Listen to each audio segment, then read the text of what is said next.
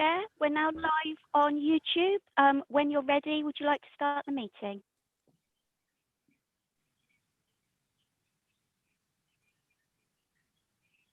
Chair, you're on mute at the moment. Good morning and welcome to East Devon District Council's Planning Committee virtual version on 17th of March 2021. I am your chair, Councillor Eileen Wragg. I would also like to welcome anyone watching the meeting via the live streaming. All participants here today are taking part remotely. And as well as being live streamed, the meeting is being recorded. So please bear this in mind throughout. And may I remind you to be careful with your language. May I also remind members that the Code of Conduct applies throughout the meeting. We also reserve the right to remove and disconnect any participant who is disrupting the meeting by whatever means. As this planning meeting is dependent on the internet connection and the power supply, in the event of a break in the internet connection or power cut, please bear with us as we try to reconnect. After 15 minutes, if we're not able to reconnect, we will consider the meeting adjourned and reconvene at a later date. Please check the committee page on our website for details. Please make sure all phones are turned off or are on silent, and make sure all microphones are muted when you're not speaking to avoid any background noise levels. Keep points short and do not repeat points that have already been made, and please do not interrupt. If you wish to comment, please raise your electronic, I think yellow hand in most cases, and wait to be called. All councillors have been sent the agenda for today's meeting. Any members of the public who want to view the agenda can do so by visiting our website, www.eastdevon.gov.uk. We will now start the meeting by doing a roll call of committee members here present. Can you please now unmute your microphone, and when you hear your name, please confirm by saying present. When you have confirmed you are present, please mute your microphone again. I think Alethea is going to read out the list today. Alethea, over to you. So, Councillor Wragg. Present. Councillor Chamberlain. Present. Councillor Bailey. Present. Councillor Brown. Present. Councillor Coleman. Present. Councillor Davey. Present. Councillor de Sarem. Present, thank you, Alethea. Councillor Gazzard. Present, thank you. Councillor Howe. Present, thank you. Councillor Key. Present. Councillor Pratt. Present, thank you. Councillor Skinner. Present. Councillor Woodward. Present. Alethea, I didn't hear Councillor Bloxham or Councillor Whibley read out. So Councillor Bloxham's given her apologies. You. Thank you. Oh, sorry, and I don't think I did read out Councillor Whibley. Sorry, Chair. And Councillor Whibley. Yeah, thank you. Okay. Agenda item 2, apologies. Have we had them all, Alethea? We've had apologies from Councillor Pook and Councillor Bloxham. Thank you. Agenda item 3, declaration of interest. There'll be a roll call for this. And Wendy, will you do that, please? Yes, certainly, Chair. So I'll start with Councillor Bailey. Hi, no declarations of interest as such, but I did receive an email on 2018-01 and a lobbying email, I think. And I did receive an email from Councillor Bond on 2016-36. I don't think I received any other emails, but I might have done. But that's what I'm declaring at the moment. Thank you. Thank you. Councillor Brown. No, I've got none, but we'll be leaving the meeting just before 11 o'clock, but we'll come back to go to the ARG meeting, but we'll be coming back. Thank you. Councillor Chamberlain. Yes, good morning, thank you. So I've received an email on application 201895 full at Axminster. I've also received an email about application 201801 full at Tail Vale. And I've also received an email from Councillor Bond with some photos on application 201636 full at Fennerton. Thank you. Councillor Coleman. Yeah, I'm a member of Exmouth Town Council. Thank you. Councillor Davey. I've received the same three emails, 2018-01 FUL, 2018-95 FUL, and 2016-36 FUL. And those were from somebody called Ed Purse, correcting what he considered some inaccuracies in the report. One from the manager from the Magnolia Care Home, and one from Councillor Susie Bond. Thank you. Councillor De Sarum. Thank you, Wendy. Yes, like everyone, I have no declarations of interest to declare, and like everyone else, I have received the same emails and the same letters, specifically for item 10, item 11, and I believe I've received an email for the item number 8. So that's it. Thank you very much. Thank you. Councillor Gazzard. No declarations as such, but received emails to do with item 10, 11 and 12. Item. Thank you. Councillor Howe. No declarations, certainly emails as everyone else on 8, 10 and 11, and possibly others, because I've been doing this so long now, I'm getting really quite old in my way. If any more come to mind, I'll mention them as and when the applications are up. Thank you. Thank you. Councillor Key. Yes, Wendy, the same emails, but on item 7, that's 1582. I've known the applicant through the Young Farmers Movement over several years. That's all. So that would be a personal interest. Thank you, Councillor Key. Councillor Pratt. Yes, I've received letters in regard to, or emails in regard to items 10 and 11. And in regard to item 10, that's 21801, I'm a member of the East Devon AONB. Thank you. Councillor Skinner. Thank you, Wendy. Yes, I've had also the email from Councillor Bond on 201636. I also had a letter from, or an email from, I believe it was the applicant at Green Acres, like many others, at 21895. And I also had a phone call from the applicant at 21582, which is number 7.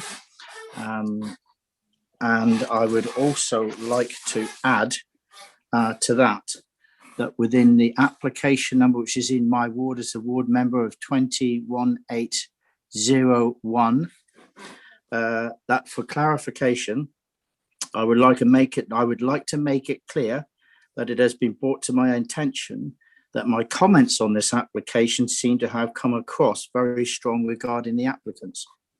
I want to make it clear that I have known the family for over 20 years as their ward member, and assure all members that I am not predetermined or biased as a planning committee member. Thank you. Thank you, Councillor Skinner. Can I just check if Councillor Whibley is here? Because I didn't hear him reply to his name. I don't think he is here. No, so apologies from Councillor Whibley as well then. Thank you. Councillor Woodward. Thank you. No declarations of interest, but I have received the same emails on items 8, 10 and 11. Thank you. Thank you. And finally, Councillor Wragg. Yes, similar to the others, the other members who've received emails, but on item 8 for Greenacres, Axminster, it was a letter from the objectors by email. 2 letters, actually. Thank you. And sorry, can you just confirm when you say you received the other communication, was that for items 10 and 11? Yes. Items, so it's 8, 10 and 11. Lovely. Thank you very much. Back to you, Chair. Wendy, can I just, sorry, I forgot to say, I said I had no emails, but I did. I had 20/1801 and the one from Councillor Susie Bond. Thank you. That was 20/1636. Yeah. 3. Lovely. Thank you very much. Thank you. We go to item 4, matters of urgency. There is one matter which is carried over from the last planning meeting last week, the letter to the MPs, and that will be discussed under item 13, an extra item. Agenda item 4, confidential exempt items. There are no confidential or exempt items to discuss. So we now go into the meeting then. Agenda item 9, application 202133, full application, Myrtle Farm, charred stock. Wait a minute, I've lost me running order. There we go. 1 minute. Oh, right. And that's on pages 41 to 51. Like to welcome Tim Purrett, Tessa Porter, and Karina Parsons to the meeting, please. Are they here? Yep. Yep, I'm here. Thank you. Thank you. And over to Mr. Rose to present the report, please. Mr. Rose. Thank you, Chair. Morning, everybody. So we've got an application here at Myrtle Farm charred stock, and it's called replacement of farm buildings, and it's here because there's ward member support for the proposal. You'll see the comments from the parish council in the report, less favourable. And just running through, so you can see the red line to the site here, and land in blue that's also in the applicant's ownership, and it relates to buildings on either end of this piece of land here that they want to replace, that I'll show you the photos of. So we just go through, so a new building proposed here in place of one on this boundary, and a new building across here in place of this L-shaped building here. So just to show you what that means, on the top here, we've got the existing buildings. Again, I'll show you the photos of the ones in red to be demolished, and then a new building to be built across the site there. And then on the other site, we've got this building here that's proposed to be demolished and then replaced with a building here, which is closer to you can see the slight location, and you'll see from the photos closer to the edge of the raised level.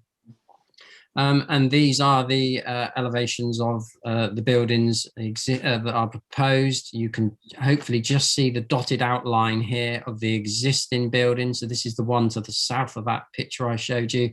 So you can see a larger building and different orientation across the site. And again, those elevations of the new buildings. And again, you can see the dotted outline of the buildings to be demolished and the new building to be constructed.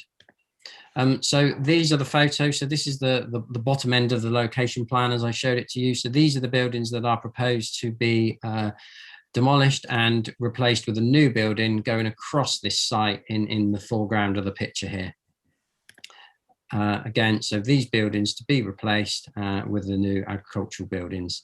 And then when we get to the other side of the site, here we've got this building that will be replaced with the agricultural building, moved from the left of this photo to the right-hand side of the photo. Again, so there's the building, and then you can see the right-hand side of the photo up to here, and you can see the views out or views back, because we are in the AONB. So we're going from just over 200 square meters of footprint to just over 300 square meters, but a greater height of buildings, so increasing the footprint and of the height of the buildings. In terms of the history to the site, it was a granted consent as a riding school way back in 1981, and certainly you can see from those photos of the existing buildings, they appear to be in equestrian use rather than agricultural. You can see there, and you can see the horse vehicle, and then I move down to this end of the site, and you can see that there seems to be a logging process going on. The applicants advise that that's to do with the clearing of wood on the site, but you'll also be aware of the comment from the neighbour that it's actually a timber business that's being carried out from the site. That's subject to a separate enforcement investigation at the moment because there's no consent on the site for a separate timber or logging business. You'll be aware that policy D7 of the local plan supports agricultural businesses and supports new agricultural buildings where there's a genuine agricultural need. I don't think there's an argument in this case that the buildings are not worthy of being replaced. So that's okay from that point of view, but you'll see in the report there's a question about whether these buildings are actually in agricultural use. And from that point of view, sorry, you can see the building here to be replaced, also looking like it's in equestrian use. Sorry. So in terms of the application originally submitted, there wasn't really any supported information in terms of the agricultural need. We sought some more information from the applicant, who understandably said that the buildings are in a poor condition. They said there's a 10+ acre farm and there's the ability to farm 60 ewes. And they mentioned that in the last 7 years, they have lost flock. And then the statement goes on to say that the buildings will be used to house livestock, the 2 children's ponies and feed and machinery. But there's limited information other than that or justification. There's no information on the livestock or holding, on the holding. From the visit to the site, there was a few horses at the site, but no other evidence or no other activity of farming activity. There's no business plan that's been submitted, and we aren't sure of any agricultural need has been demonstrated, bearing in mind there seems to be some sort of logging activities going on the site, plus the buildings to be replaced are used for equestrian uses. As I say, that timber business is being investigated separately. So from the information we've got, we don't feel that the applicant has demonstrated an agricultural need for these larger buildings. And that's important in this case because we are in the AONB, and there's a public footpath that runs through the middle of this site. So when you're in the public footpath, you will be able to see both of these buildings. And as I mentioned, they're both larger buildings and they're more prominent in the landscape. So given that lack of justification so far for those buildings and the harm to the AONB, as officers, we don't feel we've got enough information to be able to support the application. And then there's obviously this investigation going on into the logging business. So you'll see from the report that we don't feel that an agricultural need for these buildings and these larger buildings has been justified, and there's a concern given their greater visual impact in the AONB. So for that reason, the application is recommended for refusal. Thank you, Mr. Rose. Thank you. I'd like to call Tim Perrett, please. Mr. Perrett, you have 3 minutes. You'll be told 30 seconds before the end when your 3 minutes is up. Do you like to start? Yeah, thank you very much. I don't understand how this application can even be considered. There is not one single drawing with a dimension or height on it. It is impossible to appreciate the size of these buildings or to check conformity of any approved drawings at a later date. The true purpose of the north site as a commercial log processing yard has not been made apparent by the applicant. The only way one might glean this fact is by the careful study of the tree location plan in the applicant's arboriculturist report, where the logs are waiting to be processed can be seen. Because of this omission by the applicant, the technical consultees have not been made aware of the log processing, which has environmental health impacts in terms of noise and pollution from the continuously running 2 diesel engines and a chainsaw. Also traffic impacts, as well as affecting the public footpath which passes across the yard next to the log processing machinery. The applicant states they have a 10-acre farm on which they have the ability to farm 60+ ewes.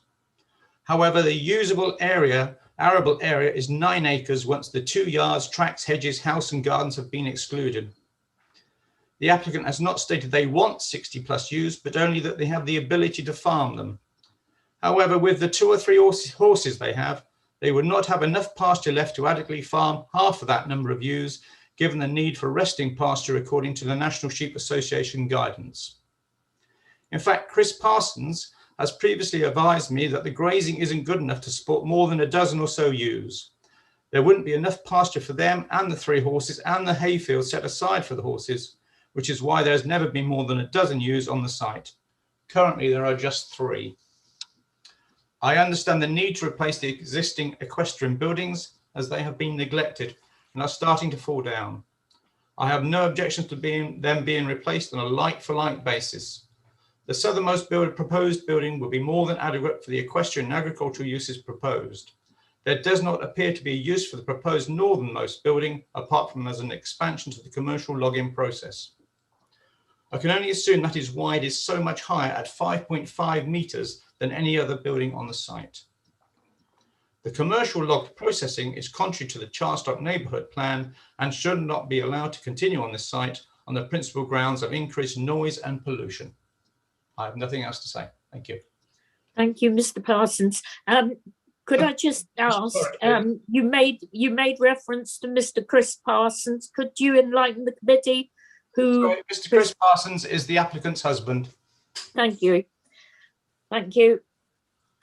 Right, now we have Tessa Porter.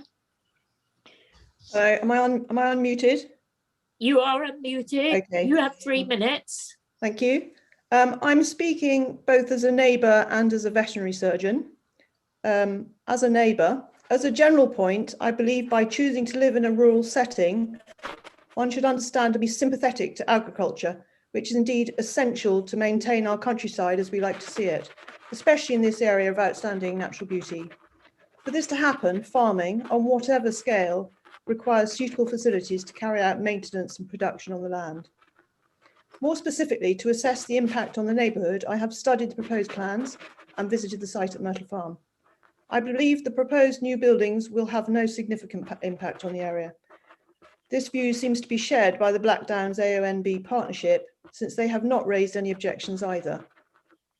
The existing stables, built for the previous riding school at Myrtle, are now in disrepair and unsuitable for agricultural purposes. The new sheds will only have a very slightly larger footprint, in fact, and very similar height. Being timber clad, I feel they will actually enhance the site, given time to weather and for the proposed landscaping to get established. I support the shed to the east being brought forward slightly so that the mature oak tree can be preserved. The second shed will have less impact on the view, as it will now be viewed end-on only. In this carbon-conscious time we now live in, I would hope the council would support and encourage the tree and hedge planting including in these plans. As a veterinary surgeon, I believe Myrtle Farm, as a small holding, lends itself to sheep farming, and I would support the Parsons developing their sheep enterprise. For this to be successful, it is essential they have buildings fit for purpose. They have had to wind down their flock in the recent past due to lamb and ewe losses from both dog worrying and unsuitable facilities. Due to the often wet and variable weather conditions we can experience, I would advise lambing indoors where there can be adequate space and ventilation. The existing stables, as previously stated, are now in need of replacing, but are totally unsuitable for housing sheep. With the proposed increase in flock size, the footprint of these sheds allows enough floor space to be housing pregnant ewes and pen ewes and lambs as needed. In addition, space will be needed for storage of forage and farm machinery. This is not insignificant when considering hay production and so on, which is involved in running a small holding. Personally, I'd rather see this equipment housed and out of sight to enhance the over appearance of the property and for safety when considering the public footpath runs straight through Myrtle.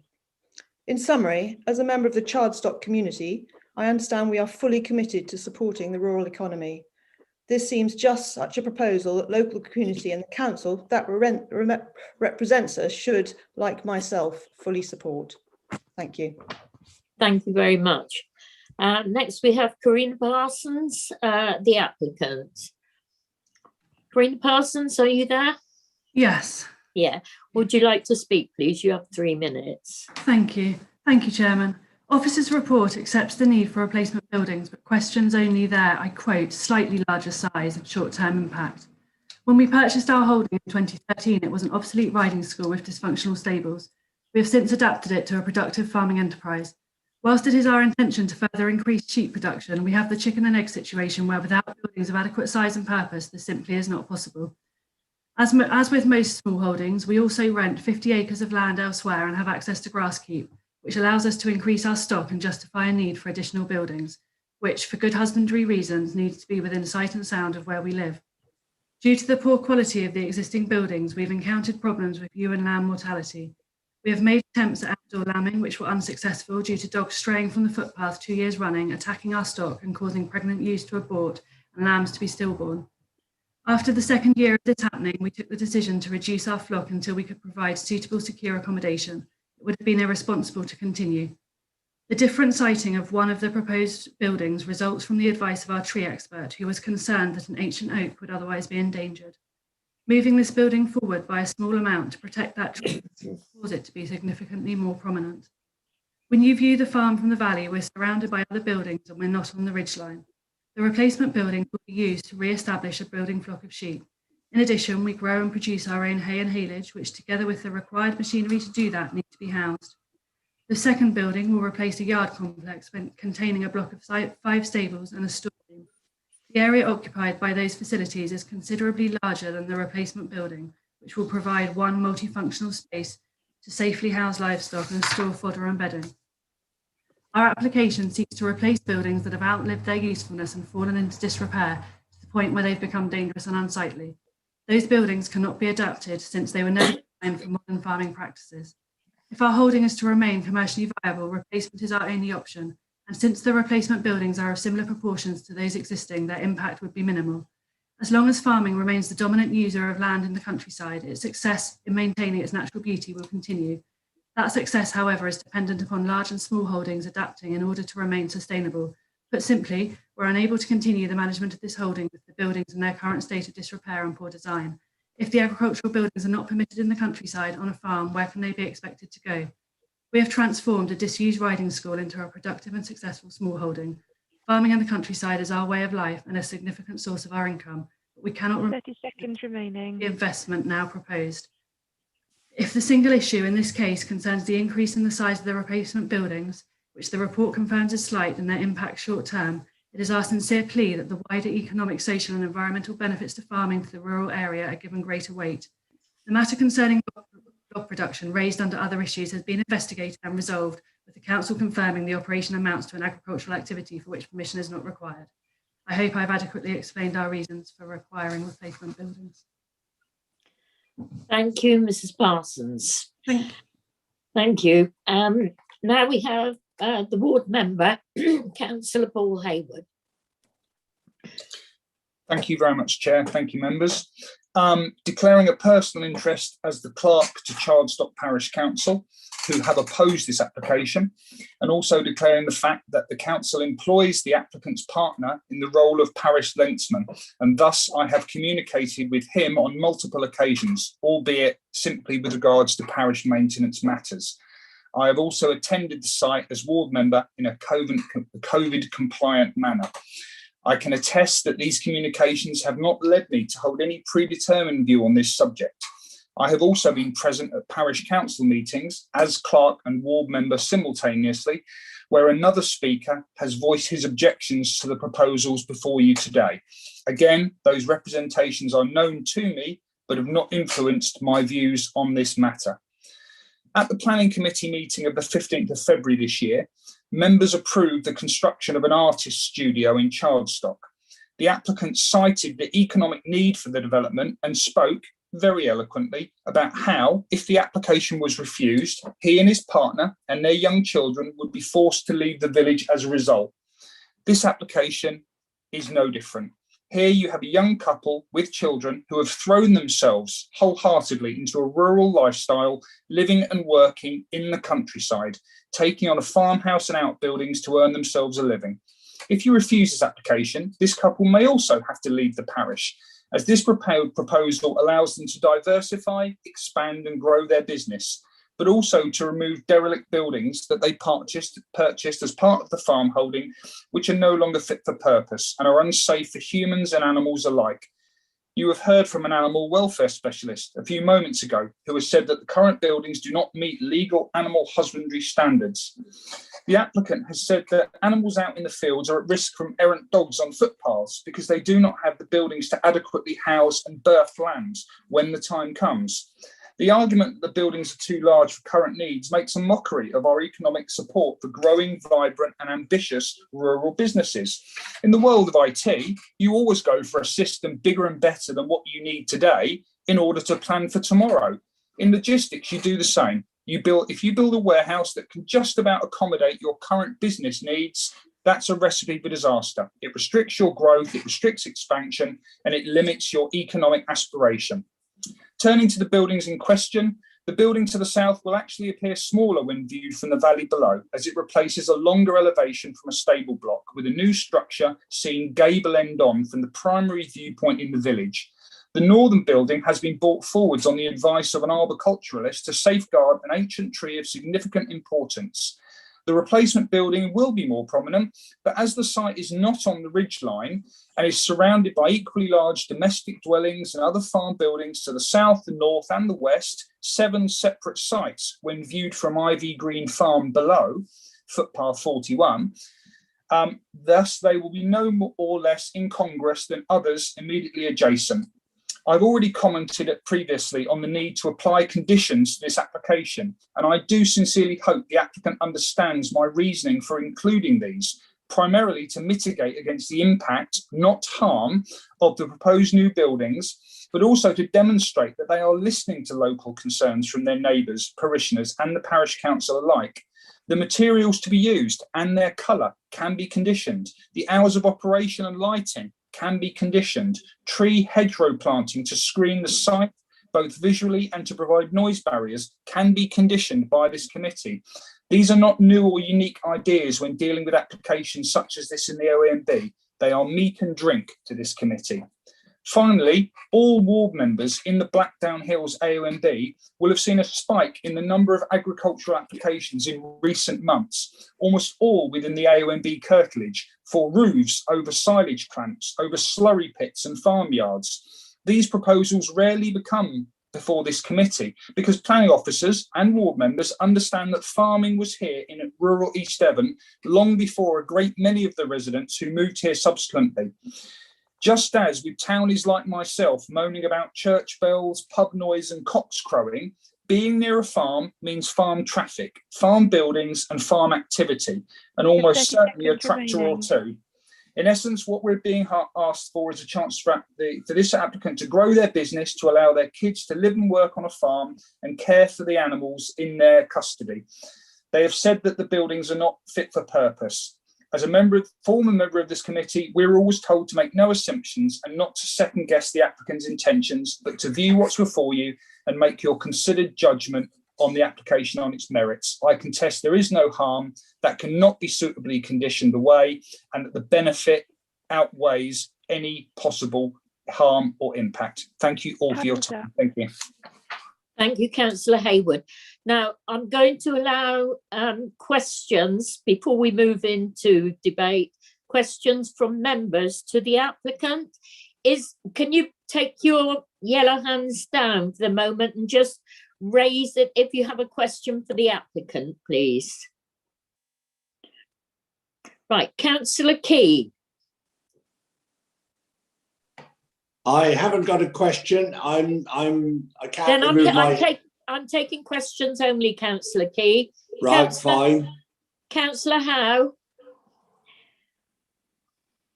Do you have a question? Yeah, I do have a question. I am assuming the applicant has been in discussion with our officers, and I am somewhat concerned as to why a business plan has not been presented to our officers as part of the evidence being asked for, or hasn't it been asked for? Which is a different question. Would then be to Mr. Rose. So, you know, we have to work on facts, and at present we cannot see a business plan, or officers haven't been convinced by lack of business plan or anything else. So that is the question: is what is the business plan? Where does it exist? And why hasn't our officers been presented with it? Thank you. Thank you. Mr. Rose will answer that. I'm sure it does say in the report that there was no business plan presented. Mr. Rose, could you answer that one, please? Yeah, so as I said, there wasn't much information submitted, hardly any information submitted with the application to justify the buildings in accordance with policy D7. So we went back to the applicant to ask for that information. And as I say, we got back a 2-page letter which talked about the 10 plus acres, the ability to have 60 ewes, the loss of some flock in the last 7 years, and that the buildings were to house livestock, 2 children's ponies and feeding machinery. And we would expect more than that. So, you know, policy D7 does support agricultural buildings in the countryside, fully supportive of that. But we've also got a duty to protect the AONB and to ensure there's a genuine agricultural need. And I mean, the applicants mentioned that it's a productive farming enterprise, but there's no details of the application expanding on that or demonstrating what that is. The 50 acres elsewhere is new information to us. As I say, there's no business plan to talk about how they're going to grow their flock and what size and space they need. And they've mentioned housing machinery and other things, but we don't have any details of what that is, where it is, or what size of buildings needed. I'm sure that there is a need for some building here to replace the buildings that are there, but as I sit here at the moment, I just don't have that information to hand to be able to justify the size and the impact of the buildings proposed. Thank you. Am I allowed to speak? Yes, I was just going to come to you, Karina Parsons. Could you explain why there was no business plan, please? We weren't asked for one. We were asked to submit a statement, which I did. I submitted about a 4-page statement in support, confirming what we had done with the sheep when we bought the property, how we built up our flock, and then how we came to be in the position we are now. And it explained that we had additional land that we rented and that we had access to grasskeep. The first we saw of a business plan request was in the refusal that came just before we got notification of this. And I asked if I could submit one then, but I was told no, it was too late. It was now going to committee, so we haven't had an opportunity to. But our business model is the same as it says in the statement of support, in that when we bought the holding, we had a flock of ewes that we built up. We also produce hay and haylage, which has, you've got toppers, cutters, turners, rollers, all the stuff that goes with it in producing it. But we were never asked to put forward a business plan. The first it was mentioned was in the refusal comments of the officer. Thank you. Councillor Howe, does that answer your question? It answers that question. I do have a second question, I'm afraid. Yeah. The applicant in her statement also said that the enforcement notice that we've obviously served or investigating has been solved. So obviously I need clarification between the applicant and Mr. Rose as to what the facts are of the enforcement case. Because that is obviously a very different thing as well. Right, can I go to Mr. Rose, please? Thank you, Chair. Yeah, so there's been an enforcement investigation into the site, and the findings of that were that the evidence that we had at the time was that the enforcement, that the activities were going on were associated with trees and just husbandry at the farm. But since then, we've had further information from local residents that are making further concerns that we need to look into. So from my point of view, whilst the original investigation what was clear that it was just dealing with trees on the farm. There's further information that's come to light that I now need to consider. Thank you. Right, members, could you raise your hand if you want to speak, please? Councillor Skinner. Thank you, Chair. And yeah, I can understand some questions around this. I think what I might head to is, if we look at the very beginning of the page, it says replacement farm buildings. So this is about replacing existing farm buildings and bringing them into the modern world. I'm going to actually support very much what the ward member, Councillor Paul Hayward, has said, and I thought he spoke actually excellently in the way that he put his points over. I can understand there's a small some small numbers of sheep, but I can also understand how it's going to grow. I'm also of the view that this is literally, to me, it looks like farm buildings that are evolving. Now, I don't actually want to get involved, and I'm not sure that it's our place to get involved in the business, the other business that they were talking about as far as the forestry is concerned. I don't consider that to be any part of this, because that is something that is under investigation, is going forward. And I'm not sure that in actual fact makes much difference to this particular application and the way it goes forward. But I started off by feeling, okay, there isn't enough evidence and the like, but obviously the applicant has put some evidence in that forward. It is only a small holding. There's nothing really here very good. And I thought what Councillor Hayward and the points he put forward, saying that he was supporting the application, there were conditions that he could get things right. And I absolutely wholly agree with the way he put his points over, and that we can get to the point of conditioning the sorts of things that he's put within his report as well. So I'm actually of the view that, on the basis, this is not brand new building going in the countryside. This is a small farm holding that is literally evolving from wanting to take down buildings that are not quite suitable for agriculture today, looking into going into the future, looking how, and I would like to think that if there was going to be any conditions, working with the chairman and the ward member in ensuring that you get out of this, if indeed we do approve this application, what it is they want to go through. But I'm in principle, I'm supportive of this application, and it was quite rightly pointed out by Councillor Hayward that actually the AONB, their comments, that there is no objection from them. And where else do you put this type of buildings if it isn't going to be in the countryside? So, being a farmer type yourself, I can see many benefits from taking this down, the existing buildings down. And let's face it, members, what we're talking about is only a very slight increase in size, certainly ground floor size, on what's already there already. And it's just replacement of a small holding, farm small holding, that is evolving in the course of time. And subject to the points that Councillor Hayward put forward, and I would like to think that we work forward that, I'd like to move the recommendation. I hear what other members have to say, but I'm actually going to move a recommendation to move for an approval of this particular application. And I'm really quite supportive of it, but let's hear what other members have to say as well. Thank you. Right. Is there a seconder for that, please? Yes, Councillor de Saram, happy to second.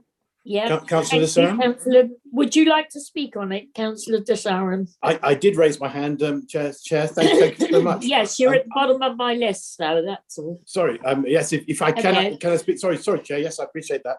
I was going to say that I agree with the ward member. The ward member put forward a very positive and compelling case as to why we should allow this to go ahead, and also Tessa Porter, the vet and local neighbour, also put forward a very positive case, particularly as she mentioned, as Councillor Skinner did, that there is a feeling that there isn't a great significant impact to the Blackdown Hills, which is obviously a very prominent site of the AONB. And also, when I first looked at this, I thought, what a ramshackle site it is, with the buildings in such terrible disrepair, that to do something like this is better than to leave it in the same condition it is. So I would move to second that, on the basis of what Councillor Hayward has put forward on page 43 of our report, the conditions that he's mentioned. So thank you, Yeah. Chair.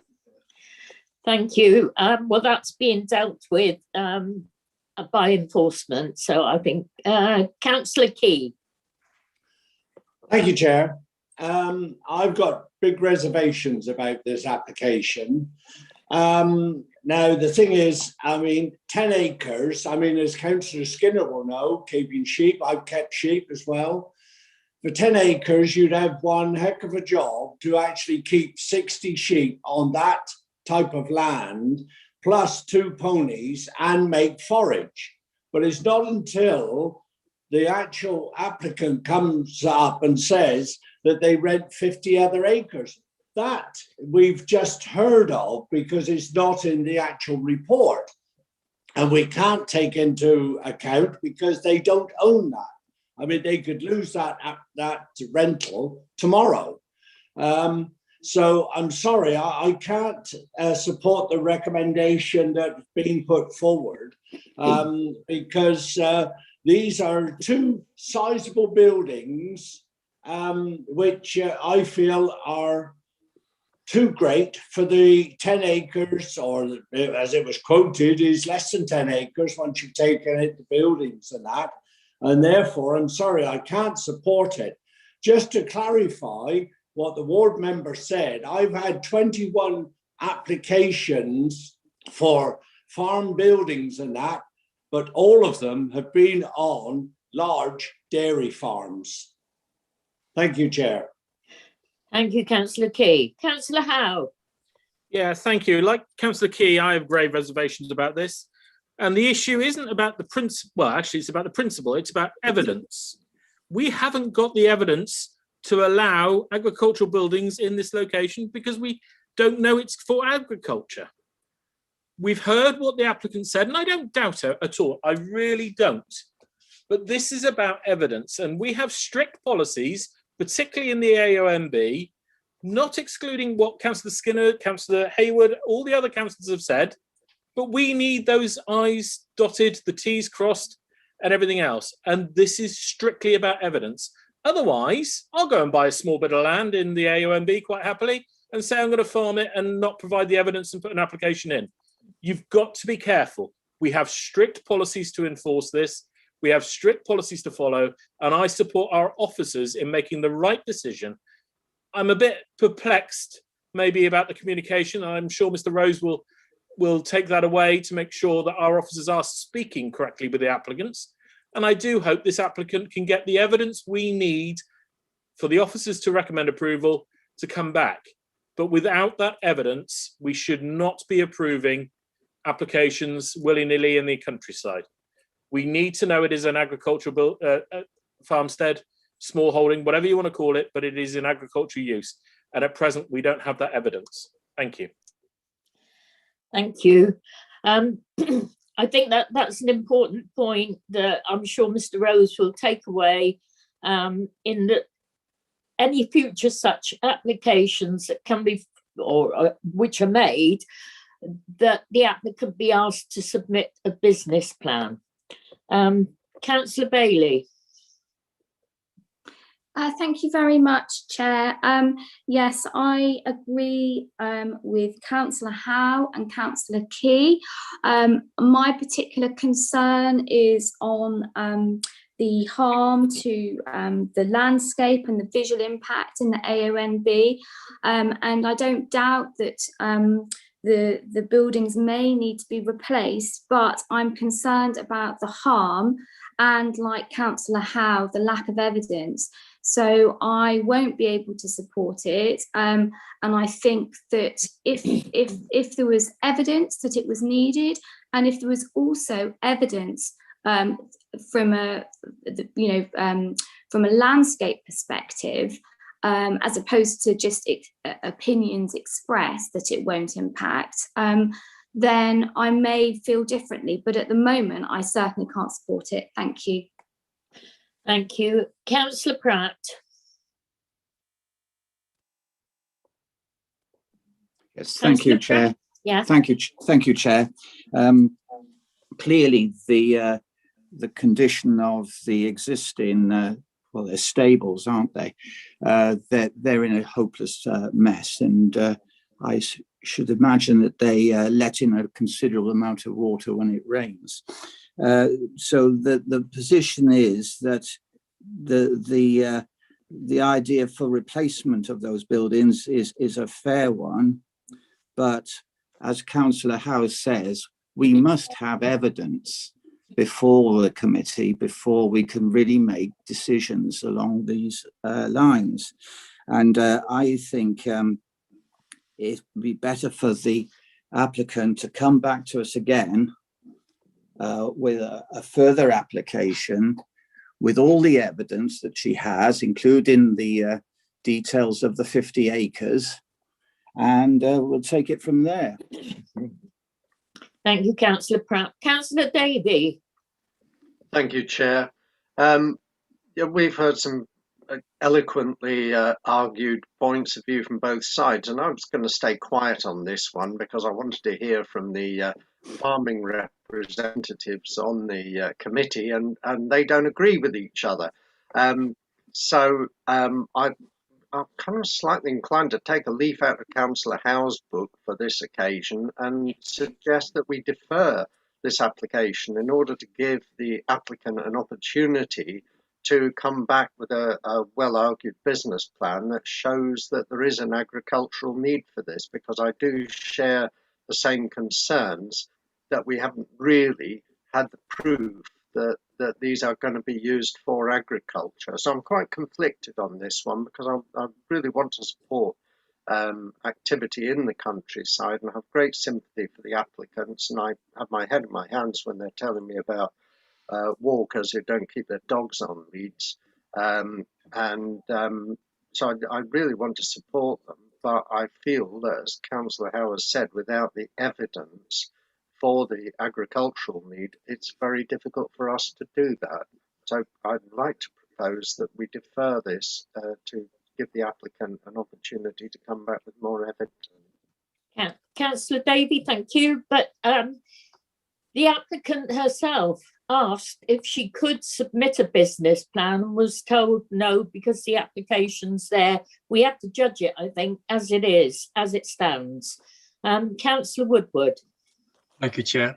Well, on the negative side, just to it has been commented that there's not that much increase, but we have heard that it's from 200 square meters to 300. So that's a 50% increase. But that's just something to bear in mind. But on the positive side, evidence comes in various forms, and it needn't just be a written business plan submitted beforehand. We've had oral evidence given this morning, and we've heard that. And I think Karina Parsons spoke very persuasively about how there was difficulties with the sheep rearing beforehand, and the buildings aren't suitable. And so until there is a suitable building, that's going to be difficult to prove. But we've also heard evidence from a vet who said that it is possible. And I would give great weight to the opinion of a professional in this. And so I'm happy to support the application with Councillor Skinner's proposal. Thank you. Thank you. And Councillor Skinner.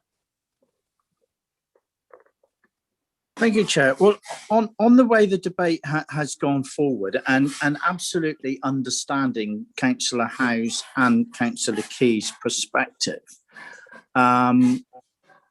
I would like to ask perhaps Councillor de Saram if he would agree with me that if we were to withdraw from a recommendation of approval, and on the basis that the applicant was prepared to put in some sort of evidence and then was told that she couldn't because it was already going to committee. So I could get that from both sides.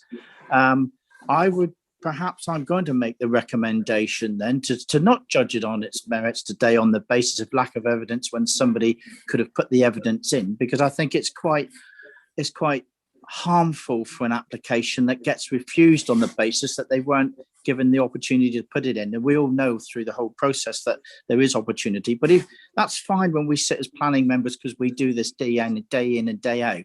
When you're a member of the public, you've never done planning applications before, it's quite different. So I think in openness and fairness to the applicants, and in fairness to the members that have raised very, very good points around having the evidence to put it there, I thought I put a relatively compelling case forward. I thought Councillor Hayward was excellent in his deliberations on how he put it forward. But if Councillor de Sarum was happy to, I would withdraw the recommendation of approval as put forward and move that to a recommendation of deferral to give the applicants chance to put in their business plan, and then we get a clean look at it with the evidence that's put forward, and then we can make our deliberations with everything in front of us. And I think that's a fair approach of going forward. So if Councillor de Sarum is happy to withdraw that and I put forward a recommendation of deferred for the more evidence that's required, and see if there is a seconder for that. Happy to do that. I'm happy to follow your advice, Councillor Skinner, and withdraw to defer. Councillor Skinner, you know well enough that we have to judge the application that's before us. I'd like to go to Mrs. Shaw and Mr. Rose, please, for their views on this. Chair, if a member has withdrawn their motion, then with the support of their seconder, then there is no motion until a fresh one has been made. You have the application before you, and you also had the original motion. We now have a substitute motion which could be put to members. Thank you. Councillor Bailey. I don't particularly want to propose deferral because I think that we've got an application before us and we need to make a decision. And I think kind of going to and fro, in my view, and based on what I've seen in front of me, because of the harm, the visual impact, including to a public footpath, is I can't support it. So, and I agree with the recommendation from our officers that we haven't the agricultural need has not been demonstrated. So I would propose that we refuse this application in accordance with our officer's recommendation. Thank you. Thank you. Is there a seconder, please? Yes, Chairman. Councillor Keys. So we have another proposal to refuse. Councillor Key, would you like to speak on this now? No, I've nothing further to add. I mean, the applicant can come back with a free go, so I can't see a problem there. But we do need further information, as I say. The report must have reached them after the decision had been made. Well, I mean, once the decision had been made, unfortunately, the report can't be added in because it should have got there earlier. Thank you. Thank you, Councillor Key. There are no other speakers, so over to Mrs. Shaw to sum up, please. Thank you, Chair. Currently, the first motion to go before members is the motion to defer this application for the applicant to provide further evidence of for the business plan. If you are in support of the motion to defer, please indicate when your name is called, you're against the motion to defer, or whether you're abstaining from the vote. Thank you. Thank you. Councillor Bailey. Sorry, I'm a little bit confused. I thought we were, are we voting on that? I'm a bit confused about, so I'm against deferring and in support of my own motion, which is to refuse. We can get a second. Councillor Bailey, if I could just clarify, we take the motion to defer first. If that falls, your motion to refuse we can take, but at the moment, your motion to refuse is just taken on notice. Thank you. We'll be dealing with the deferral first. Okay, I'm against the motion to defer. Thank you. Thank you. Thank you. Councillor Brown. Oh, it looks like he's left the meeting. No, I'm here still. Oh, apologies. Yes, all right. Yeah, no, against. Against, thank you. Councillor Chamberlain. Against. Councillor Coleman. Support. Thank you. Councillor Davey. Support. Thank you. Councillor Desarum. Support motion to defer. Thank you. Councillor Gazzard. Support. Councillor Howe. Support. Councillor Key. Against. Councillor Pratt. Support. Councillor Skinner. Support. Councillor Woodward. Support. Councillor Ragg. Against. Thank you. I'll just do a quick total. 1, 2, 3, 4, 5, 6, 7, 8 in support, and 1, 2, 3, 4, 5 against. So the vote to defer has been carried. Thank you. Next, agenda item 6, 202514, full application, the Coach House, 9A 4th Street, Budley Salterton.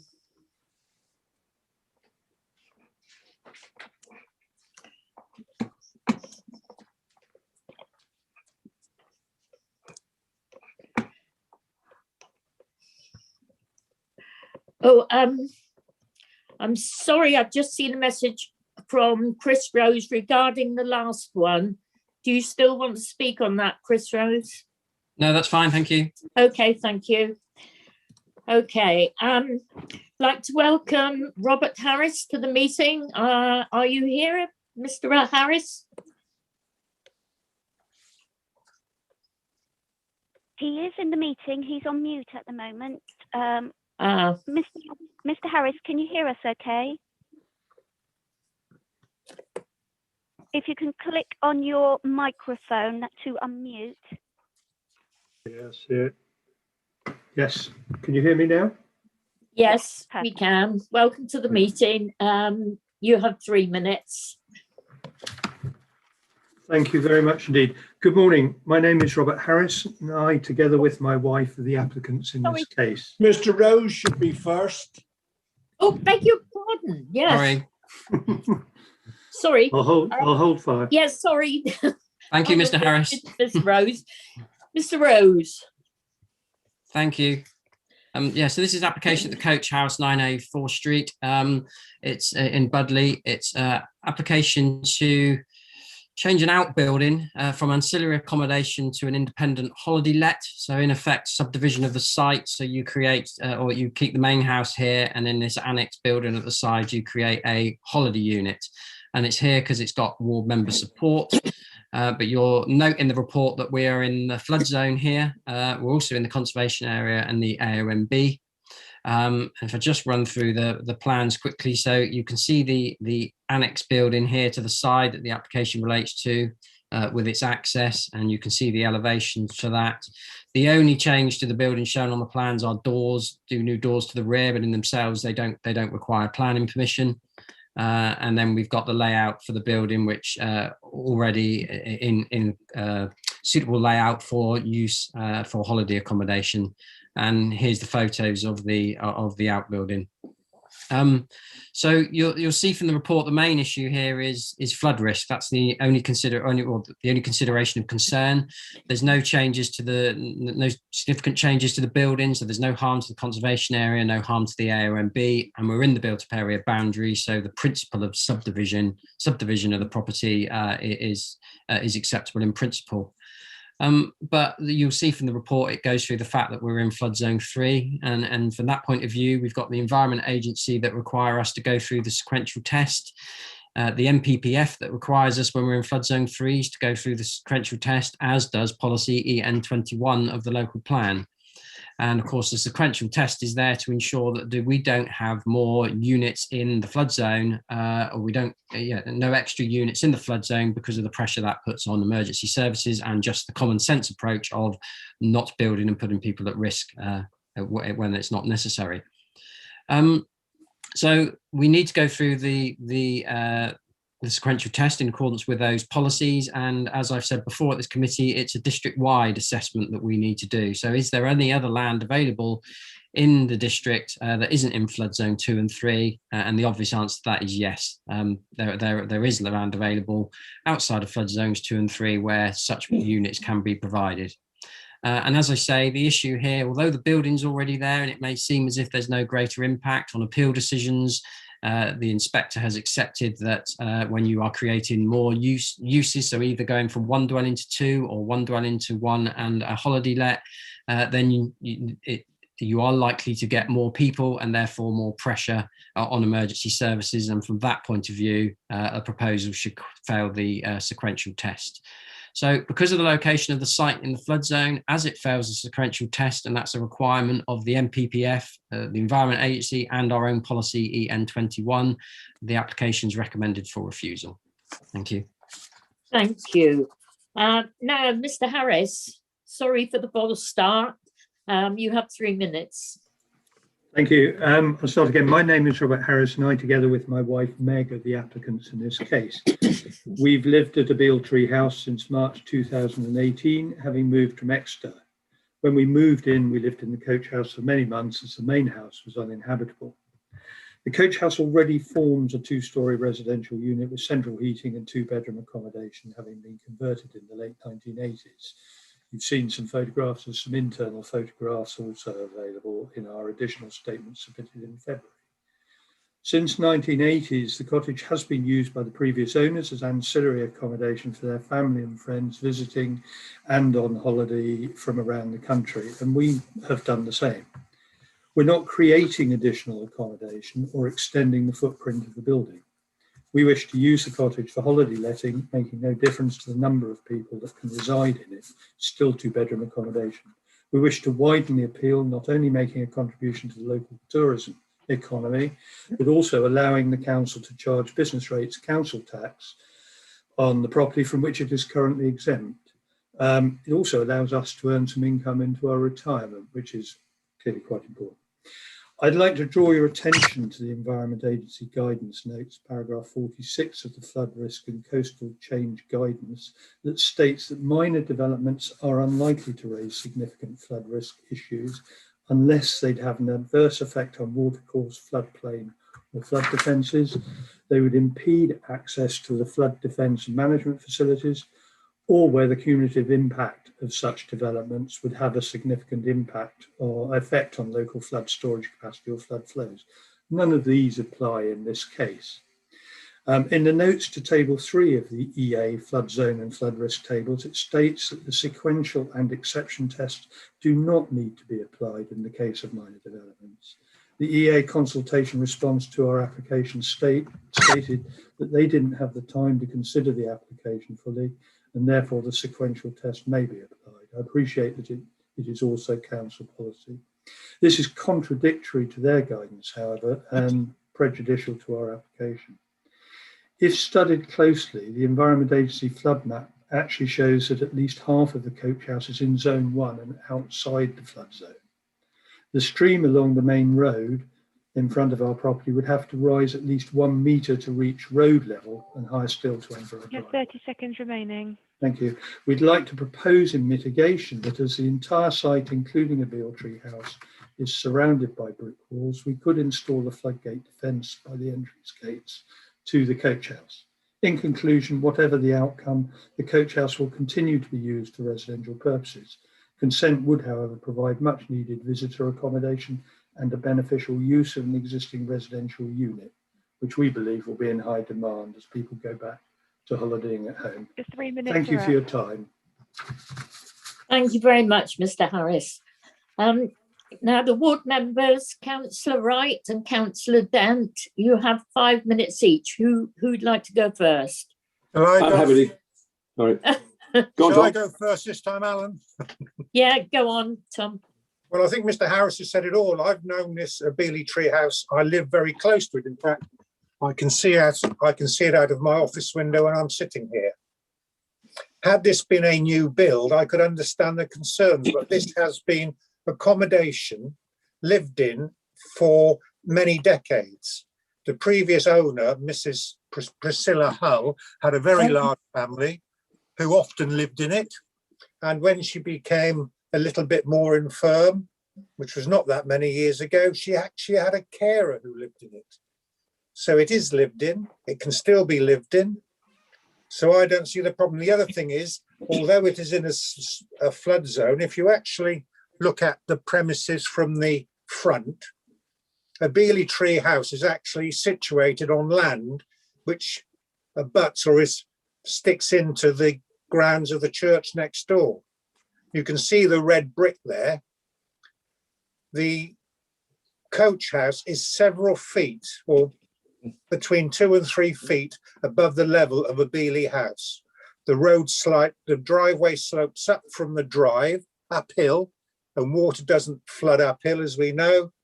And the roadway to the south of the stream is downhill and away from the house. So the water would have to rise probably well over a metre to actually affect this house. I think it will provide very good accommodation to support our tourism and hospitality industry.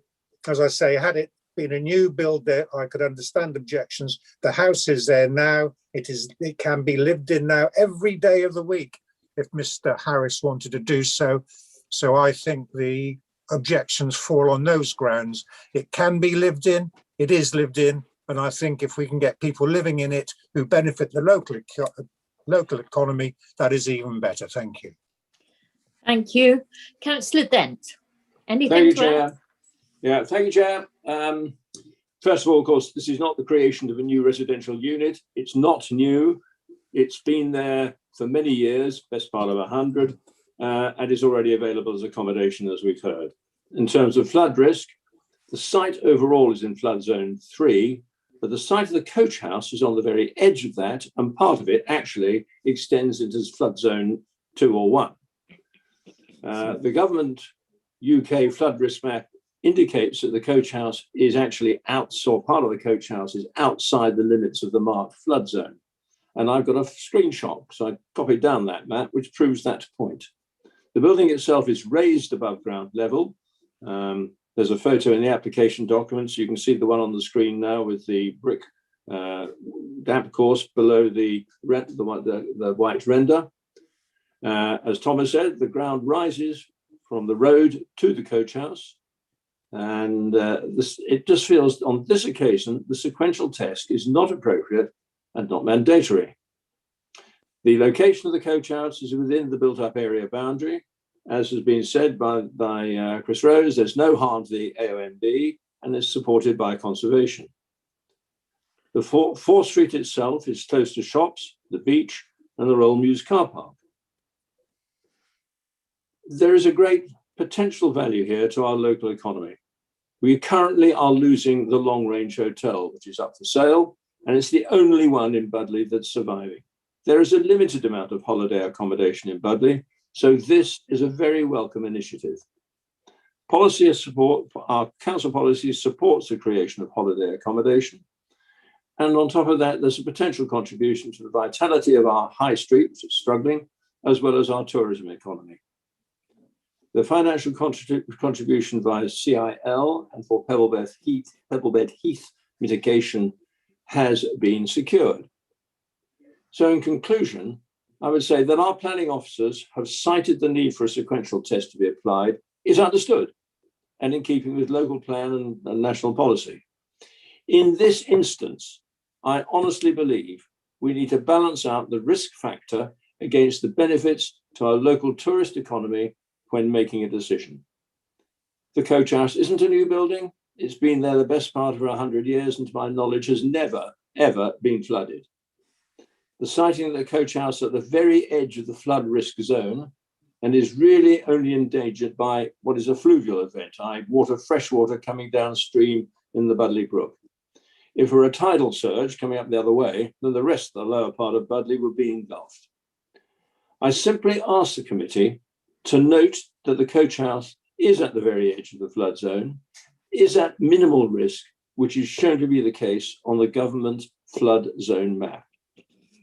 Along with members of the town council, the Chamber of Commerce, and as a ward member, I truly believe the benefits to our local economy, including tourism, hospitality, and the high street, far outweigh any potential risk and harm. This is not a case of us challenging the officer report, simply one of local benefit and common sense. I ask the committee to give favourable consideration to this application. Thank you, Chair. Thank you, Councillor Dent. Councillor Mike Howe. Thank you. Where do you start with this? I suppose starting point is I'm disappointed we haven't got the flood map as part of the slideshow. It should be there. These sort of questions, we need clarity. We need the EA's actual mapping to be shown on screen. We can't make a decision like this on the circumstances that we are shown. I'm just struggling with this. Unlike the Sidmouth one last week, this is on the ground floor. If we believe officers, and I have no reason to doubt them, although they're not perfect, we should not, according to the sequential test, be approving this. Not ignoring at all what the two ward members have said. I get that completely, but you are putting a prospective family at imminent risk, and we need to be really careful of what we're doing. We should not be seen to be the district that allows anyone to build anywhere in a flood zone because it's, and putting people at risk continuously. I'm struggling with this one. I really am, because of the lack of information in the report and particularly on the slides. I really want to see that flood mapping. Unfortunately, Councillor Wright's, he has evidence, he's been there so many years, etc. Floods get worse. They are getting worse. Flash floods are increasing. The environment's changing. We have to stick by the EA's mapping. But without that EA mapping, I'm finding it really hard to support approval or anything else. For me, it's refusal at this time until we've got better information. Sorry. Are you making that a proposal, or would you like to see, Mr. Rose, do we have a flood map? I'm happy to make that a proposal at this time because thank you. Is there a seconder, please? Yes, I'll second that. It's Jess Bailey here. Yeah, thank you. So we have a proposer and a seconder. Councillor Bailey, would you like to speak to it, please? Yes, thank you very much. I note what the ward members say. I've listened carefully. I note that they say it's at the edge of a flood zone. But unlike Councillor Howe, although I agree with his proposal, I don't personally feel the need to see the map because it's quite clearly stated to be in the flood zone risk. Yeah. And I believe, just as I believed last week, that we should be a responsible planning authority and apply the sequential test. And on that basis, it's quite clear to me personally that we can't approve this because it wouldn't be a responsible thing as a planning authority to do, because we're potentially putting people at risk and our emergency services at risk. And I know that there may not have been a flood, but that doesn't mean that there won't be one. And I think that we have to be a responsible planning authority. And I agree with the officer's recommendation for refusal. And I'm afraid I think that far outweighs in my mind the economic benefit and the other benefits that other people have outlined. So I feel that I agree with Councillor Howe that we should refuse. Thank you. Thank you. Councillor Skinner.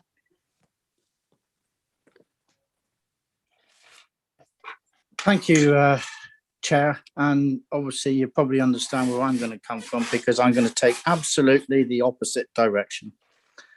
I see the recommendations that are put in front of us, and I absolutely understand Budleigh Salterton from where it is.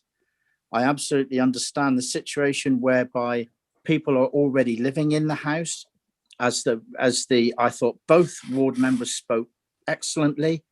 particularly Councillor Dent in saying that there's already people living in the house. In fact, it was replicated by Councillor Wright as well. The town council are in support of this. The Chamber of Commerce is in support of this. These people are the people, the ward members, whose ward members' views I absolutely respect. I absolutely think that the officers have sent this to us because there is a sequential test that you have to follow through proper policy proposals, and they have to follow this line. They're asking for us as councillors for our permission to see as to whether or not this would be allowed or not. From the policies they have in front of us with the sequential test, it says no. Unlike Councillor Bailey, I understand Councillor Bailey's world. She's a solicitor by trade and very much deals with black and white and very much deals with what's right and what's wrong. I absolutely get that, and I absolutely respect the view of which she holds. And thank goodness we do have diverse opinions and everybody has slightly different views. In this particular case, I won't let what I would call economic benefits for the town override a chance of flooding.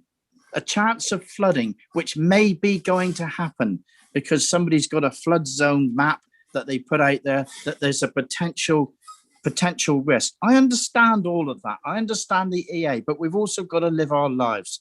And in my opinion, I'm quite happy knowing the building is already there, knowing that the applicant, when he spoke, also spoke well and talked about perhaps some small walls and putting a flood defence barrier up. I'd be wanting to support that if that was able to be done. If I was going to let this go forward, I'm going to move a recommendation, if I may, that I'm going to go against the officer's recommendation of refusal, and I want to propose a recommendation of approval, and I want to approve this recommendation. And this doesn't come lightly for me. I don't want to sit here application after application going against our officers. It doesn't sit comfortably with me, but we also have our own views, our own opinions. We listen to advice, we listen to ward members, and we, in our own minds, make what we would be our considered judgments on applications on an application by application basis.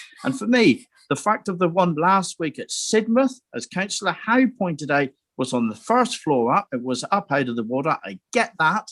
But for me, that's a totally different subject altogether. That was an application which is totally different from this one. And we must judge these applications on each application as they come forward.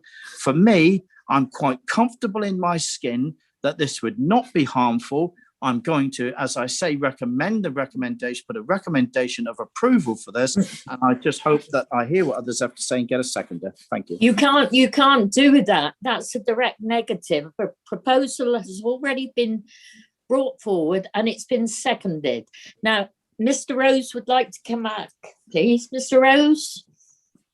Thank you, Chair. Yeah, just to say, I take the point from Councillor Howe. Future ones that come that have flood zones, I'll make sure there's a copy of the map here. But the site, when you put all the layers on of all the risks of flooding from the Environment Agency, the site falls within flood zone 3. There's no doubt about that. The flood zones that the ward members talk about that touch the edge of the building, they're only the flood risk from certain floods, not from tidal surface water runoff. And when you add them all on the Environment Agency map, it's definitely in flood zone 3.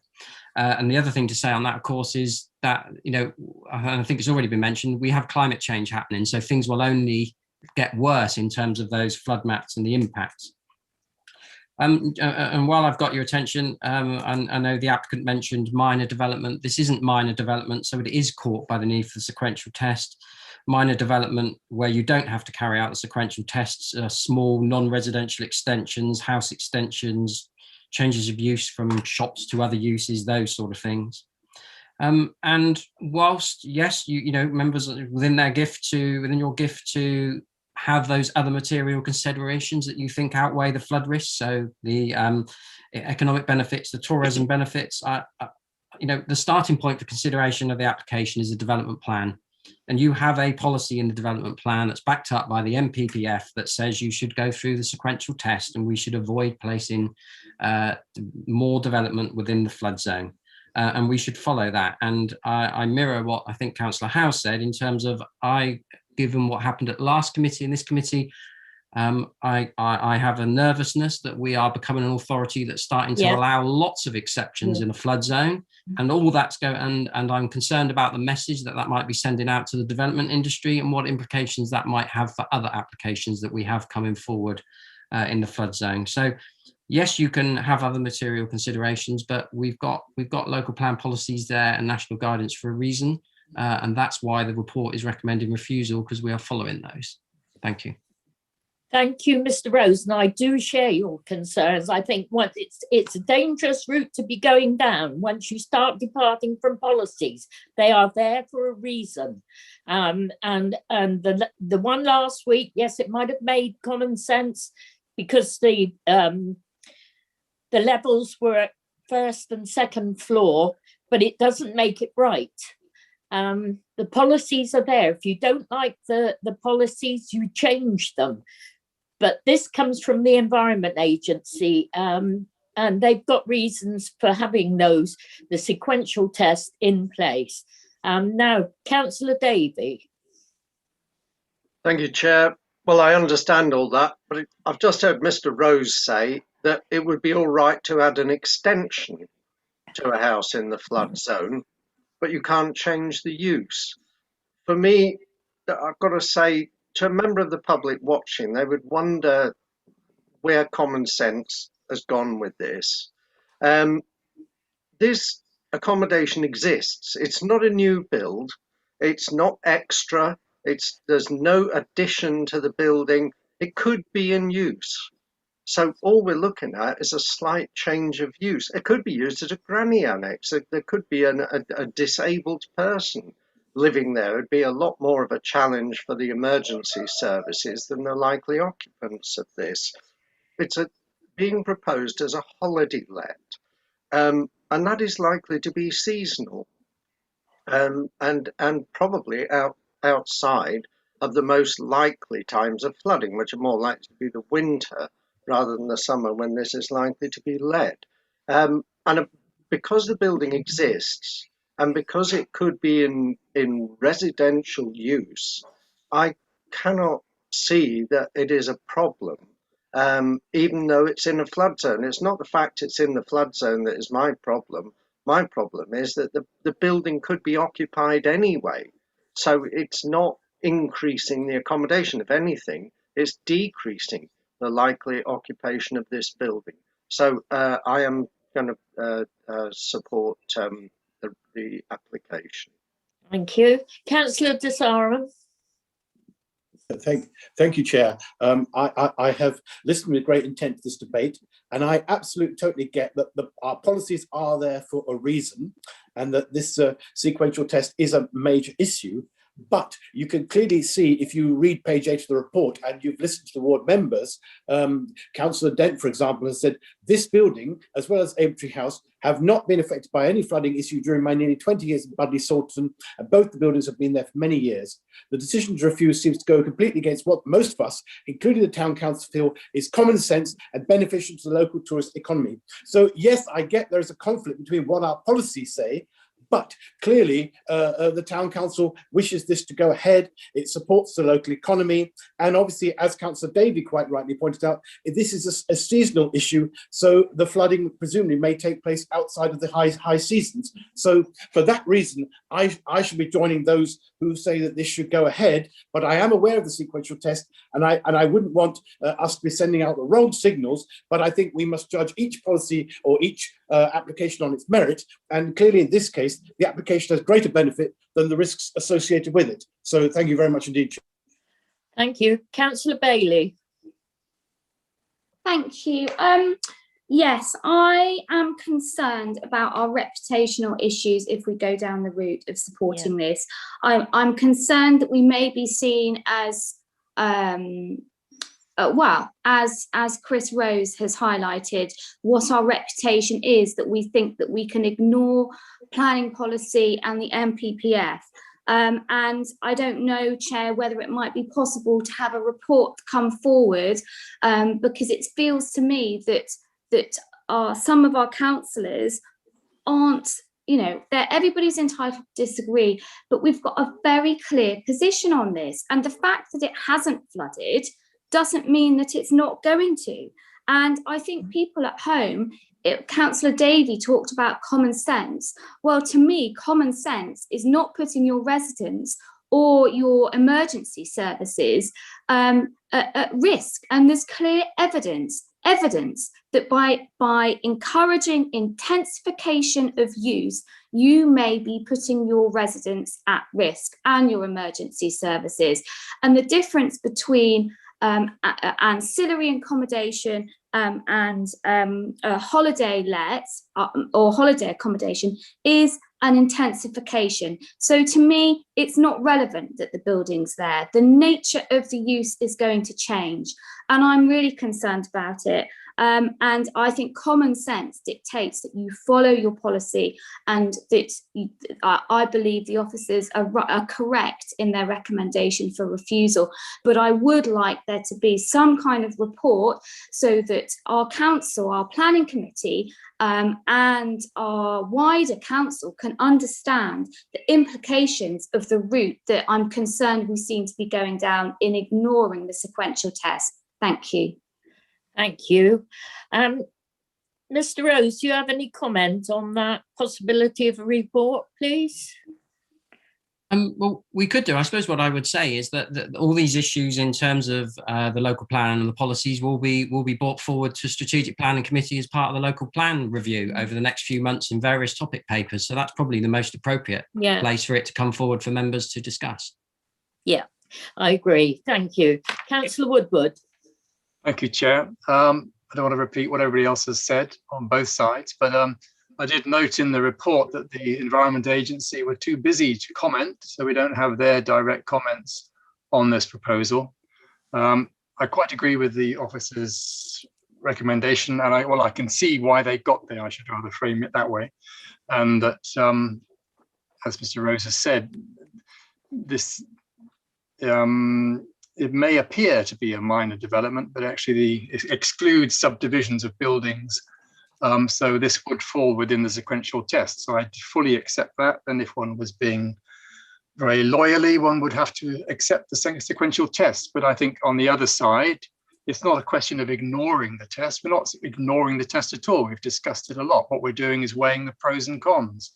And I think the fact that it could have less occupancy than it has at the moment, or within recent years at least, and that it would be occupied more likely in the summer. And if sea levels rise a metre over the next 50 years, then the owners will be able to address whether the property is let or not as a summer let. So weighing the pros and cons, not ignoring the sequential test, but I do think the economic benefits to Budleigh and the town centre outweigh the sequential test at the moment. So I would support accepting the application. Thank you. Councillor Howe, you'd like to come back? Well, yeah. You have anything to add? Yes, I am dumbfounded at this minute in time and amazed. We are putting more families at risk. Because it is a subdivision, it is currently part of the same property, so it is the same family that will be using it. This now would mean there would be two families living in a flood zone, one holidaying, whatever it is. And because we think it might be used during the summer and not an all-round year let like Airbnb and all the rest of it, no one can make the claim that they will not be put in risk at the winter time, because we are not conditioning it for only 6 months of the year during the summer. This is permanent. Now, this is government policy. The MPPF is set quite clear to protect people's lives, and the workers and the fire brigade, etc., that will have to go in and rescue them if or when a flooding happens.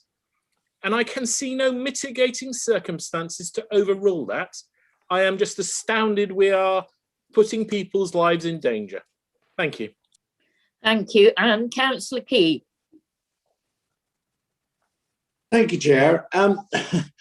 What concerns me is that something that Councillor Howard just said, that somebody could permanently rent that. Now, according to what I've got on my piece of paper, it says holiday letting purposes. Now, I would like to ask Mr. Rose if that holiday letting purpose is the restriction time limit that actually we put on others. Would you like to just clarify that first? Yes, Councillor Key, through you, Chair. So yeah, we don't restrict the time for holiday accommodation anymore. It used to happen a number of years ago under different policies, but in effect now, if we were to allow this to go to holiday letting use, we would allow that to go to holiday letting use for 12 months of the year. Right, thank you. Now, it was said that this property is about 100 years old and it's never been flooded yet. I just honestly, I mean, looking at the map that we've got, there's an awful lot of properties that are likely to get flooded before this one, I would think. I can't honestly see a problem and with regard to the emergency services there, I mean, if there's a family living there, the emergency services would be called there anyway.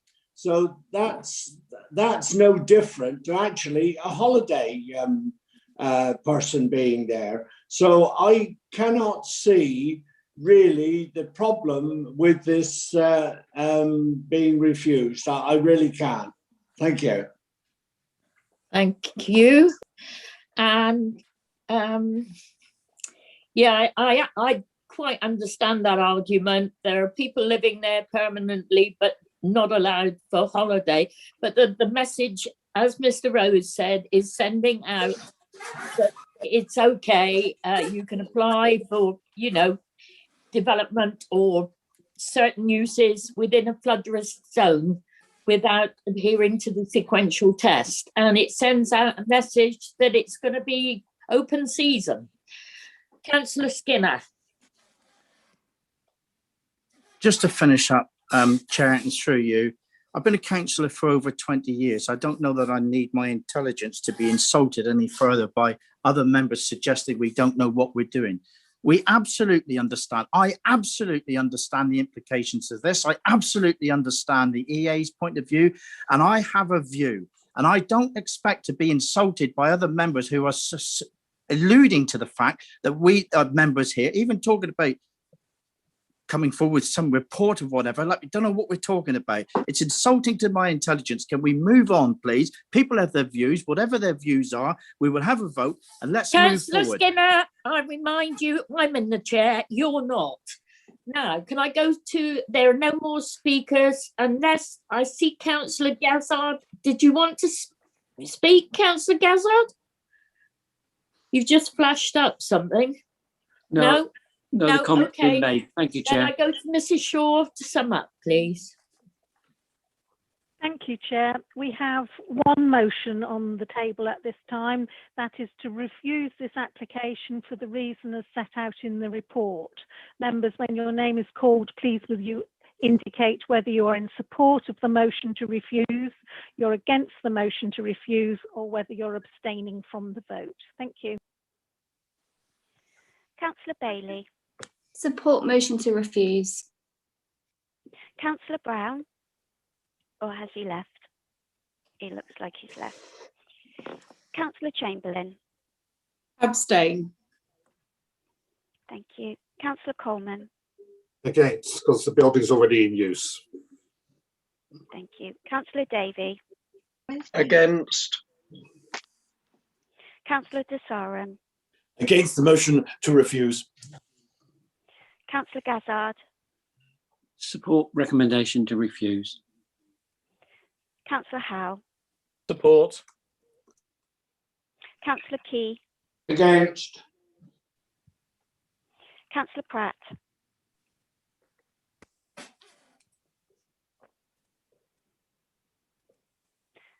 I'll come back to Councillor Pratt. Councillor Skinner. Against. Councillor Woodward.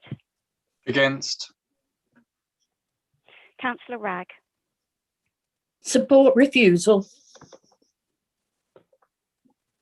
Have we got Councillor Pratt?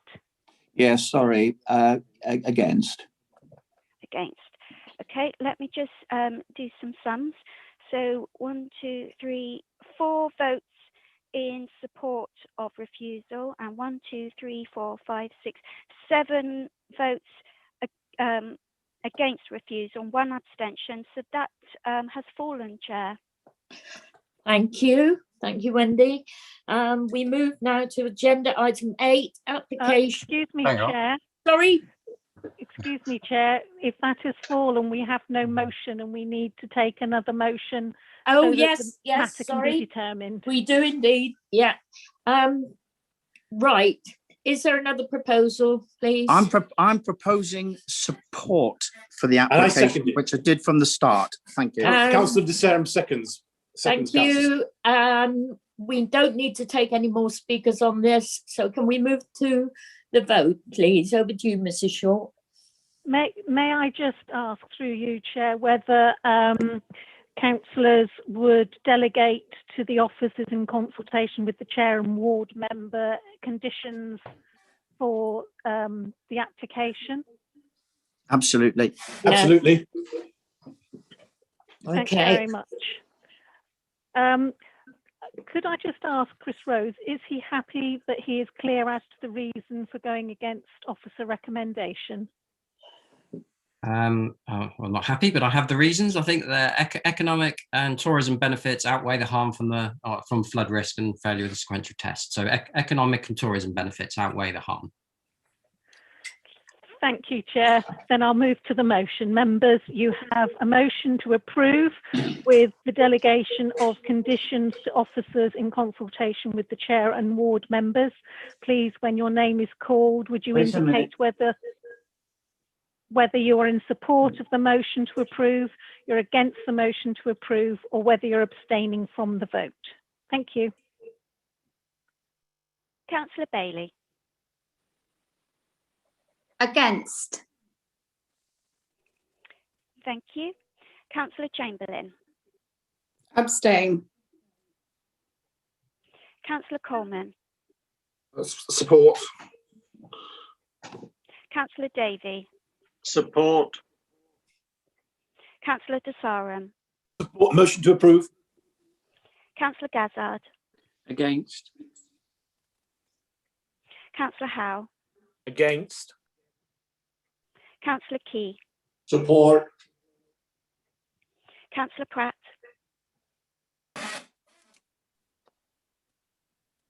Support. Thank you. Councillor Skinner. Support. Councillor Woodward. Support. Councillor Ragg. Against. Thank you. So it's 1, 2, 3, 4, 5, 6, 7 in support, 1, 2, 3, 4 against, 1 abstention. So the vote to support is carried. Thank you. Right, now we move on to agenda item 8, and it's application 201895 full Green Acres, Lime Road, Axminster. It's on page 29 of the agenda. And I think we have an objector, Angela Wilson. Is she in the meeting, please? Yes. Yes, she's in by telephone. I can see. Welcome to the meeting, Angela Wilson. And we have the ward members as well to speak. So could you give your presentation, please, Mr. Rose? Good morning. My name is Angela Wilson. No, Mr. Rose is going to give his presentation. Oh, sorry. Yeah, thank you. Thank you. I won't be long. So yeah, this is an application for construction of garage stroke barn, and it's partly retrospective. So you'll see from the photos that one end of the building has already been constructed. It's here because there's concerns and objections from the ward members. And you'll see that from the report that there's considerable third-party objection from surrounding residents. Following the publication of the report, there's been a further letter received, which I think some members have had from residents of Magnolia Rise Care Home, and also a letter from the care home themselves, and they're concerned about a right of way across the site, which I'll mention in a bit, but is a private matter. Talks about intimidation from the applicant, and also questions whether the building would meet building regulation standards. Now, the main dwelling is a two-storey property that fronts onto Lime Road. We've got Magnolia House Care Home to the side here, and other residential properties adjoining. There are no designations covering the site, no landscape wider designations, and we have the access coming in through the buildings there to this area here. Which you can see is the main garden to Greenacres, and that got consent in 2015 to change this area from a field to a garden stroke small holding in association with Greenacres itself. And here you can see the new timber garage and converted barns that they want to propose along this boundary here. It's quite a sizable building in terms of 100+ meters long, 4.8 meters to the ridge, about 5.5 meters deep. 25 meters long, 140 square meters. So quite a sizable building. And then when you see it in elevation form, you have garage to either end, and then you have this covered barn storage area in between, and then the rear elevation enclosed. These are wider views looking back, so just to show that you can't really see the site that clearly, or you see it in association with the other development along the hillside, so you can just make out some built development in there and the roof of the structure that's been constructed. And again, wider views are quite some distance and set back against existing buildings. And when we get close to the site, so this is the care home building here and a neighbouring property, and you can start to see the material that's on the site. And this extends beyond the site into the adjacent field, and you can see the poor condition that that's in. And then we get to the application site. So this is the far bottom end of the building that started to be constructed, and it would come towards this photo along this boundary with a similar structure, roughly where the photograph is taken from. And so looking back here, this is the care home. So along this boundary here is where that building is proposed to be constructed. And that's the access that goes into the site. Now, there's talk in the report and concerns that this is going to become a business use, but it's not. The applicant does run a taxi on occasions from the site, but that's just a business that they run from home. And there's no, we're not aware of any proposal to expand that. In terms of the principal development, it's a garden. It's a small holding to the property. So it's an outbuilding. Our policies support extensions and outbuildings to residential properties. And the applicant has made the case that they require this building to store all these facilities, all these goods that you can see on the site, the car, the boat, the tractor, and other machinery and bits and pieces that they've got that relate to their property, their own ownership, and to the small holding, and also for store bedding for the small holding that they have, and the tools and machineries on the site. It's timber in appearance to the building, so there's no wider visual impact from it. It's set against the car park here and the backdrop of the existing buildings, as I showed in the photos. In terms of the impacts on the neighbours, you can see it's set down from the car park to the care home, so there's no detrimental impact upon the care home from the building itself. And when we go back this way, you can see the levels are raised here, so single-storey building roughly in the location of these cars isn't going to harm any of the amenity of the neighbouring properties to an extent that could justify refusal. There's no intensification of the access. As I mentioned, there is concerns about a third-party right-of-way across the site. There's been various court cases about whether there was a right-of-way across here to get to the Magnolia care home. As I say, I believe that's been to court, but they're civil matters. They're outside of this of the remit of this planning application. That's for the court and the two landowners to determine between themselves. We've also had enforcement out on the site to consider the tidying up of the site and whether it's harmful in itself, the stuff that's stored on the site. And of course, the applicant's saying that will be put within the building. So we're waiting to see the outcome of this application. And there's also concerns about a decking and conservatory that's been constructed to the rear of the main house, but they're permitted development and don't require permission. So there's a lot of concern here from the local residents about the building, about the use of the land, about its poor condition, which I can fully understand. But I think from a planning perspective, there's a lot of civil matters here that we can't control and can't get involved with. The bottom line is we feel it's an application in a garden for quite a large storage building, but nonetheless a storage building that doesn't harm the amenity of any of the surrounding neighbours to an extent that we could justify refusal of planning permission, and therefore it's recommended for approval. Thank you, Mr. Rose. Just a question I'd like to ask, please. When it comes to untidy states of land and sometimes gardens, we have in the past been able to take enforcement action. I recall one in particular in the Littleham area of Exmouth. Quite a notorious case that was. Fridges and all sorts piled in the front garden.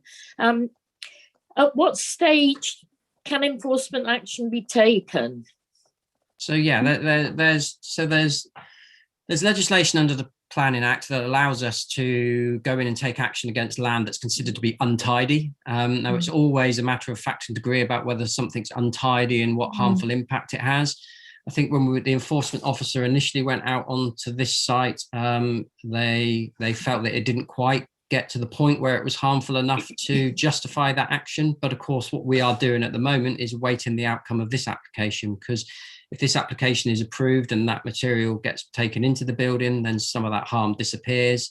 If the application gets refused, then we'll have to make a judgment at that point about whether we use or can use our powers to tidy up the land. Thank you.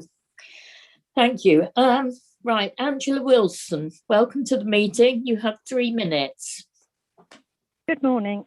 I own the property called The Limes, which backs directly onto the land owned by Mr. Crosby. I've already written my objections to this proposed development, and I'd like to emphasise the following points. The scale of the proposed development is huge. It is almost twice the size of the average UK new build house. This seems a little extreme for storage of garden machinery and feed for, and feed for the few chickens Mr. Crosby owns. The height of the ridge is 4.8 metres. 4 metres of this will be above the ground level of my property. This will completely dominate my garden, blocking out light and inhibiting our use and pleasure of the garden.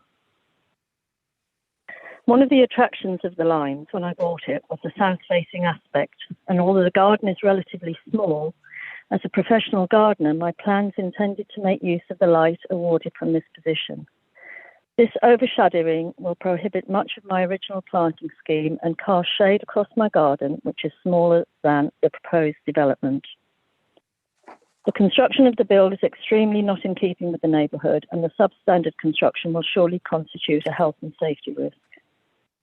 I believe it would be very naive to assume that Mr. Crosby will tidy his land if he is granted planning permission. The scrap and detritus is spread all around his property, with no sensitivity to his surroundings, the environment, or the outlook of all the neighbours whose windows face the scrapyard. I believe also that the breakage of vehicles and the consequent leakage of pollutants must be leaking into the stream at the bottom of the property and eventually polluting the River Axe. I hope that you will be able to seriously consider the impact of this development. It will have a huge impact on my property, loss of privacy, potential noise and light disturbance, plus the risk of ongoing commercial usage. Mr. Crosby owns a significant area of land, and the position of this build appears to be absolutely inflammatory. I do not believe that East Devon will be proud of this development. It does not enhance the property, Lime Road or Axminster.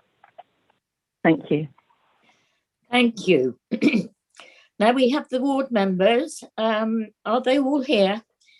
Councillors Jackson, Moulding and Hall? I believe I'm they here, are. Chairman. I'm here as well, Chair. Right. Right. Councillor Moulding. Thank you, Chair. I believe Councillor Hall is working today, so probably won't be able to be here, but he is also... I'm here, Chair. Oh, he's here. There he is, and natural as life. There we go.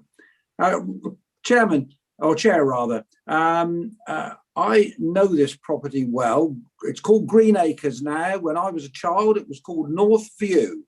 And my best friend at school lived in North View. And I always remember that at the rear of that house was a little small yard. It was only about 2 meters deep, I suppose. Such a shame there was nowhere for us to go and play. So in 2015, an application came forward when new owners took over the property and changed its name to Green Acres. And at that stage, they decided they wanted to put in a little small holding with some children's play area, raised vegetable beds, small allotment, and extending the main garden to Green Acres. And from my point of view, I thought, well, that's a jolly good idea. I remember what it was like when I was a child, and they certainly need some nice area as a garden behind the house. Permission was granted, but that future development was not adequately controlled, and there should be a removal of permitted development rights. And I heard on the application in Yardley Ward that evidence should be there to confirm that it is being operated as a small holding. It's never been operated as a small holding. It is just a scrapyard. And planning approval was received for that application in 2015. There was going to be tree planting on the boundary line of the site. And in over 5 years, the person who lives in this property has just not carried that out in accordance with the planning approval. And so following many visits from our enforcement officer and due to the disgraceful condition of the site, the applicant reluctantly, I reckon, agreed to submit a retrospective planning application for a barn and for a new barn of huge proportions, 25 meters long. That's longer by far than a cricket pitch, 5.5 meters wide, and the height of the proposed building, as Angie Wilson just mentioned, is 4.8 meters to the ridge. And when one considers that a regular house height from floor to eaves is 6 meters, this building is of epic proportions on the site that it's destined for. And when it's built, will it really be used to house all the artifacts strewn around the site? The track record of the applicant makes me consider that that would be very unlikely. Now, you'll remember, Chair, that a couple of months ago, we had an application in Rose Farm, Wick, where the applicants wanted to put a barn in, and it would only be seen from the two immediate neighbours who were the owners of that particular site. And that application for that barn was turned down because it was a barn in the countryside, which it appeared from the decision made at that time that it would be incongruous in the countryside. Now to consider the main planning issues on this site. There are 13 properties in Lime Road which look out onto the site from the rear of their houses, as Mrs. Angie Wilson just said. And from the rear of those houses, this is a huge barn when people would be wanting to sit out in their gardens, look over the countryside and know there's this massive barn, half as big again as a cricket pitch and very tall. And there is extremely poor access to the site, which I know Highways have said they're happy with. I can't understand it, but there you are. And in my opinion, Chair, this building is far too dominant and has an adverse effect on neighbouring residents. And for those reasons, I totally disagree with the recommendation and would very much hope that this application is refused. Thank you. Thank you, Councillor Moulding. There's an awful lot of passion about this morning. Councillor Jackson. Many thanks, Chair. I'm not quite sure how I can follow that, to be fair. Councillor Moulding has summed up a great many concerns that I have about this application, and I'm completely with him. I think it would be incredibly naive for us to think that this building would resolve the matter of the scrap. As you can see from the the garden itself. And whilst I appreciate it's not up to us to dictate how people use their gardens, it certainly doesn't appear to be being used as a garden in the traditional sense.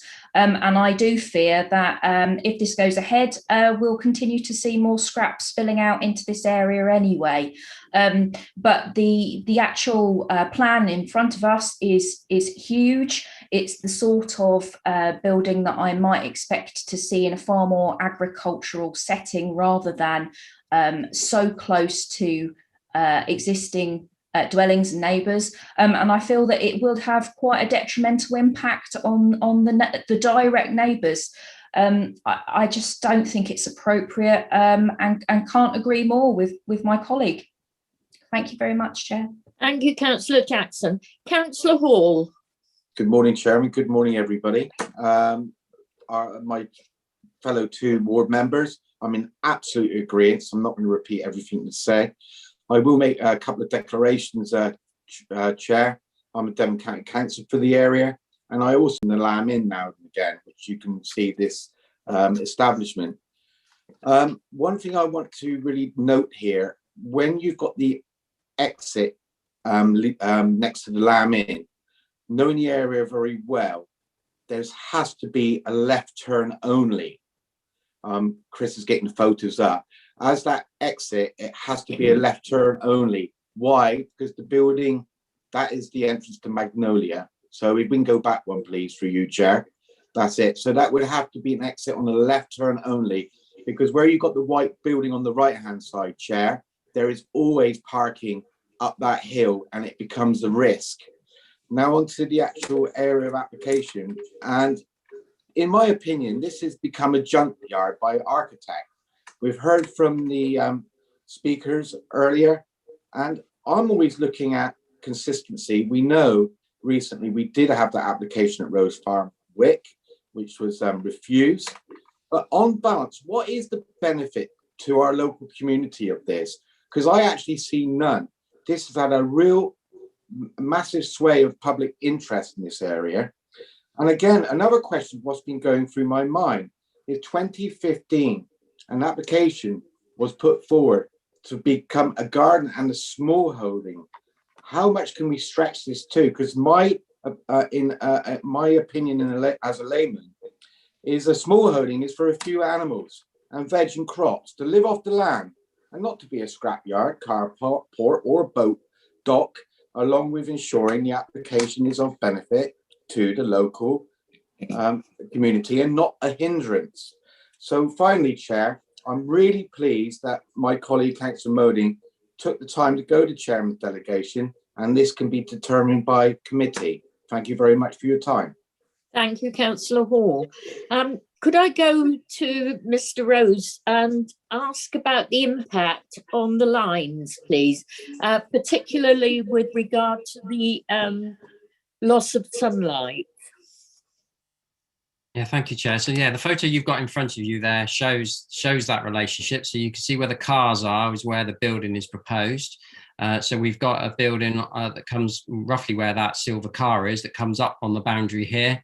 It's 5.5 meters to the ridge, but that ridge will fall away, that will pitch away from the limes. So yes, they will perceive the building there, but I don't think at single story and at that height that they'll be able to perceive it and they'll be able to see it from the back of the property. But it's not harmful or any sort of unusual relationship that nowadays we'd be able to justify refusal on.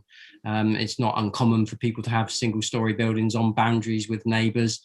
And as long as it's single story with pitches away, nowadays on appeal, we wouldn't be able to uphold a refusal on those grounds, however close and unneighbourly it might be to that neighbour. Thank you for that clarification. It's something that always concerns me. The reason I bought this property many years ago was for that reason. It was south facing. Right, Councillor Key. Thank you, Chair. Well, what can one say? I mean, an utter disgrace. I mean, how can anybody who is supposed to run a small holding there, I mean, it's a, well, it beggars belief. This building, in actual fact, as Councillor Moulding said, we refused one out at Wick at Axminster, and I honestly cannot support this. I mean, it is for the amount of rubbish and litter and cars that are there, I mean, he bought one twice the size, the shed. I do feel that there is no, if Mr. Rose could go back on those pictures, I don't see anywhere where there's any gardens at all there that is supposed to be raised beds, which was the intention of when he actually got planning permission for it. All I can see is an absolute disgraceful mess. I'm sorry, there's no way that I can support the recommendation anyway. Thank you. Are you making a proposal, Councillor Key? No, I want everybody else to have their say first. Yeah. Okay. Councillor Skinner. Thank you, Chair. And it's one of those things, looking at this particular application, it's one of those things where we have to be really quite mindful about the reasons why, if we do go for refusal, and I'm minded to work on that theme myself, but I need to just think it through and think it through on the basis of of course, like Councillor Key, I'd like to listen to some other members as well, but it seems to me it's the scale of what is being proposed. It's quite huge. I mean, we're talking 75 foot long by, I'm sorry, working in old money, going by the meter, it's something like 75 foot long by, I don't know, Mr. Rhodes would correct me if I'm wrong, but over 20 foot wide. And in a garden, in a suburban area, at such as this, it just seems out of kilter with everything that we're trying to do. And I don't see, one of the ward members mentioned about how it doesn't fit in really with the environment as to where it is. I want to be careful talking about whether it's a scrap yard or not. I'm going to move away from that, because of course this is all about the applicant that's there, the people living there. If you had somebody else saying it was tidy, what would we be doing? And it's about the application itself, and it's really, we need to be very clear about the application itself and the way that it's going forward. But I think there's defendable grounds to say that the size and scale of what's being proposed is out of scale with this particular area and this particular site. I also take notice, and I have done, and it really matters to me, and that is what ward members have to say. Ward members live and breathe the patches of which they live. In this particular instance, if I guide members to look towards the agenda, looking at what the people who have had a say, there's 3 ward members in this ward. 3. That's quite unusual. I've only been one on my own, so it's only mine. 3 who are quite categorically against this application, and they know and live and breathe this area. Then you have Axminster Town Council against this application because of the size and I believe the scale as to what it is and what it's bringing to the area and what is deemed to be harmful, the harmful effects of the scale of this building and the way it's coming forward. I'm going to agree with Councillor Key in some of the things that he said, but I absolutely agree with all the ward members. So, Madam Chairman, again, I find this really difficult because I'm having a hard day today. I'm having a hard day because of every application that's come forward at the moment, I've not agreed with the officers at one, and that's not my way. But I feel in this particular application, unless Mr. Rhodes is throwing it at me to test me, which of course he's not, I know that, but I'm going to move a recommendation that actually this application is refused, but I need to give grounds for that. And I think the grounds for that is going to be size and scale, partly size and scale of the building that's going there, and the perceived need as to why it's there, because there's been no demonstration of animals or any sort of small holding that's been done in the past. And I think that's quite evident as to where this is going. So it's on that basis, I think I'm going to move a recommendation of refusal. Right, before I go for a seconder, I'd like to go back to Mr. Rose to clarify some of the points, please. And I share Councillor Skinner's concern that I can't see any evidence of it having been used as a small holding. So, Mr. Rose, could you clarify some of the points, please, including that one?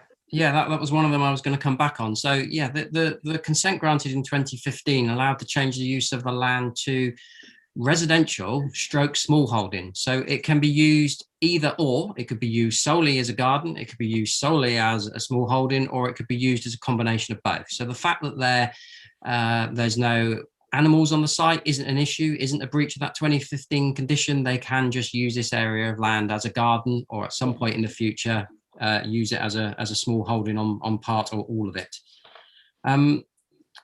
The other things I wanted to say was that I don't want members to be prejudging what's happened here. We've got an application here for a storage building that we need to consider. If the applicant doesn't put this material on the site in that building, then that's something that we will have to address at a later time in terms of having those powers to take action if it continues to be untidy. But obviously the need here for the building is to store all that machine, all that stuff that you can see in that photo that's causing a mess to the area. So I don't think we really need anything further from the applicant in terms of need. It's a garden and they want to use it to store all this stuff that you can see in the photo. With regard to the size and scale of the building, it is large, as Councillor Skinner said, 25 metres long, 5 metres high, but we can't just refuse it because it's large. We'd have to be able to find some harm from its size. As I said, I don't think we can justify harm to the neighbour. And as you saw from the photos I showed, all the distant views will show this building in association with the car park and the backdrop of these buildings. So I think that's hard. It's going to be hard to justify as well. If building regs has been mentioned, well, the applicant will have to get building regulations consent for the building if it gets consent. And we've always got plan enforcement there in the background in terms of powers if we need to tidy up the site, if the building isn't constructed or if they don't use it for the storage, and also for the other element that was mentioned about the 2015 condition and not completed all of the planting yet. And there was also mention of the other site by the ward members, Rose Cottage I think it was, but that was next to 2 listed buildings and in the countryside, whereas here we've got an application from a householder for an outbuilding in their garden. So I understand the concerns and I don't like the appearance of the site myself, but I'd be reluctant to refuse it on the grounds put forward because I'm struggling to see how we'd be able to defend them. Thank you. Thank you, Mr. Rose. And if this were to be approved, I think there's a condition in here about the trees. I've looked at so many applications. Yes, there's a condition on landscaping, and equally we would have to follow up from we are following up from the 2015 consent and that landscaping. Thank you. Okay, well, we've had a proposer. Is there a seconder, please? Yes, Madam Chairman.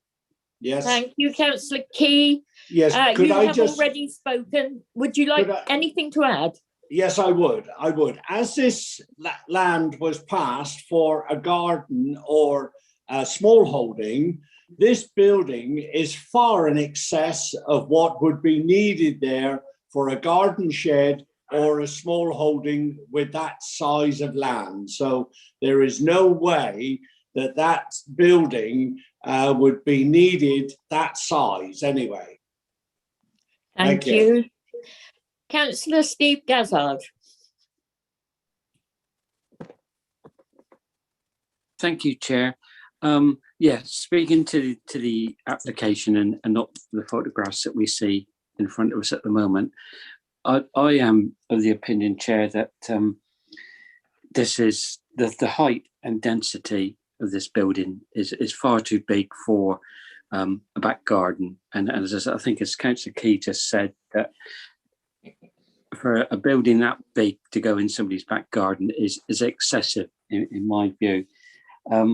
And I am concerned about the loss of light to neighbours, which I'm sure will occur. And I don't know whether this would be a relevant reason for rejecting it, but the proposed building going there looks to me that it wouldn't be in keeping with the street scene. So whether that is a reason as well, I'd like to hear what Mr. Rose has to say on that. But I think what's also important is that quite clearly the 3 ward members are very concerned about this development going ahead.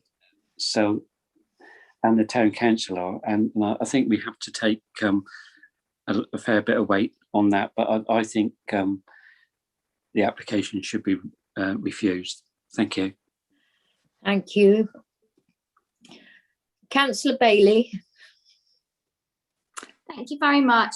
Well, I'm having a hard time today, but for the opposite reason of Councillor Skinner, that I seem to agree with the officers when other people don't. I've listened very carefully to the ward members, but I am really, really struggling to find reasons, any evidence of harm to justify turning this down. I don't like the application. I can see why everybody's made the points that they have, but do I think that there are valid planning reasons for turning it down? Reluctantly, I don't think that there are. So I won't be opposing this application. Thank you. Thank you. Councillor Mike Howe. God, dear, I think we're all straining today. I'm going to question Mr. Rose, please. Yeah, go ahead. And I want to question Mr. Rose on whether the 2015 application has been implemented, being as it had a pre-commencement condition showing that the landscaping scheme will be done and the site boundaries, etc., will be planted before any such development takes place. Because if that hasn't happened, he hasn't got a garden small holding, he's got a field, and it should be returned as such to a field. He has not followed, unless you tell me otherwise, Mr. Rose, because it stems around fundamentally that. Legally, has he implemented the 2015 application or not? Because this changes the whole picture as far as I'm concerned. Otherwise, I'm struggling myself to find reasons for refusal, as much as I hate this. But if 2015 application is not in force, I want to know where we are. Thank you. That's a very good question, Mr. Rose. Mr. Councillor Howe, God, it's been a long morning. Could you respond to that, Mr. Rose? I did make a comment earlier about small holding. There doesn't seem to be any evidence of it. Yeah, so as I say, they don't have to be carrying out a small holding on the land. They can just use it as a garden. We're satisfied that they have implemented that permission. Yes, there was a condition on there about landscaping. They've put some landscaping in, but it isn't good enough. But non-compliance with that condition doesn't go to the heart of the permission, as we call it. So yeah, we're satisfied that they've implemented that change of use to a garden at least, even if the small holding element of it hasn't happened yet. That answer your question, Councillor Howe? Not entirely. It's an emphasis on words, isn't it? So a landscaping scheme was presented to us before any implementation was done. Is that the case, Mr. Rose? And we agreed it? No, there's a landscaping scheme that's been carried out on site, but that isn't acceptable. Yeah, the permission is very, very telling. No development shall take place, and I'm reading from the permission, until a landscaping scheme to provide for the planting of a native hedge along the southern and western boundaries has been submitted to and approved in writing by the local planning authority. The landscaping scheme shall be carried out in the first planting season after commencement. Now, it's that first bit. We haven't agreed a landscaping scheme. If we've not had a landscaping scheme, how can he be granted permission? So through you, Chair, I mean, we've got legal representation here that can answer that, but the interpretation is that if they haven't complied with the condition, you then have to make an assessment of, does it go to the heart of the permission? Is it so fundamental that the application fails and that permission isn't granted? And in this case, our view is that the failure of them to submit that up front doesn't go to the heart of the permission, and therefore our view is that they have implemented it. It doesn't mean we can't follow up the landscaping, but I think we wouldn't be able to argue that the application hasn't been implemented because of that. But you might want to seek further advice from Mrs. Shaw on that. Yeah. Mrs. Shaw, do you have any comment? No, Chris Rose has perfectly explained in relation to the way we consider these conditions, pre-commencement conditions, and whether they go to the heart of the permission and the implementation. Thank you. Councillor Woodward. Thank you, Chair. Relating to the purpose of the building for storage, surely in relation to either small holding or a garden. So we know it's not small holding, so in relation to a garden. But surely I can see 2 cars, tractor, boats. Those are not normal items to be situated in a garden. Maybe 1 or 2 cars for your own use, but it's clearly the storage there is not for garden use. So I would say that the building is not justified. Thank you. Thank you. Councillor Davey. Thank you, Chair. Well, it's a lot of tricky ones this morning, isn't it? But that's why we have a planning committee. And I totally understand the passion of the ward members, but we have to look at the actual application. And what we've got as a building, it perhaps will strike a lot of people as excessive, but there is quite a lot of land there. You know, a couple of cars and a ride-on tractor, given the size of the land, perhaps wouldn't be considered excessive. And in any case, there's very little you can do about what people choose to keep in their back garden, unless you can prove that it is in detriment to the neighbours. I am kind of interested in the amount of overshadowing there would be from this building. It is a big building, but it is set down. It's the wall there, I think, is about 2 meters high, and then we've got a railing above it. And I wonder if Mr. Rose could give us some kind of indication as to where the height of the building would come in relation to that fence there. Is it going to be a kind of continuous line from the ridge of the building we can see there, Chris? Yeah, so if you imagine it's going to be a continuation before you, above that fence line, as it comes towards where the photo was taken. Yeah, I've got to say, in that case, much as this person sounds like the neighbour from hell, and has clearly not fulfilled the conditions of the previously granted permission, I can't actually see any particular reason to refuse this, and I can't see if it goes to appeal that we will have sufficient grounds to refuse. Thank you. Councillor De Sarum.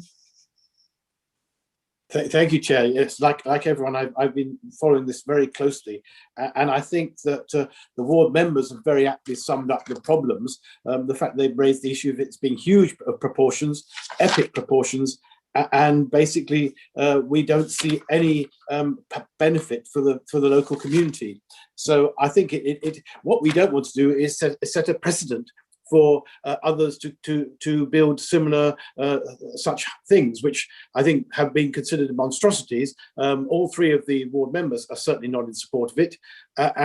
Basically, it is an issue because they haven't followed the previous, or there is doubts as raised by Councillor Howes to whether they followed the previous processes. So it's not a good clean application, as we would say. So for those reasons that I've mentioned, I too would join those in saying that this should be refused against the recommendation because it's just not right for this particular site. Thank you, Chair. Thank you. Councillor Key, you'd like to come back? Yes, I would, because I still am not clear. Now, this land, when it was agreed and granted planning permission, I remember it in actual fact, was for either a garden or a small holding. Now, I've not seen any part of that is actually a garden. Okay, we know it's not a small holding, so there's no livestock or anything there, but there is also no part of that land that is a garden or used as a garden for raised beds or anything. I mean, there is nothing there that convinces me there's anything of a garden there. So, I mean, he has defaulted on that, surely. And therefore, it's like I said before, this building or a building for either a garden or a small holding, right, is far in excess. I mean, for that size of property or that size of land there, you would probably need a shed probably about 20 foot by 20 foot, which would be ample. So I'm sorry that, you know, I would like to know from Mr. Rose or see if there's any part of it that has been made into a garden. And I can't see anything, and I don't think anybody can. So he is faulted on that. Yeah. Mr. Rose, can you comment? Because I don't see any evidence of a garden either. I'm puzzled. I'm a bit puzzled as to the need to why somebody needs to lay out their area for it to be specifically shown as a garden. It's how it's used, what it's not what it's looked like. So if it's a grass piece of land that they use in association with their house, and there's some sort of trampoline here, and they store their boat on it, and they, I don't know, have a barbecue, and they have a deck in, and they have a chair on it in it, then that's a garden. Okay. It's as simple as that. There's no evidence here to show that it isn't being used as a garden, albeit he's obviously storing a lot of, well, to my mind, looks like rubbish on the land, but there's nothing to stop me putting whatever I like in my garden. I could have 2 cars and a boat and a tractor and a swing and a barbecue and a load of timber and builder's rubble. You know, you're entitled to do that as long as it's being used as a garden, which we believe it is. I thought it was mentioned in actual fact that there was to be raised beds there. That was all on the original application. Yes, Councillor Key. I think there was just sort of behind this photo that was shown indicatively on the plan that they were going to have some raised bed sort of vegetable plot area. Yeah, you're right, but they haven't done it, and they don't need to. It's up to them, or they can do it in the future. Thank you. Councillor Howe. Yeah, I'm sorry, but I need to come back to Mr. Rose. And I'm sorry I'm picking on you, Mr. Rose, but I've just reread the 2015 report that you sent to committee. Or correction, I sent to committee, I think, at the time, because it came to me originally. Or was it Councillor Key? I can't remember, but nevertheless. And I'm going to read your executive summary, 1 paragraph of it. Whilst the proposal would involve some domestication, this could be limited through the removal of permitted development rights. We've got that. On this section of land and subject to suitable boundary planting to visually contain the use. The impact would not be materially different to other gardens further to the southeast or the land to the rear and associated with the public house, etc. So to me, the landscaping, the boundary treatment was material to the change of use. And as such, I have to come back to your assumption, your assertion, sorry, and believe me, I do fully support you, but we have to try out these things as to whether the 2015 application has been implemented and as such is valid in this case. Because if it's not implemented, and I am struggling to see how it has been, bearing in mind your original report, this is a garden no, it's not a garden, it's an agricultural field and should be treated as such, etc., etc., etc. So I'm really struggling with your interpretation and would like further information to prove that the 2015 is, or the planning condition, the planting condition we insisted on in the 2015, one way which was suggested by you guys, you officers, wasn't warranted, wasn't needed, and etc., etc., etc. So I'm really struggling at this time. I'm sorry, Mr. Rosen and Shirley, both of you, because it involves both of you to give us a legal opinion, but I would really like some case law to reinforce this 2015 application. Back to you, Mr. Rose. Yeah, I don't really know what to say other than I said before, which is, to my mind, looking at that photo, the area of land's being used as a garden. We might not like how it's being used, but to have a tractor, to have chairs, to have a boat, to park a car on it, that's using it as a garden. Now, going back to the 2015 consent, the legal officer here has confirmed that it isn't as simple as you just don't comply with a condition, you don't have planning permission. You then go on from that to have a further test of, does it go to the heart of the permission? So a good example of going to the heart of permission might be archaeological conditions. You go ahead, you build your building, you haven't done your archaeology. That's fundamental to the application. Going ahead for the change of use and then dealing with the landscaping at a later date doesn't go to the heart of that permission. That's the case law and the findings that I'm aware of. So whilst he's breached that condition, we can sort that through enforcement powers, but it doesn't mean that he hasn't implemented that change of use of the land, albeit I accept we don't like the way that he's using it at the moment. But I certainly wouldn't want to go down the avenue of arguing that it hasn't been implemented. And I hear what members are saying about the impact from it. Thank you, Mr. Rose. That's a better description. Thank you. Thank you. Right, 2 more speakers and we'll move to the vote. Did you want to come back, Councillor De Sarum? Sorry, my hand's raised. Withdrawing hand. And Councillor Key?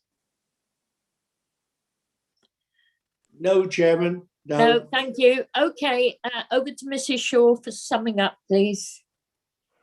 Thank you, Chair. I do have a note of the reasons for refusal, the size and scale of building and perceived lack of need. But I think as members are aware, we need to be fully aware of the harm that this building is causing under those reasons for refusal. I don't have anything, unless Mr. Rose can clarify, but would the mover and seconder also clarify what the harm is? Councillor Skinner, can you come back on that? And your seconder, Councillor Key. Yes, Chair. Thank you. And I think that saying that from my perspective, the scale scale and size of the proposed building is a meaningful reason for refusal. It is the pure scale and size of it. This building is, I try to put it in old money because I work better in old money. It's 25 meters long, is over 75 foot long. It's I forget the width of it, Mr. Rose, but I believe it's something like 20 foot wide. This is out of character. It's out of character in an urban setting. The access onto the road, let's pull that one up. It was already been pointed out by one of the ward members that you need to only just turn left because the access, nothing here works for me in it being somebody used the word just now, a clean site. I sort of have to know I sort of understand what they mean. There's nothing here really works. It's all a bit, I don't know. It's just not working. So let's have access onto the road. I know highways have said they've not responded, but to be honest with you, highways don't seem to respond to too many these days. The access onto the road is quite detrimental, because if you've got a building of this size, he's going to use it a lot more. There's the size and scale of the building, and there's the detrimental harm to the living environment of which this building is then going to sit. There's 3, I would have thought, relatively substantial reasons, unless anybody else wants to come up with something else. Thank you. Thank you. Mr. Rose, would you like to give your comments, please, on possible reasons for refusal? Yeah, I certainly wouldn't want to include anything on the access, bearing in mind that No. It's an access that's already there and serving the property. I think what I've got is a scale, size and design of the proposal, given the perceived lack of needs, out of keeping with the character of the area.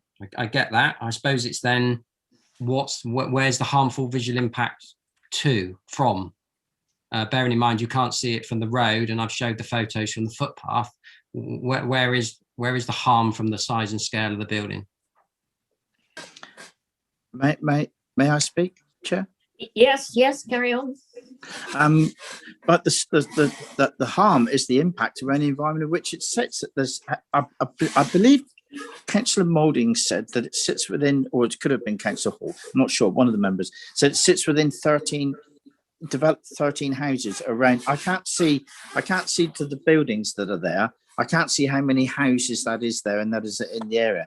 It's the harm is within that area. Now those buildings are sat right behind this particular development. I don't see what's difficult about that, to be fair. So it's the other point from Mr. Rose is just talking about the access.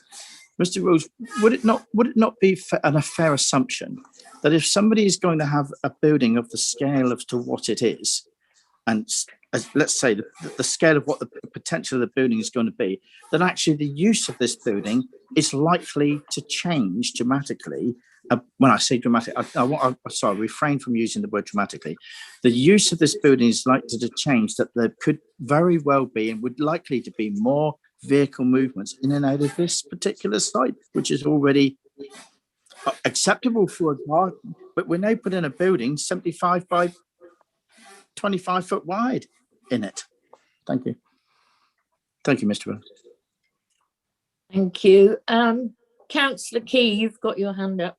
Yes, just to put this building into perspective, the size of it, right?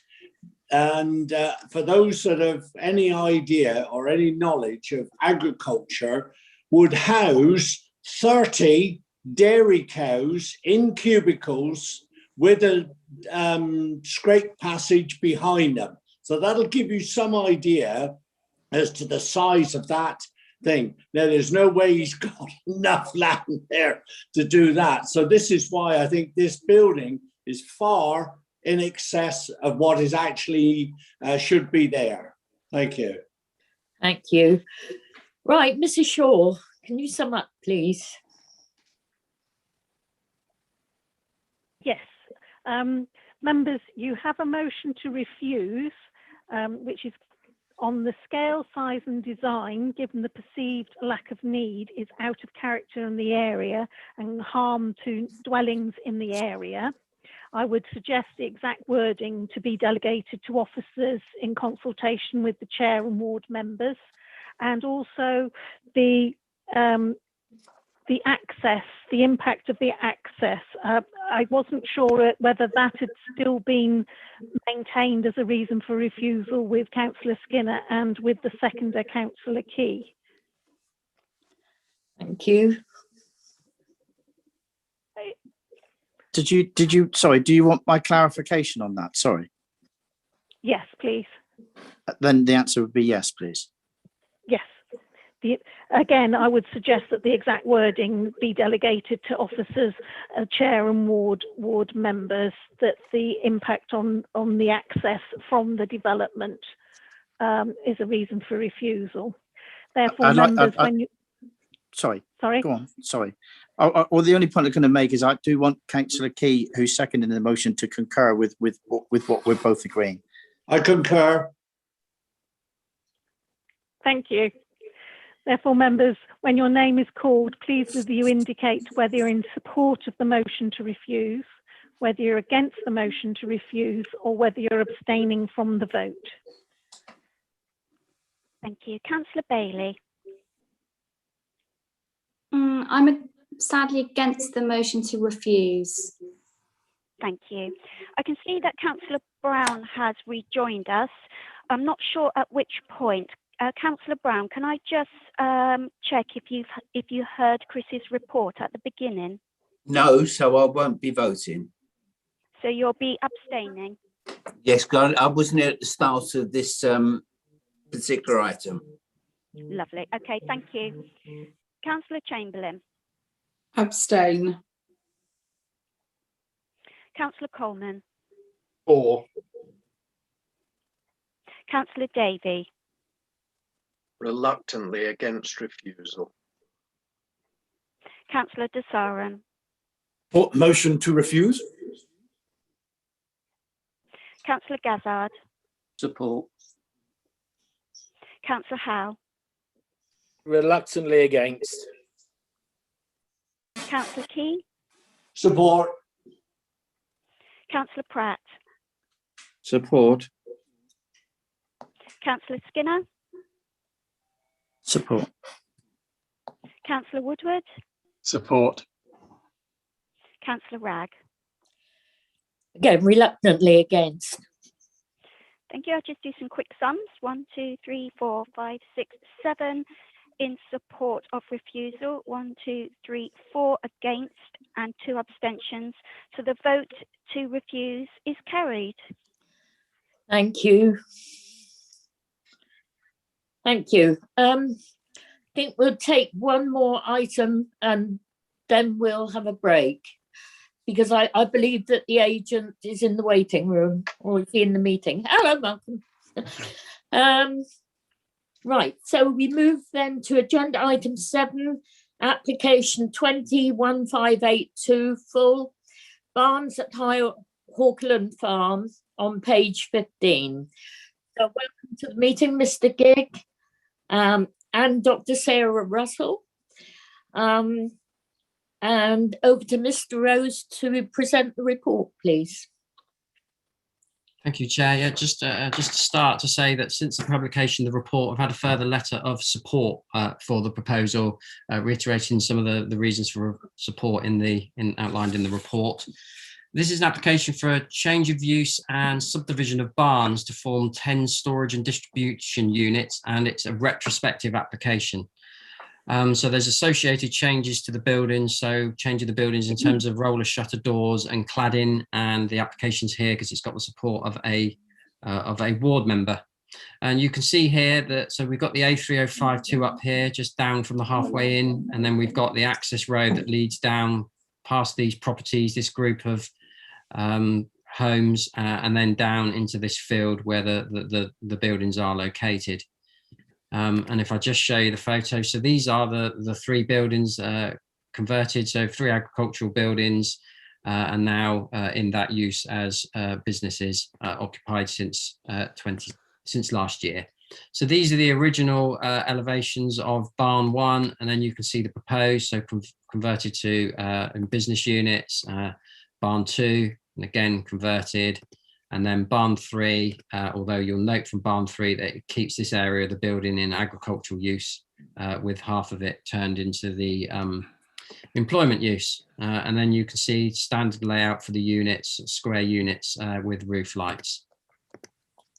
And then you can see the agricultural bit retained in this part of the building here. And this is the access road that leads down to the site from the main road. So it's single width. There's a couple of parking places, and then it goes past this complex of park homes. And then we go down into the units. You can see that they've been clad, roller shutter doors added, and you can see the parking areas to the frontage. This is the road past those park homes that lead down into the site, and again, further photos of the site and its layout. So just as a background, as you see in the report, they came out of agriculture in 2001, or roughly, the applicant rented out the land, and they returned to farming about 10 years later. These agricultural buildings were constructed in 2012 and 2013 in association with that agricultural enterprise. And then in 2014, they sold their stock, but returned again in 2015. And then in 2019, their contract for the carve-in ended. And in 2019, they then converted the buildings, with the first occupiers going in 2020. And just to say, there's no permitted development rights here for them to convert these buildings because they're within a safety hazard area. So there's a main gas pipeline nearby, which means they don't benefit from any permitted development rights. Members obviously aware that the local plan policies support economic diversification, the increase in jobs, and the diversification of farm buildings through strategies 28 and policies E4, and there's no neighbourhood plan for the area. In terms of policy E4, that supports diversification of farms to support farming businesses. But as you can see from the history, it seems that unfortunately the applicants had limited success of farming. And there's no farming practices going on at the moment. And although part of the building seems to be retained in agricultural use, it seems the main use of this area now is for agricultural rather than farming. So that questions whether this is a diversification scheme. But in any case, there's support in the local plan for employment uses, policies D8 and E5, even in a countryside location, but subject to having an acceptable visual impact and highways and amenity issues.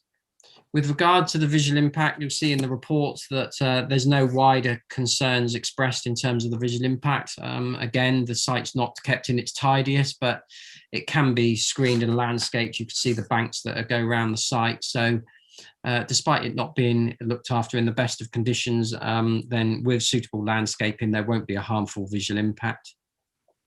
In terms of highway safety, Devon County as the highway authority have said that the access onto the main road is wide enough. 2 cars can, or one can sit there and one can pull in. They mentioned that it's a single track that leads down to the site and that there is a passing bay on the corner in particular.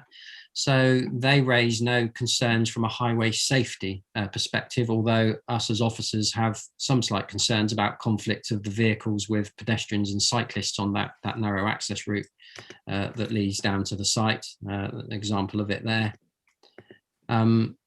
So you'll see in the report, the main issue that we've got with it is in terms of amenity and impact on residents. Whilst the traffic levels are considered to be safe on county highways, we have a concern about these 10 units and the vehicles coming and going past these residential properties and the impact on their living conditions. The applicant in their application submitted a traffic survey with their application that covered sort of July to August last year. That showed that many of the uses happened around between 7 a.m. and 9 p.m, although some were later. And certainly we have letters from residents raising concerns about activity going on through the night. And the bulk of those movements are obviously from vans and lorries because it's a storage and distribution units that are proposed. And that traffic survey shows that there was a substantial increase in the use of the lane because of these uses. Not unsurprising, you might expect vehicles on this lane in association with those properties in the farm, but that increase, that number of vehicles increased. The applicant also said that most of that concern was caused by one main occupier that was had a lot of traffic going, but they've now left. But it's hard for us to control the exact occupiers of those units. The condition of the road has deteriorated slightly since some of these photos. And as I said, there's frequent van and lorry movements now between about 7 a.m. and 9, 10 o'clock at night, which is considered to be out of character with this rural area. And as I say, they're large vehicles. There were some scrap metal vehicles as well. And there's 11 properties that are particularly close to this road that have been impacted by those uses. We've considered whether we could condition control over that in terms of the number of journeys or the size of vehicles, but whilst we could control hours, potentially that it does mean the units will be fairly inflexible and doesn't overcome any concerns and impact from the use of this lane in the daytime. So whilst there are clear economic benefits from this proposal, it's not clear that it's agricultural diversification, but there are other policies in support of the principle, but we have concerns here about the amount of vehicles and the coming and goings on these narrow lanes with limited passing places, and in particular, the impact that has on the amenity of those residents, particularly these residents right on the roadside and in these homes here. So for that reason, we are recommending refusal. Thank you. Thank you, Mr. Rose. Right, we have an objector, Dr. Sarah Russell. Dr. Russell, welcome to the meeting. You have 3 minutes and someone will tell you 30 seconds before the end when your time is up. Would you like to start? Yes, I don't know why you can't see me, but yes, thanks for listening to our objections. I'm a local resident on the shared farm track. I live with my husband and children, and I agree with your refusal for this on the grounds that the scale and type of the proposal is inappropriate for the local surroundings. I would also add that it's dangerous, and because it's retrospective planning permission, we've actually lived the experience. We've got evidence against this proposal. I mean, recently, one of the elderly residents walking along the lane fell into the ditch because we do have issues with speeding and these big vehicles coming down the lane. Chris alluded to the use of the lane out of normal working hours, and I've been woken up a few times, so my work as a GP has been impacted, to detriment. The 10 units that are down there obviously increase the traffic, and heavy traffic at that. They don't just come in the morning and leave. They're back in two throughout the day, evenings, nights, weekends. And the local surroundings, just to be clear, it's a farm track. It's not in great repair. There's no pavements. Daytime use is key, because there's a lot of retired elderly residents, there's children, animals. We need to walk to the bus stop at the end of the lane. And as has been detailed in your analysis, there's increased noise pollution, air pollution, traffic risks, and not forgetting the applicants for this proposal previously added to the residential aspects of this community by converting farm buildings into residents. So the main problem is the farm track, that it goes to enable this business to be located there. All this heavy traffic has to go past 27 residences, and obviously we need to be sensitive to the rural nature of this small community, and I would ask you to refuse it again, because it's dangerous and detrimental to the community. Thank you. Thank you, Dr. Russell. Now the agent, Malcolm Gig, welcome to the meeting. You have 3 minutes. Thank you. Chairman, thank you for allowing me to talk. The proposal before you today is for the reuse of redundant farm buildings to provide small business units to allow agricultural diversity to enable a family farm to continue to trade. Due to changes in DEFRA guidelines, the existing calving rearing business that used to sustain the farm was wiped out, as outlined under the heading of background in the officer's report. My clients find it a little upsetting that the planners have advised that they do not have evidence that the change of use of the building is supporting agriculture. The monies made from the change of use have been 100% used to invest in the farm and to ensure that the current flock of 150 sheep, all of which are currently lambing, is testament to the expected 250 lambs before April. This would not be possible without the secondary income. Our clients are hoping through the income from the change of use to invest to increase the lamb numbers to between 300 to 400 over the next few years, this providing between 400 to 600 lambs. We have over the last 8 months worked closely with the planning team to prepare and submit the application, answering all questions and details required. This including details of the failed calving business, as well as the access drive, vehicle movements. This was information being provided by a specialist highway consultant. It's important to understand that the traffic on the private road is not all business use, and that this has a high use of delivery vans for domestic properties in the area, no different than being within the main town itself. It's also important to confirm that the farm operates from the remaining building as identified by Mr. Rose. This has machinery, lambs, and drug storage for the animals. The clients are a family of farmers and wish to continue to farm. They can only do this if they can create a secondary income for the farm. If this is not possible, the farm will need to be sold, and the generations of the same family farming the land will be lost. As stated in both the executive summary and the officer's conclusions within his report, he confirms that rural enterprise, reuse of redundant farm buildings, and diversification of farming to enable a secondary income are all supported by the local plan. However, the team are looking to refuse. In conclusion, this application has both district councillor support, parish support, and highway support, together with members of the public that have supported the application. There is a high demand that is not being met within East Devon for small business units.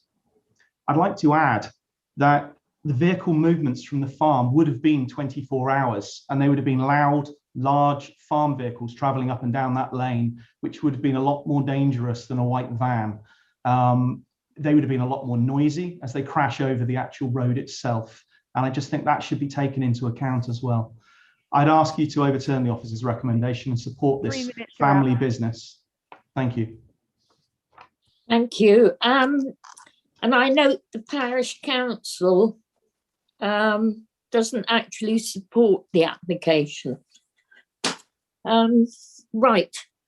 Ward member, Councillor Alan Dent, please. You have 5 minutes. Thank you, Chair, again. Until March 2019, the farm grew and nurtured some 500 head of calves from a few weeks old until ready for sale to food retailers as meat for public consumption. As you've heard, under developing DEFRA policies and the considerable efforts to eliminate TB from the movement of calves, this has gradually been discouraged. To this end, the farm was advised in early 2019 that no more calves would be delivered. This created a major setback to the viability of the farm's operation, and alternative uses for the barns where the calves were housed had to be found quickly. As there is a need for storage in this rural area, it was decided to convert the barns from cattle sheds into secure storage units. To achieve this, the existing units were cleaned out, timber cladding was applied, and large roller shutter doors installed. This is the situation today with 10 individual units available to individual customers to rent for storage. Some of the items currently in store include high-value scrap metal, mobile traffic signals, small items of plant for building contractors, electrical goods, and other assorted items. The issues highlighted in the officer's report consider 4 main aspects. Number 1, whether the development is compatible with farming activities. Previous activities shows that the farmer had little success in making a commercial success of farming the land itself. Indeed, the report highlights the fact that the calving operation was the only thing that kept the farm viable. When DEFRA decided unexpectedly and at short notice to cease the diversification of calving activities, this forced the farmer to seek an alternative source of income as a matter of urgency. Against this background, the farmer decided to repurpose the redundant barns into storage, for which there is a shortage in this rural area. Additionally, the farm still supports a small herd of sheep, so farming activity continues, albeit at a reduced level. The second issue from the planning officer was whether the development conserves the character and appearance of the area. Well, very simply, the barns are much improved visually, and if anything, they now enhance the area. I would agree that smartening up the area surrounding the barns is also needed. The third area was whether there is safe access to the barn. From heavy vehicles carrying cattle to much lighter vehicles carrying small quantities of material for storage is an improvement on the previous regime of traffic movements. The lane is narrow, but adequate. It has safety humps opposite Newlands Park, and a sharp bend beyond that, beyond the park, restricts speedy vehicle movements. With the limited amount of traffic movement taking place, mostly, if not all, in daylight, I believe access to the site is acceptably safe. Whether the fourth area was whether the development is appropriately located with regard to the living conditions of the occupants of Newlands Park. The nearest neighbours in Newlands Park are some 250 to 300 metres away, and I don't believe the residents would suffer any undue noise or disturbance from traffic movements. It should be noted that a portable toilet has been installed, which is serviced on a weekly basis. So in conclusion, in my opinion, as one of the ward members, I feel this is a well-managed enterprise which benefits not just the owners, but also several small businesses in the area. It may not strictly follow the guidelines of the local plan, but in itself, an initiative born out of the unexpected change in DEFRA priorities, as such, deserves recognition and support.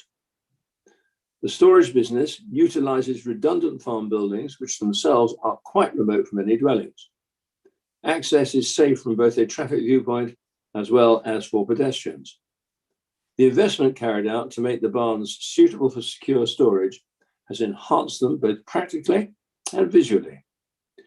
Chair, I ask that you and the committee give sensitive consideration to this application, especially as someone's livelihood is at stake here.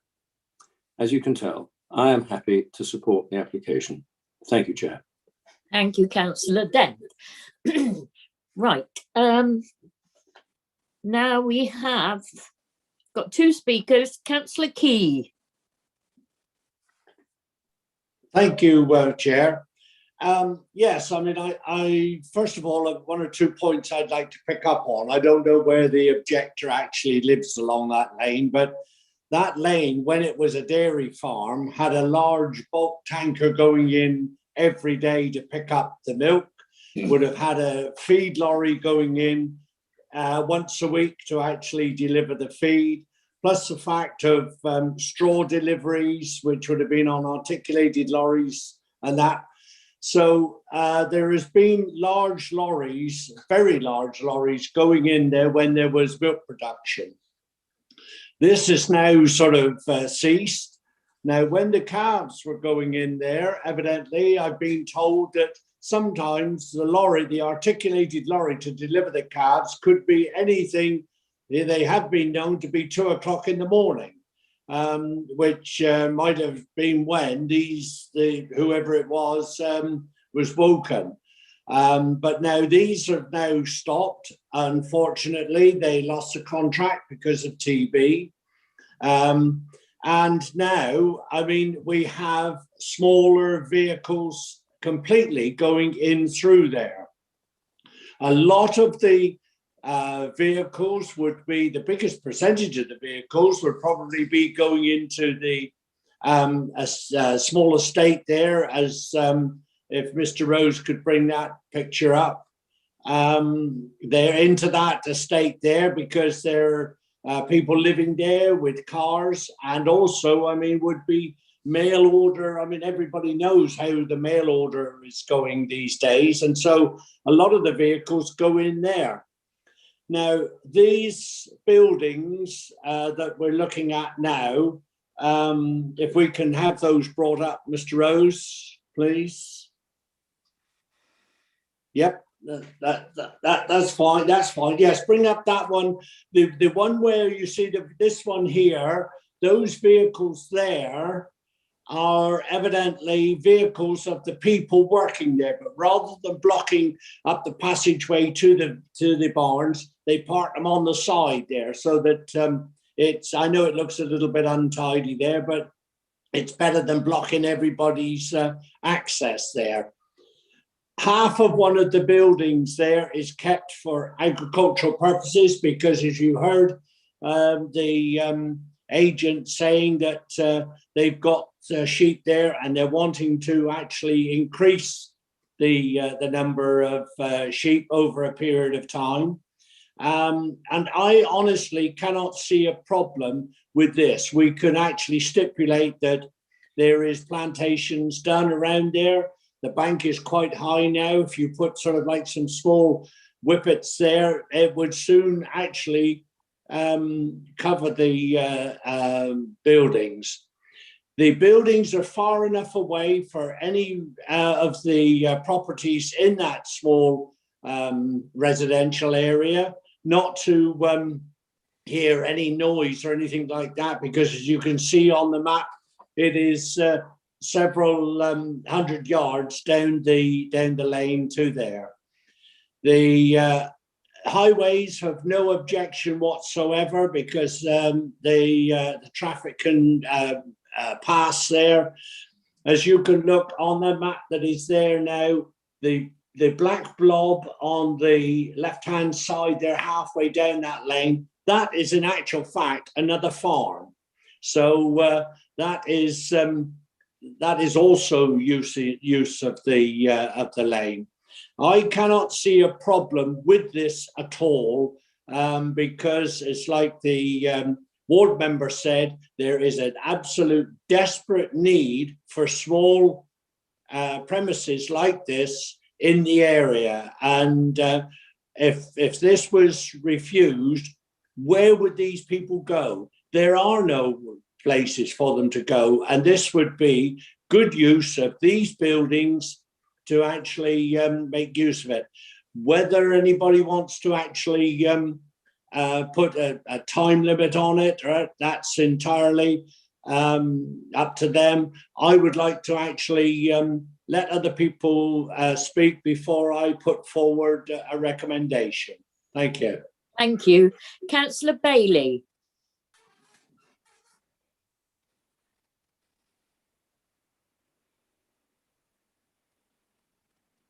Councillor Bailey? You're muted, Councillor Bailey. Sorry, I beg your pardon. Yes, I feel that the discussions so far haven't placed enough weight on the harm that will be caused to the living conditions of the people along the track, as articulated by Dr. Russell, who spoke to us today. Our report refers to the substantial harm to the living conditions, and I don't feel that I can support something that causes substantial harm to people's living conditions. And in particular, I've heard what Councillor Key has said about farm traffic, but there's a specific section that says the survey period for the traffic survey shows there was a substantial increase in the volume of traffic using the private road and a change in the type of traffic compared to the time before the development when there was only residential and farm traffic. So I believe that there has been a dramatic change, and I believe our residents are being impacted, and I believe that that outweighs the other factors that have been put forward, including by Councillor Skinner and Councillor Key and Councillor Dent, because I believe our priority should be on the living conditions of our residents. Thank you. Thank you. Sorry, were you making a recommendation there, Councillor Bailey? Yes, please. I recommend that we support the officers and refuse this application. Thank you. Thank you. Is there a seconder, please? I will second that, Chair. Thank you. And you're down. Well, you must Madam Chairman, yeah. Councillor Skinner hadn't even spoken, so I don't know No, how but he Bailey. does on most of the applications. Councillor Bailey is seconded, so he has the right to speak. Thank you, Chair. Well, I'm with Councillor Bailey here. I think the amenity of the residents has to come first here. And we've clearly seen, even by the applicant's own admission, something like an 8 times increase in traffic. I'm not convinced by the argument that the increase in traffic has been deliveries to residents. Yes, we've all seen more Amazon and Yodel and DHL vans going around over the past few months. But that doesn't explain the increase in traffic. Well, it's about time we supported our officers anyway. They've had a hard time today. I don't think that the amenity of the residents here is outweighed by the economic benefits. I totally understand that there is a need for small industrial units like this, although if you look on Google Maps, not very far away is Greendale Business Park, that's quite a large area. So I'm sure those businesses will find other places to go. This simply isn't a sustainable location down a single track road, past 27 other houses. I have no hesitation in supporting refusal. The increase in traffic has been far more than you would expect with agricultural vehicles, and I take Councillor Key, I think it was, made the point that these are often bigger. I quite agree, but they're not as frequent, and we've heard already something like an 8 times increase in traffic movement. And we know commercial vehicles frequently don't take much account of speed limits. They're always in a hurry. So I think the amenity of the residents here has got to come first. Thank you. Right, Councillor Skinner. Thank you, Chair. And through you, the point that Councillor Key, I believe, was making was that there'd been a reference from Councillor Bailey that Councillor Key had spoken in both support and Councillor Skinner, when Councillor Skinner hadn't actually spoken No, you until now. haven't. No, So- Sorry, so- Councillor Skinner, got carried away. But I'll tell you one thing, you are right on Councillor Bailey, is I am going to support Councillor Key, and I am going to make, I can't make a recommendation, can I, for approval, because I can't do that.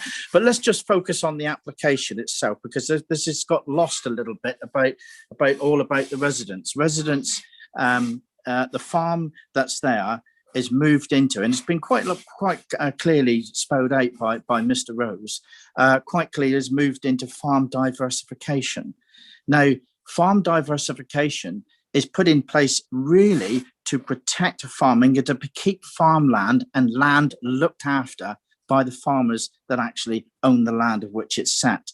And the way that can only do that is to have an income stream that is going to ensure that the livelihood of that farm stays in perpetuity. Now, farms up and down, not only East Devon, but up and down the country have had to move to farm diversification in ways of earning an income in a way that is moved away from actual farming themselves. This particular family is clear within this report, and clear from what Councillor Key has suggested, is a proper traditional farming family who want to farm. And they are using the buildings of what they've got and the policies and proposals that are within our own policies and proposals to help support the income of which they're generating. That to me is the key point of what this particular application is about. I take on board what both Councillor Bailey and Councillor Davey have suggested in wanting to understand that the residents, has it changed their lives? Well, yes, it has. But what changes lives with people is when you have farm diversifications of farms that were merely farming onto the basis of to which they were having farm vehicles for that particular farm. When they move into a different area of farm diversification, usually means the implementation of more vehicles and more people, because they are the very people that are going to be paying the rents for the farm diversification part to be able to work. In this particular instance, I don't think it's fair, and I know, Councillor Davey, you did raise it, and you were quite right to raise it in the way that you did. But when you read the report, that some of the people are saying, well, several and lots of the vans that are going up and down are not necessarily going to this unit. They're going to parts of many of the dwellings that are on this particular road and visiting them as well. So sometimes, if you're a resident living there and vans go by, you can assume they're going to this premises when in actual fact it may be nothing to do with them at all. That's hardly fair. So what I believe is the dichotomy as to where there is an imbalance here, or where there is a threat to the so-called, to balance out both Councillor Bailey and Councillor Davies' suggestions in the way they're going forward to get a good outcome here, is to understand what I believe is what the resident, sorry, I've forgotten the name, but she was on my screen. She's not here now. But what she suggested was sometimes the timings of these things, it's late at night and all the rest of it. What I may suggest through you, Chair, is that I will be, oh no, I can't make a recommendation, can I? Because you let me go too late. But I will suggest that if this does get, if refusal doesn't go through and it goes for approval, I would like to see it approval with some clear recommendations, and those recommendations to protect the residents, that the times of which vehicles are allowed to go on up and down this road are restricted to, as they would be, outside of farming uses, not to restrict the farm use, because the farm use needs to do its business of running a farm, which when you're making hay and all those things, or silage, all those lots of these things, you sometimes fall outside of times. But certainly within the timings of the businesses that are there, that there is restrictions, like there would be at any other business park, restrictions of times of operating, whether that be evenings, early mornings, evenings, weekends, bank holidays, all these sorts of things. And that can be quite easily worked out. The way that the ward member spoke, Councillor Alan Dent spoke very well in support of what he's trying to do, as to what this recommendation is all about. And as I've said before, this is about farm diversification. So what doesn't necessarily sit well with people, that if you haven't had a change in the dynamics of where you live, and then something comes as a planning permission that does changes, that increases more vehicle movements, I understand the impact of that. But I don't believe that these few units down here are impacting so much on the residents around there that it is disturbing their lives to a degree that is almost unbearable. I don't believe that is the case. But what I do believe is this, that the timings can be done through a condition that we can time when the operations of these businesses can work, and we could do it through that basis. That in itself will actually, in my opinion, would very much help the residents that are there already. It conditions the particular application that's come forward in that way with its timings. And I think there's an outcome which is a bit of a win-win for everybody all the way around. I'll leave it to that, Madam Chairman. Thank you very much. Thank you, Councillor Skinner, and I think we all understand the need for diversification, but this has gone from a farm to a distribution centre with 10 storage units, quite a significant change. Mr. Rose, would you like to comment on the conditioning of access to the site? Yeah, thank you, Chair. So yeah, it's mentioned in the report, we did consider putting conditions on. The concern is whether it becomes too restrictive in terms of the occupiers of those units, and whilst conditions could prevent stuff happening of an evening, which causes a concern, you still have that significant increase of the traffic in the daytime that the residents have to put up with, given that the information submitted with the application shows this significant increase in traffic. So we did think that, and it could certainly help with early morning, late evening noise, but we didn't feel it's going to address the amount of traffic that's happening in the daytime. Thank you. Right, Councillor De Sarum. Thank you, Chair.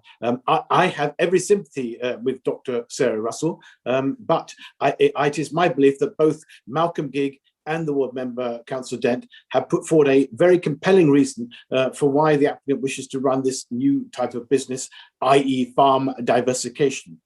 I also very much regret that it is a retrospective application, but as comments have been made, it's clearly a well-managed enterprise. And as the report says on page 24, the visual impact of the repurposed buildings and the adjacent yard areas would be acceptable and would only have a minor adverse effect on the rural character of the area by virtue of the commercial activity. And it goes on to say, notwithstanding that conclusion, local concerns have been raised about the safety of pedestrians and cyclists. There are no pavements adjacent to the private road, and therefore residents walk on the road for exercise or to access the bus stop on the A3052. Therefore, I believe that we should overturn the recommendation and actually approve it, because clearly we are furthering economic development, and I know the report says it's only a minor benefit. I believe the economic development should outweigh the proposed harm of the report that it's been indicated. So for these reasons, I would go along with an approval. Thank you, Chair. Thank you. Councillor Bailey.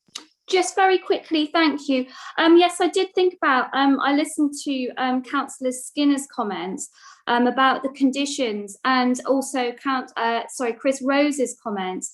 And I don't think that overcomes the problem. And the key thing for me is that effectively you would end up with the wrong development, industrial in nature, close to residential. And so conditioning isn't really appropriate. And one thing that in particular that is flagged in the report is that conditioning about hours could be prone to abuse and place a burden on residents to report any breaches, and I just don't think that that's acceptable. So my proposal to recommend refusal still stands. Thank you. Thank you. Councillor Howe. Thank you. I really didn't want to speak on this one. I'm torn between a rock and a hard place, and I think most of the committee might be. To those who support this, I understand the reasons why, and we need to heed appeals in other areas of the district and understand differences between those appeals and also what the learnings they give us. And I want to raise the appeal of Enfield Farm Anaerobic Digester not long ago, where a appeal inspector deemed the conditions relevant because of the impact of vehicles on neighbouring property, that the development had to be not curtailed, but limited in its use.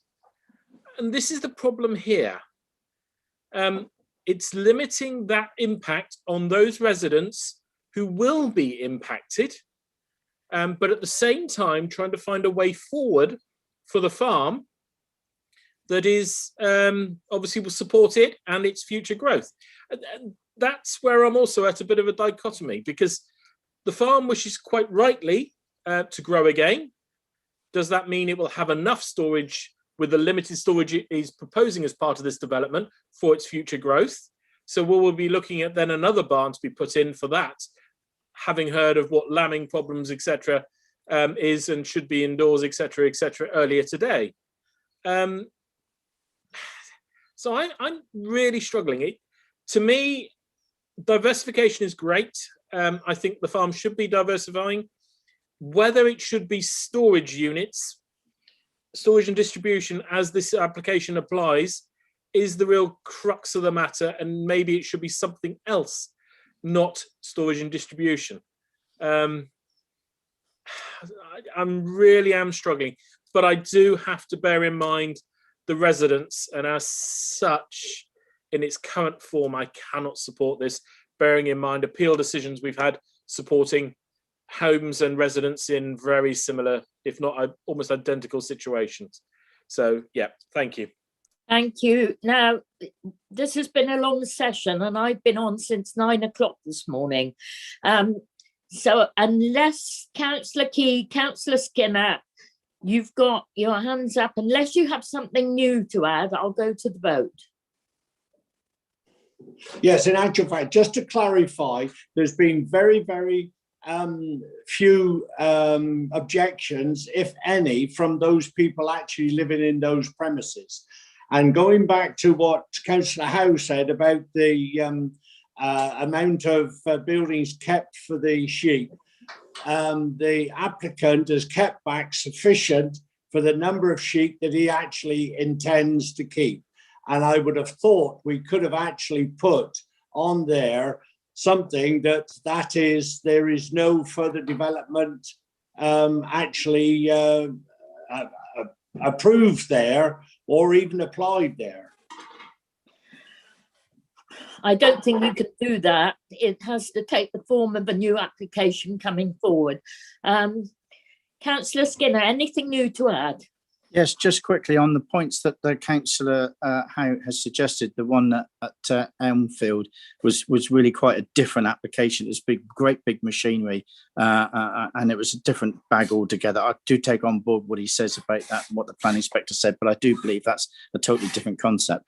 Secondly, to back up a little bit of, just to go on from that, to back up a little bit of that, if it were approved and we were to put times on it, and there was the use of a potential user, because we're bearing in mind this is a retrospective application, so there's no time limits at the moment. But if it was approved, and then of course there was time limits there, and there was an applicant that was using it because there were no time limits, and then we do put time limits on it, we have to accept the fact that that may be actually be part by, but probably as much by design as rather than default, that it will actually guide to the type of applicants that would be then in these buildings, because it wouldn't suit people that wanted to do outside of hours operating, which is, of course, at the moment they can. So by putting a restriction on time on may actually change the people, the businesses that are within those units to people who may be more. I'm just putting it out there. It is a thought that is quite a serious thought, and it does matter, and it could be quite an impact. Thank you. Thank you. Over to Mrs. Shaw for summing up, please. Thank you, Chair. We have before us one motion, and that is to refuse the application for the reason as set out in the report.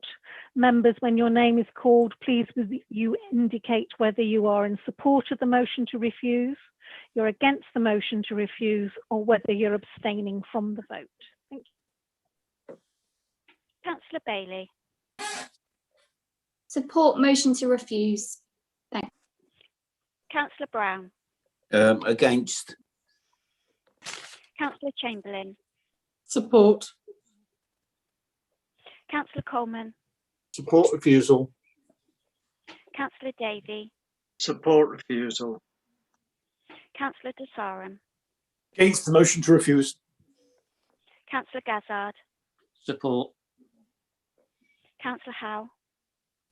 Support. Councillor Key,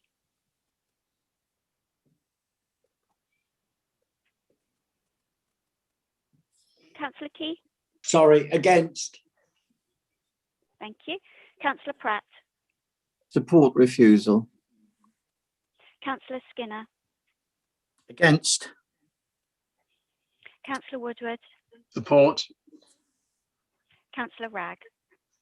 Support refusal. Thank you. So just do some sums. 1, 2, 3, 4, 5, 6, 7, 9. 8, 9 in support, and 1, 2, 3, 4 against. So the vote to refuse is carried. Sorry. Thank you. Right, members, it's been a long morning. We're into the afternoon. Can we come back at 2 o'clock, please? And we've just got 3 applications to go. Thank you. If I could ask members to make sure you're muted and perhaps turn off your cameras, it's because we're going to leave the live stream running.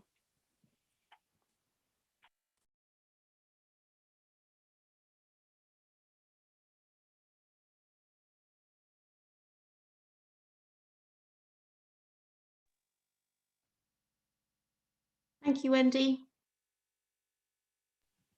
Thank you. So appeal was refused, was it? The last application was refused. Okay, thank you.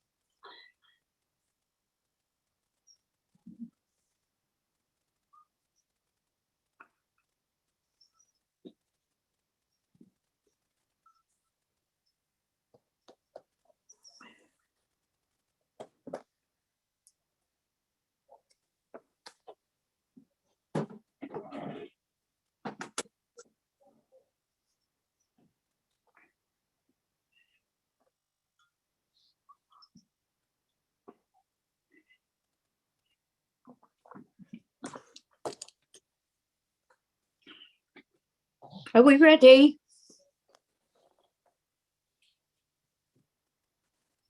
Think so, Chair. Okay. Should we do another roll call, or can you see? I I've had a believe we few should- more apologies. Sorry, Shirley. I believe we should, Chair, as we've had a few more indications of councillors stepping away for the afternoon session. Okay. I don't blame them after this morning's. Righty ho. Who's going to do it, Alethea or Wendy? I can do it, Chair. Yeah, okay. Thanks, So Wendy. I'll start with you, Chair. So Councillor Ragg. Present. Thank you. Councillor Chamberlain. Present. Thank you. Councillor Bailey. Present. Councillor Brown. Present. We've received apologies for this afternoon from Councillor Coleman. Councillor Davey. Present, and also Councillor Woodward has been called away, so he may join us later if we're still going. You beat me to it. Councillor Dasaram. Good afternoon, Wendy. Present. Thank you. Councillor Gazzard. Present, thank you. Councillor Howe. Present, thank you. Councillor Key. Present, thank you. Councillor Pratt. Present, thank you. Councillor Skinner. Present. As Councillor Davies said, apologies from Councillor Woodward. And back to you, Chair. Thank you, Wendy.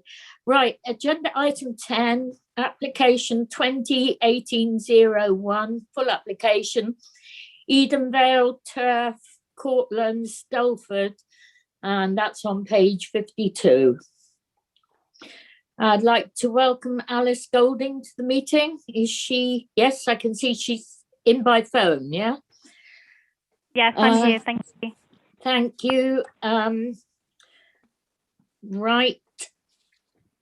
Then over to Mr. Rose to present his report, please. Sorry, Chair, I thought you said we were doing the Dulford application, yet the person we've got in with the speaker, is that not for item 11? Sorry, can I just confirm, are we doing item 10 or item 11? I thought it's item 10 I've got next on my list. Yeah, that's what I've got. Okay, Have we got the, sorry, I'm just checking, have we got the right speakers then? Because I've got a different name down on my list as the speaker, but if we're sure, then great. It does say to welcome Alice Golding at the meeting. Yes. Okay, great, thank you. Okay. Yep, sorry about that. That's all right. Better to be sure, isn't it? Right, over to you, Mr. Rose. Thank you. So yeah, we've got an application here at a business called Edenvale Turf, Courtlands in Dulford, and it's application for a replacement dwelling, and it's here because it's got ward member support.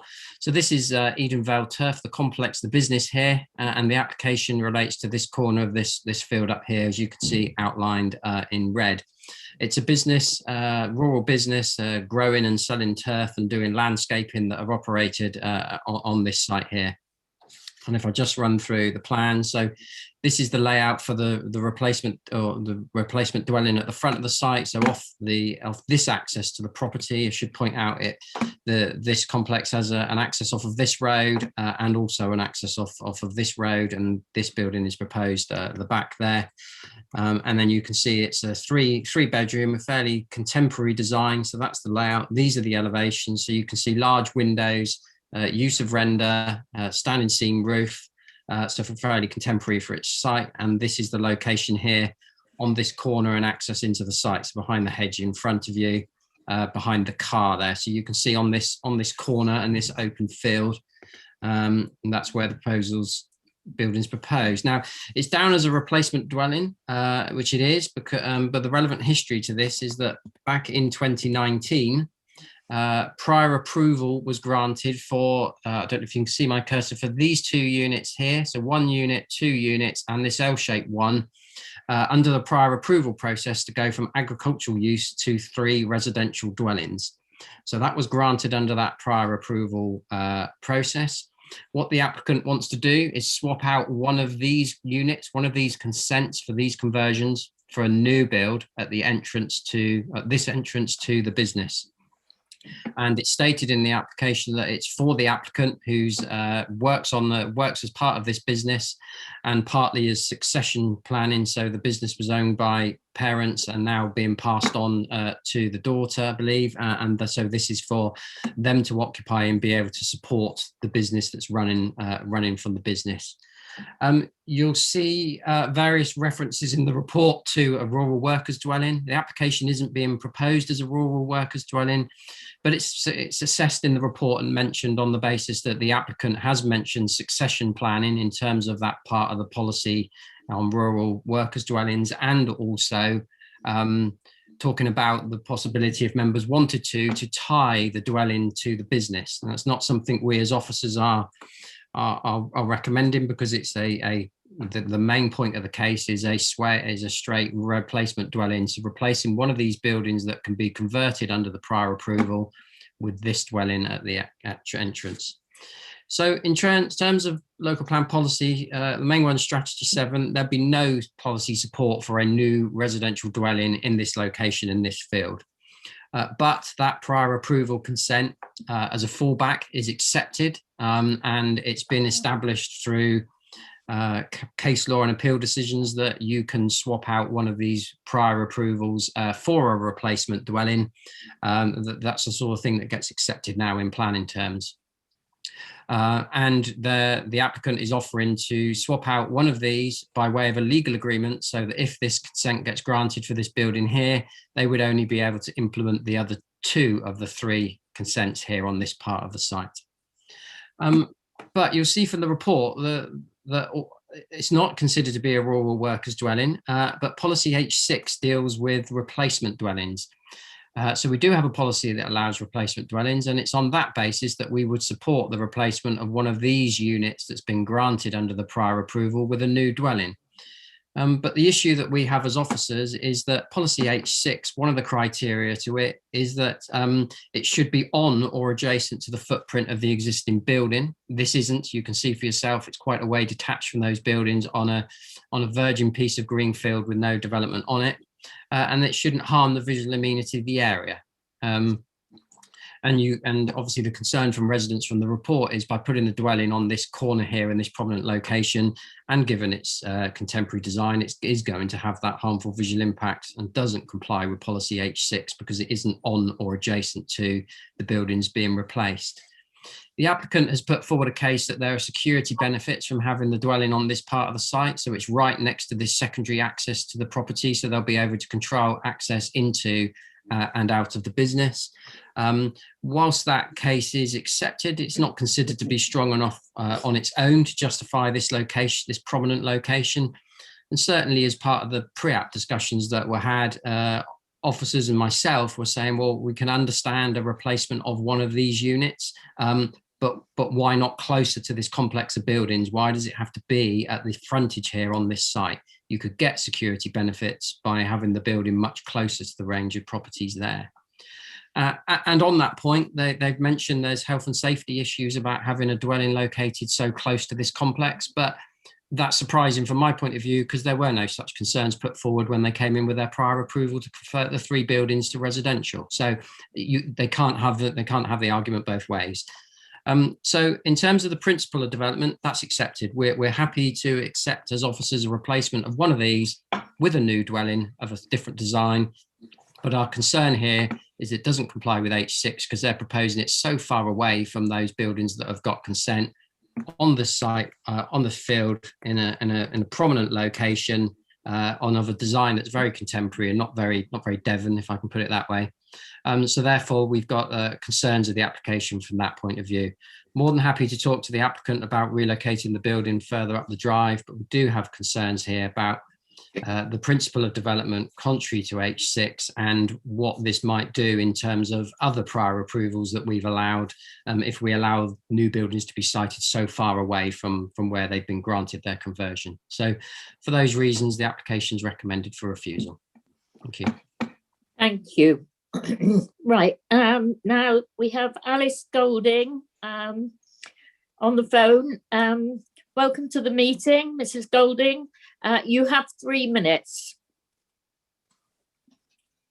Yes, thank you. Good afternoon, Madam Chair and members of the committee. My name is Alice, and on behalf of my husband Alex and myself, I've prepared a short statement. The first point I want to clarify is that the application is for a replacement dwelling, and I would refer to the letter to the committee from our agent in this respect. However, there is a clear backstory which involves the succession and security elements. My parents' family have been farming since 1952, diversifying into turf in 1987. I myself have worked for Mum and Dad for the past 6 years, taking on a more management position since the start of 2020. It is my passion. My brother also works for the company on the turf farm. They have trusted me with their company, and I'm keen to ensure that Edenvale Turf remains as successful over the next 30 years as it has been over the past 30 years.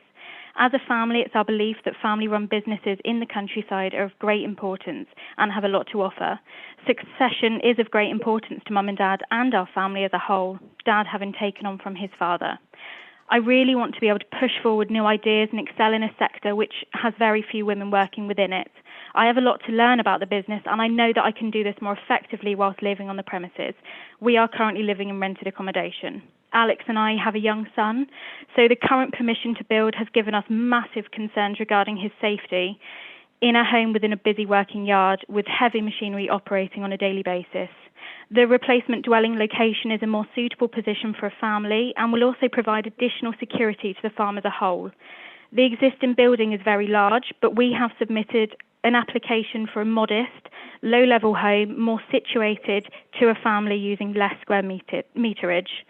We are landscapers as well as turf growers, so we can and we will minimise any adverse impact on the landscape with a more mature planting scheme. So this would achieve the same impact on the landscape as neighbouring properties, but in a very short timescale.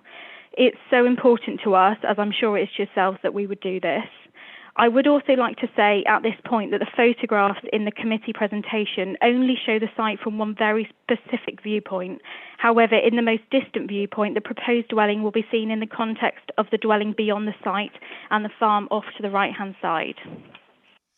Whilst we understand this is a complex application, we really hope that you can see our future vision for ourselves and our family and enable me to continue our business for many years to come whilst living in a safe family environment. We really hope you'll consider our application favourably, and thank you so much for your time. Thank you very much. Right, Ward Member, Councillor Skinner. Thank you very much, and that's a very comprehensive report from Alice, and it's very much welcomed. I take the members back to the Parish Council. The Parish Council support this application. I've had no issues with it. I'm wondering, Mr. Rowe, is there actually any objections from anybody anywhere? I'm trying to see if there's anybody. I don't know that there is, but I stand to be corrected if somebody was to say that, but I don't think there's any objections from anybody, from any residents, from neighbours, from the parish council, to me as the ward member. So let's just look at the siting, and I absolutely understand what Mr. Rose has said, and at the distance and why it's so far away as what it is, or what appears to be far away. If you look at the little line at the end of the drive that is on our screens at the moment, the land that's owned by this family is in the blue line, and just over the hedge of that is a small bungalow. And that small bungalow, if one was to see a vision going further on down the road. That road runs right down to the main road, and right opposite, in more or less in parallel with that small bungalow which runs down to the other field, is the main road, and that main road is where there are 6 what was council houses in that road. So it's in a line with development. So when you look up across from whatever, there is this line of houses within that particular stretch. And the reason for putting it there is I would support them on the basis that if you move it further closer to the dwellings, in actual fact, it does look out of sync. It looks more out in the countryside than where it is sat where it is now. The second reason that I think it's in the really prominent place and is in the right place is for security reasons. So people can, if they come in past there, they'll come past the bungalow, or sorry, the house that the family are looking to live in, and that does give confidence and security benefits to this particular dwelling. And if one was to see the type of machinery that they got, and although it's very much agricultural based because it's turf, but the type of machinery they got is really high-end equipment, and that equipment needs to be protected. And they have had just 1 or 2 small issues in the past. And what one does is, when you try to build for the future, you try to mitigate any problems going on into the future. But for me as well, keeping farming families together, staying on the farm, staying in the unit, and Alice being a part of the family unit, and her husband and the little children, which would be grandchildren to the family, is really, really important to me. And I'm sure as members, what we're trying to do, we create this environment where families actually, particularly in the rural areas, and that doesn't mean to say not in the suburbia, but within the rural areas, they have the ability to try to keep the family units together sustainably from the position of Alice going to work. She could just walk down the lane, walk to work, walk home every day, and she's living on the farm, and she'd actually then notice what's going on, going around with the buildings and all the rest of it. So I think it's really important. I think I'm not going to say too much more, Madam Chair. You're probably thinking, thank goodness for that. But because if people have read, and I'm assuming people have read my comments, you'll see the reasons why. And I think all those reasons that I've put in, and I've put them there in lined them out into 5 pieces, which I think is a fairly balanced view. And it can be argued that there is an argument to say, well, why not a bit nearer, or why not wherever it is? But I think on the balance, being in line with the dwelling that's up at the end of the road, in line with security, it's far enough away, but it's not so close that it's right on it, but it's far enough away that it's still within the farm, still stays within the farm unit, the ownership of the family, and it provides that bit of security. I think I will wait to hear what other members have to say, Chair, and rather than be recommended for approval, I think I might try to see if I could get that to come from somewhere else, of which I'm very much going to be supportive of and be approving. Thank you. Thank you. Councillor Bailey. Thank you very much, Chair. So I've listened carefully to what everybody said, and I've got a number of points. In terms of succession, I understand the importance of keeping farming families together. I grew up on a farm myself, but I don't think that this build is necessary for that, because there's already permission under permitted development rights under buildings close to the business, and so I think that succession is not a valid or an overriding concern to justify building in the open countryside. The second thing I would say is I'm very worried that if we accept this new build in the open countryside, so far away from where those permitted development buildings are, that will set a really dangerous precedent for all around our district, where there are other buildings being converted under permitted development rights. And I would just like to just point out about the letter that we're writing to the Secretary of State as a committee, expressing our concern about those permitted developments. And I think as a committee, then we will look how would we look as a committee if we're writing to express our concern about those permitted developments, and then in this application we go beyond that and we accept that contrary to case law, which allows a rebuild close, we're allowing something really quite a long way away. So I think it raises all kinds of concerns about the impact on the open countryside, building in the open countryside, contrary to our own policies. So I don't accept the succession. I'm worried about permitted development queue being expanded in this way and the implications. I think it conflicts with what we're proposing to write to the Secretary of State.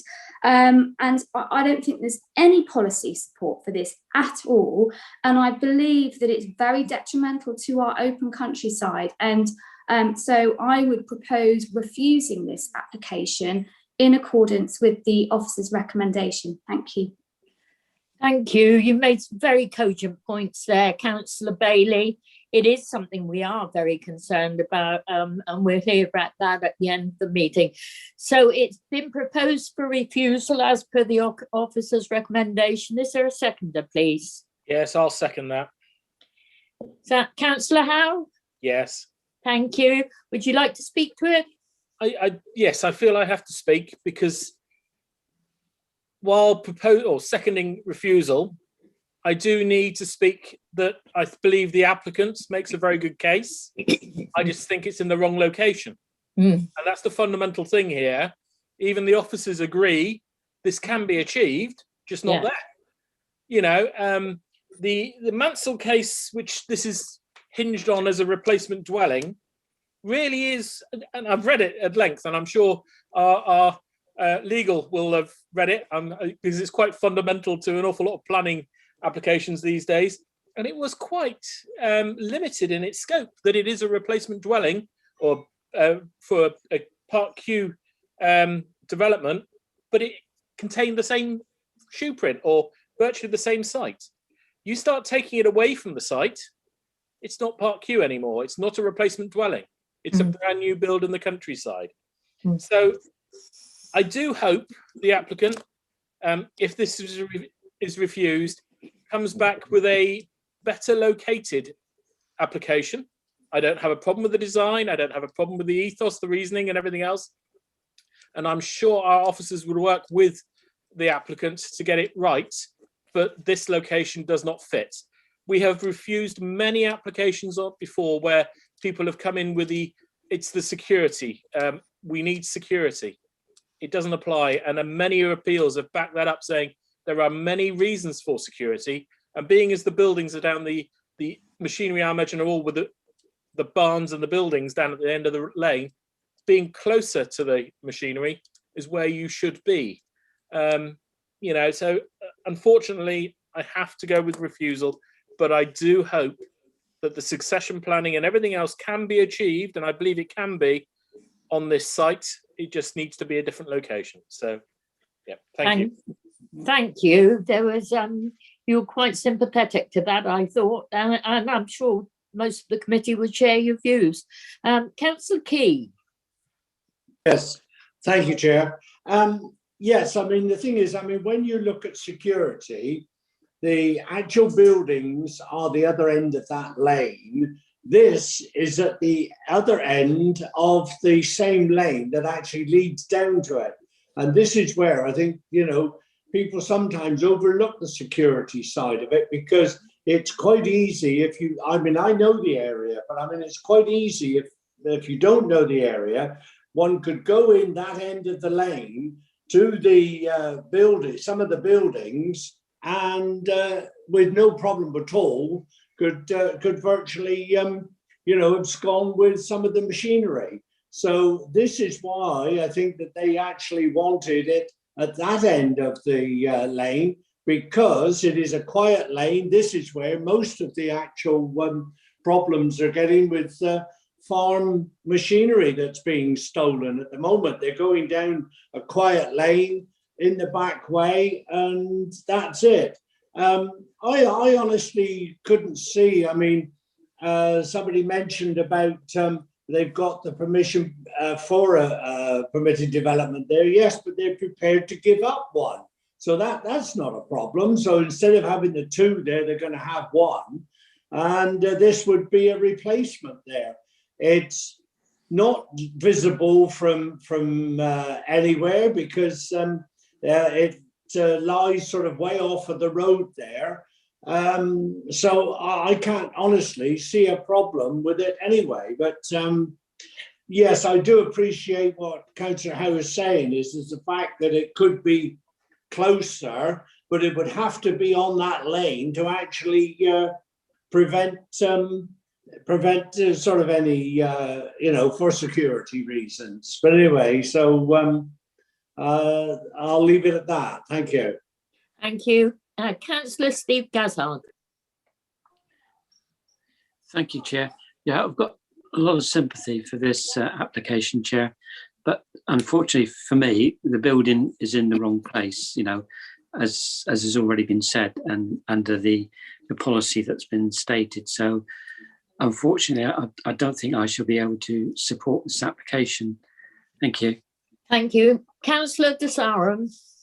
Thank you, Chair. Yes, I mean, I fully understand what we've said about the policy requirements, and I also note that we're going to write to the Secretary of State shortly. One of the points we're going to say is the process has resulted in an increase in travel and use of private transport in unsustainable rural areas. In this particular case, there isn't going to be any issues of transport because unless I misheard, if this is given permission, they are going to be in a position to walk from one part of the property to another property. So they will be able to go on foot and thus protect their carbon neutral proposals.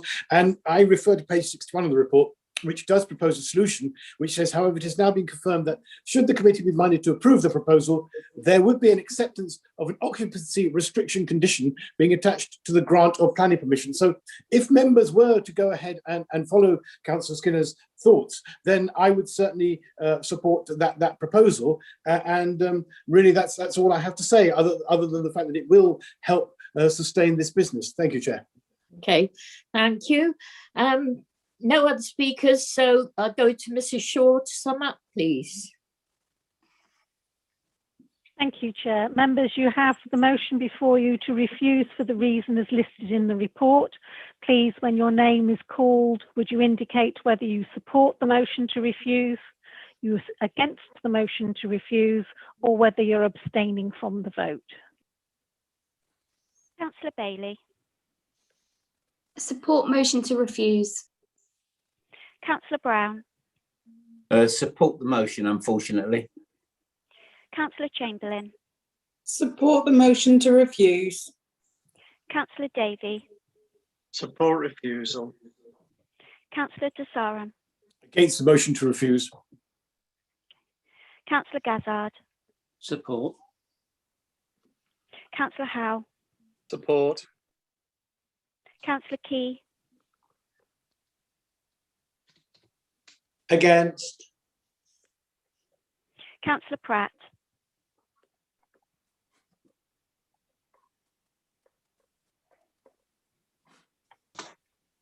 Councillor Pratt. Sorry, support. No, sorry to dump you in it. I've just Councillor Skinner. no, but you know as much as I'm going to say. Sorry, I've just muted someone. Councillor Skinner. Against.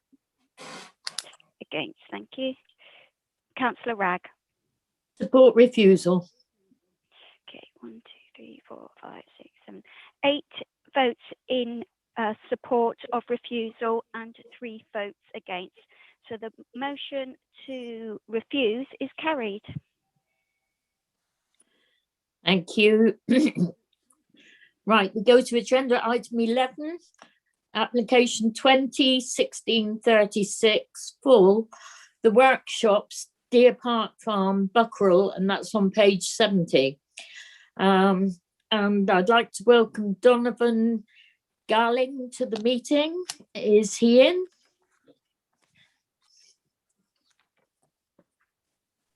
He is in, but his microphone icon isn't showing, so I'm right.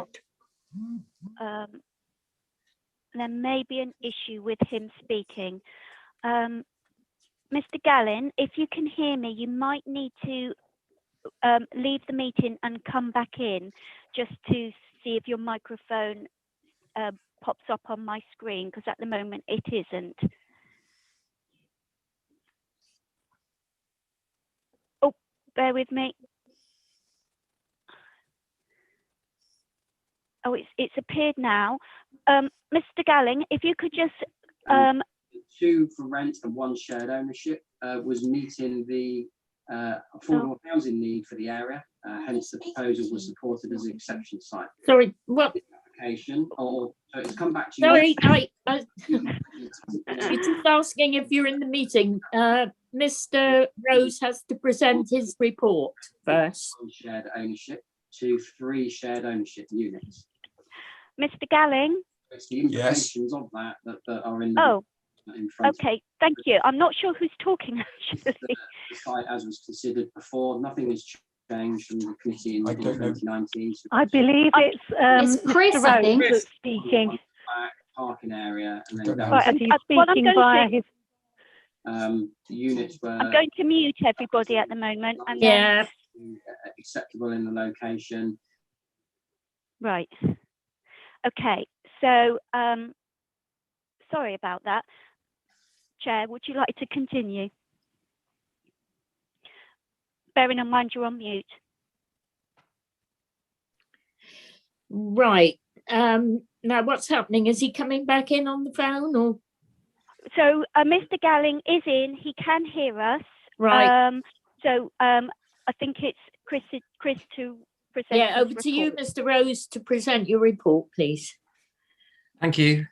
So yeah, this is an application for replacement of former showroom and workshops with B1, B2, B8 uses, as they used to be known, units, partly because of fire damage. So you can see the site here at the moment. So we've got open storage proposed and parking on this part of the site. Existing storage building here that would be in B1 and B8 use, so light industry and storage. And then we've got a building on this part of the site, which relates to this here, that they're proposing for B1, B2 and B8 use. So light industrial, general industrial and storage and distribution. And it's this part of the site that was fire damaged back a few years ago. So part of this application is to rebuild that, bring it back to use. And there's a ward member objection to the proposal, which is why it's before members. So these are the elevations of the building. They're very workshop, showroom design buildings. These are the existing elevations before the fire damage. So this was the floor plan previously. You can see this building was slightly smaller than the footprint of that one and the roofs. And this is what we've now got proposed. So to replace the fire damaged building with this shell, these 2 units in there for B1, B2 or B8 use. So parking to the front, small office, and then the B1, B8 use in the other part of the existing building. And then it looks like this. So we have a new build here alongside workshop, agricultural in design and appearance to replace what was burnt down. So these are the photos. This is the building that was retained, didn't get caught by fire damage. And you can see there's storage containers in there, so used for storage at the moment. And then this frame has gone up in the location where the building was previously fire damaged. So it's in this frame, in this location, where they're now proposing the B1, B2, B8 units. And you can see from this photo, the road is the other side of that hedge and tree. So you see from that road there, you'll be able to see the roof of the building. And you do look down onto the site from a footpath higher up the field there. So industrial units, storage in that part of the existing building, and then we've got an external storage area used as part of builders merchants at the moment. So the application is seeking to address the fire damage that was carried out and to regularise the remaining use of the site. So it was a workshop and showroom way back in 1988. And so it's been lawful through the passage of time in terms of the B2 and B8 uses on the site. It was previously occupied by Martha Mockford, who made and supplied bespoke kitchens, and the property shares an access with residential properties at the rear of the site. So you can see the storage and you can see an access going down around to the rear of the buildings. So there was this fire damage in 2015, and so this is a bit to be replaced, and then you can see the screening, sorry, at the rear of the site as well. So in 2015, with this fire damage, the uses ceased on that part of the building, and then the remainder of the site became used for storage because the kitchen business moved elsewhere. Couldn't continue after the fire damage. So in terms of the principle of development, they're supporting the local plan for business units and for replacement of the units that were there previously. So in terms of that, the principle of the continuation of employment units on this site is supported.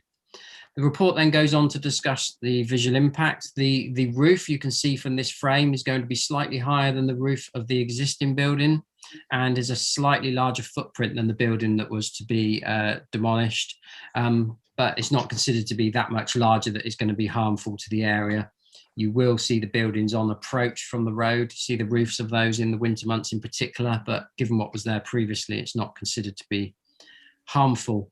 You will see the roof of the buildings, as I said, from the public footpath. You can just make out from here that this building has a light green roof to it, and the applicant's proposing the same roofing type to this building here. There has been a suggestion from the ward member, which Councillor Bond may well mention, about a darker colour roof to this building to reduce its visual impact.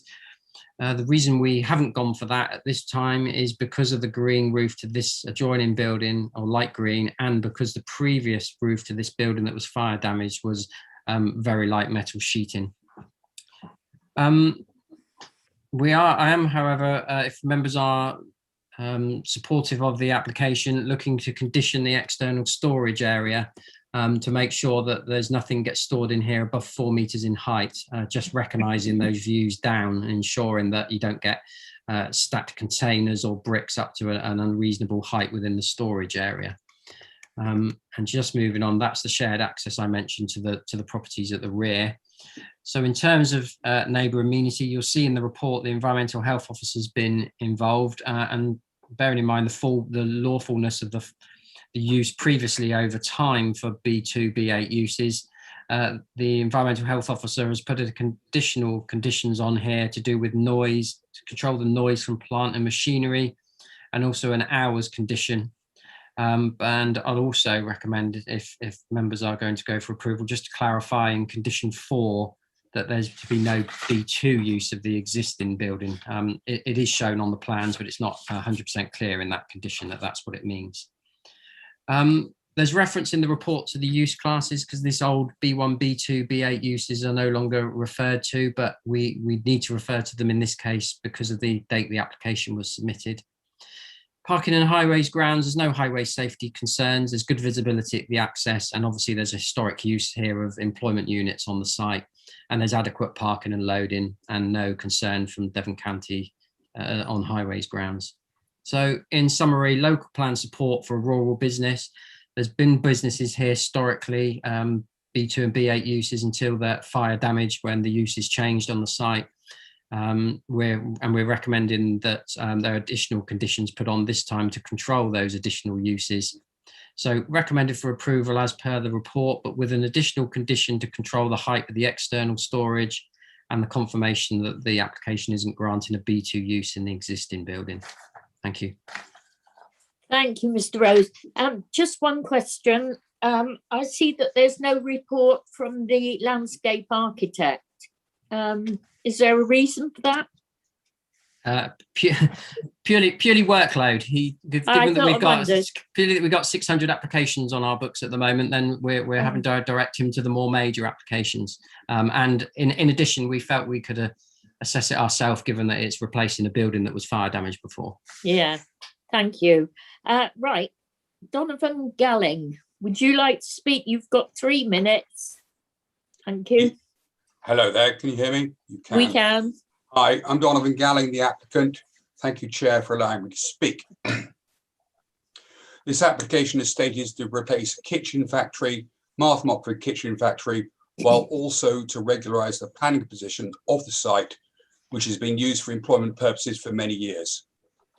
Your executive summary accepts this use for the past 33 years.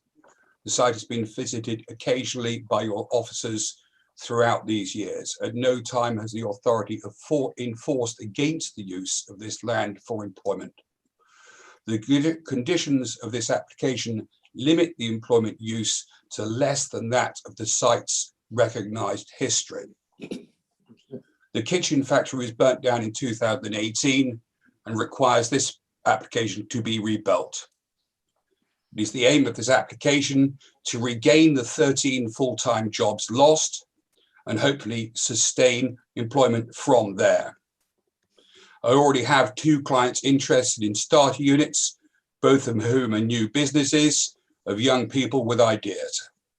Starter units such as these are few and far between. Regarding your local consultations with the parish and the board members, they raise a couple of issues. To the parish council, it seems that the main issue is the roof as used from the Bushy Nap footpath. Knowing the area well, one has difficulty see it from the footpath. Nevertheless, if one ventures off the footpath and gets above the trees on Will Pratt's land, one can see the site there more easily. From that viewpoint, prior to the fire, one is able to see 2 buildings of similar size with a run of electricity pylons in the foreground and the buildings down in the valley.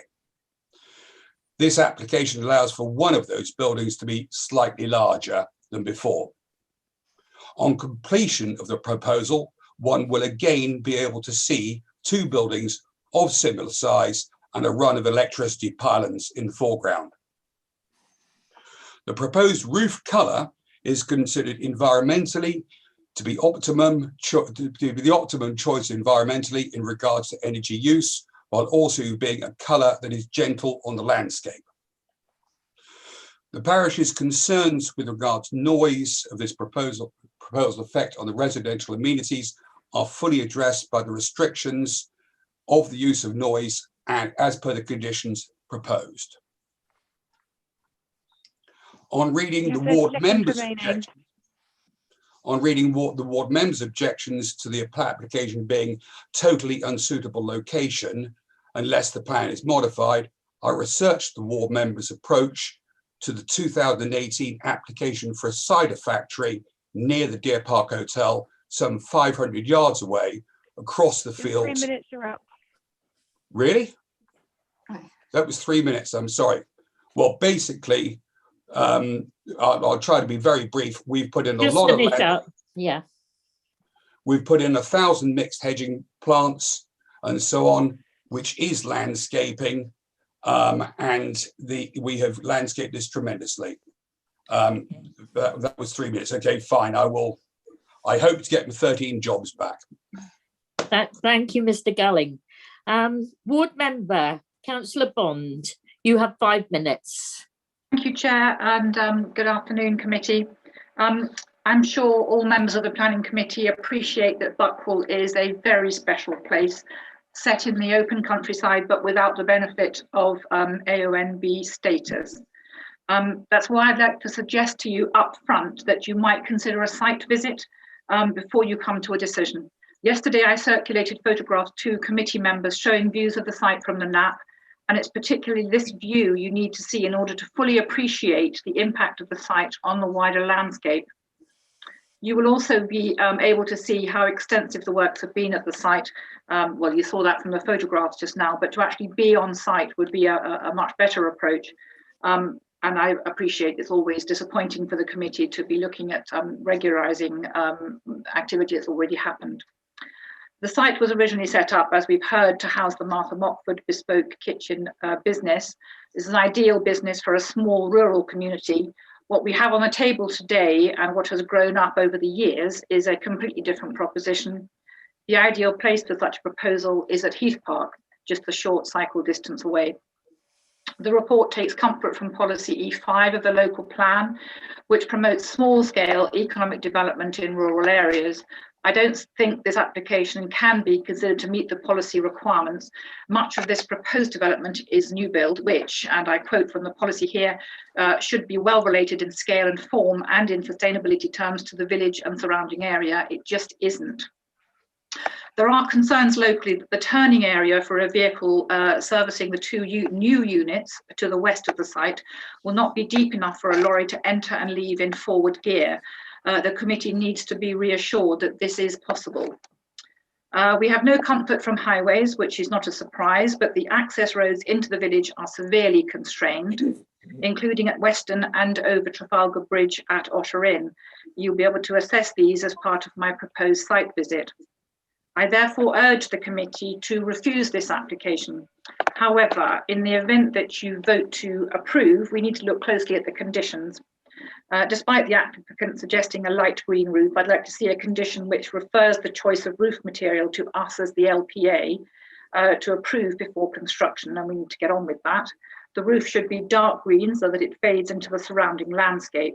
The fact that the existing roof is clearly visible from distant views shouldn't make us compound the error by allowing the roof to be even more visible by doubling its size. I welcome the suggestion to add a condition to limit the height of the shipping containers to 4 metres. However, given that a shipping container is just over 2.5 metres, I'd prefer the height to be no more than 3. Equally, I welcome the addition of wording that the existing building and yard will be conditioned to B1 and B8 uses only. I also suggest a condition which would preclude work at the site on Sundays and bank holidays to conserve the peaceful nature of the village. A site visit will give you the benefit of appreciating how close this site is to residential properties, particularly at Deer Park Farm. It will help you appreciate the stunning setting of the village, and I urge you not to allow it to be blighted by approving this application. Thank you. Thank you, Councillor Bond. Right, Councillor Skinner. Thank you, Chair. And thank goodness I've got myself into a place so I'm actually going to agree for the first time all day with an officer's report of a recommendation of approval. And I'm going to put the motion to support that recommendation of approval because I've looked at this in quite large depth. I've been to the site many years ago. I can remember going to the site when it was Martha Mockford Joinery. So what we're doing is we're replacing a building more or less, although it's slightly bigger, more or less like for like. And on that basis, it would be very difficult to, in my personal view, very difficult to refuse such an application. So it's on that basis I want to move the recommendation to approve this application. But there are one or two things that Councillor Bond has said, which are mitigating circumstances that we very much need to look after. And those are the conditions that are put in place. And if there is, for instance, and I'm sure Mr. Rose will be able to give us some advice as we move forward with this. If there is, we're getting to a point where a lorry's got to come in. Sorry, I apologise. Where a lorry's going to come in and he has to drive in and reverse out. That is totally unacceptable for sites such as this. And I don't believe that that's necessarily what's going to be. And it's certainly not what we should be doing. There should be ample room for people to move around. I'm also very keen to see that the time limit's put on, and we've got here 8 until 1800 hours Monday to Saturday, and Sunday and bank holidays use restricted. And also restricted leaving out B2 use. So because of the conditions that have done, which is quite a change from what it was before, I'm quite happy and comfortable in my skin to actually support this application. But what I would ask is that could some of the conditions, please, to give Councillor Bond the confidence of knowing the area of what she has. She makes a very good point regarding the colour of the roof fitting into the countryside in the back, that any recommendations that can be done through this committee now, but also working with the ward member and with our planning officers as they move forward to get to a position. Other than that, Madam Chair, I think I've said all I need to say. Thank you. Thank you. Is there a seconder? Yes, Madam Chairman. Yes. Thank you. Who was that seconding, please? Mike Howe. Mike, yeah. Okay, like to speak to it, Mike? Yes, thanks. And really in support of what Councillor Skinner has just said, particularly with the roof colour, because we have imposed darker roof colours in many locations now. And in a country location, it really does suppress the bulk of a building. It is surprising how these darker colours improve the look of a building. So I do think if we're going to approve this, and I find little reason to refuse it on many grounds, that we should be doing the best we can to make it look the best in its location. So I'm more than happy to second that, particularly with that colours recommendations to come through. Thank you. Thank you. Councillor Bailey. Thank you very much. Yes, I agree with the comments about conditions, but I do have a nagging worry about the residential amenity. It may not be as marked as we had this morning, but I do slightly worry about that. I don't know whether we can do site visits in COVID times. Are we allowed to, does the planning committee do them or not? But yeah, I'm kind of have mixed feelings about this application, and I would like a closer look at the conditions, and I don't know whether we could do a site visit, but I'm quite interested. But I'd like to hear from Chris Rose, please. Mr. Rose. Yeah, so on the site visit, obviously we've been avoiding them during the lockdowns for obvious reasons. We may be able to bring those back as the lockdown restrictions ease, but I think you've probably got enough information here to be able to judge it.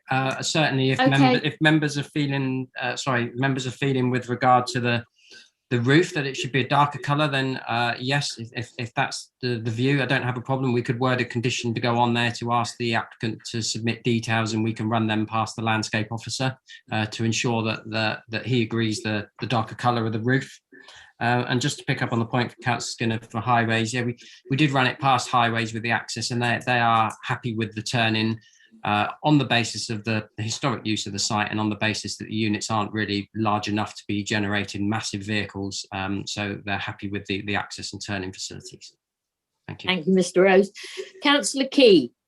Yes, thank you, Chair. My concern in actual fact is with the colour of the roof.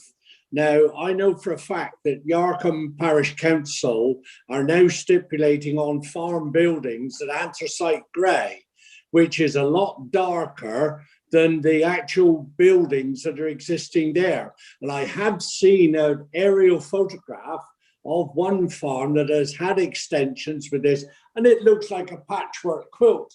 And that's in the Blackdown Hills, and it looks ridiculous. So I would really think that it would be better to have a similar colour to what is already there to match in. Thank you. Councillor Gazard. No, nothing further to add, Chair. My point's been made. Thank you. Thank you. Then over to Mrs. Shaw, please, for summing up. Thank you, Chair. If I could just check with the proposer and seconder that they are also accepting the external storage of height restriction condition and the no B2 use of the existing building as well. Sorry, could you remind me, please? I didn't think about the height of the outside storage. What height was suggested? Chris Rose has suggested a 4-metre height to the external storage. Yeah. Well, I accept No 4 higher. metres. I accept 4 metres. I don't accept 3 metres, which Councillor Bond put forward. So yes, on that point, yes. And the no B2 use for the existing building condition. Yes, I accept that as well because of heavy that's heavy industrial use, and that's not for that site yet. And does Councillor Howe accept those as well? I do, as per Councillor Skinner. And thank you very much. Therefore, members, you have the motion before you to approve subject to the conditions as listed and to the 3 additional conditions, or an amended condition in the case of the B2 use condition 4. When your name is called, please would you indicate whether you're in support of the motion to approve, whether you're against the motion to approve, or whether you're abstaining from the vote. Thank you. Councillor Bailey, Support. Councillor Brown, Support. Councillor Chamberlain, Support. Councillor Davey, Support. Councillor Desarum, Support. Motion to approve. Councillor Gazzard, Support. Councillor Howe, Support. Councillor Key, Approve. Councillor Pratt, Approve. Councillor Skinner, Support. Councillor Ragg. Support approval. That was unanimous in approving, so that's been carried. Thank you. I think that's the first one today, isn't it? It's unanimous. Right. Then we go to agenda item 12, application 2018-08, full Owl Cottage, Trees Lake Farm, Buckroll, and that's on page 82. Keegan Faraday, is he in the meeting? No, we're just waiting for him to come in. He has been contacted. Okay, we'll give him a moment, shall we? Hopefully, he shouldn't be too long. No. Yeah, he was just going to come straight in, so we're just waiting for him. Right.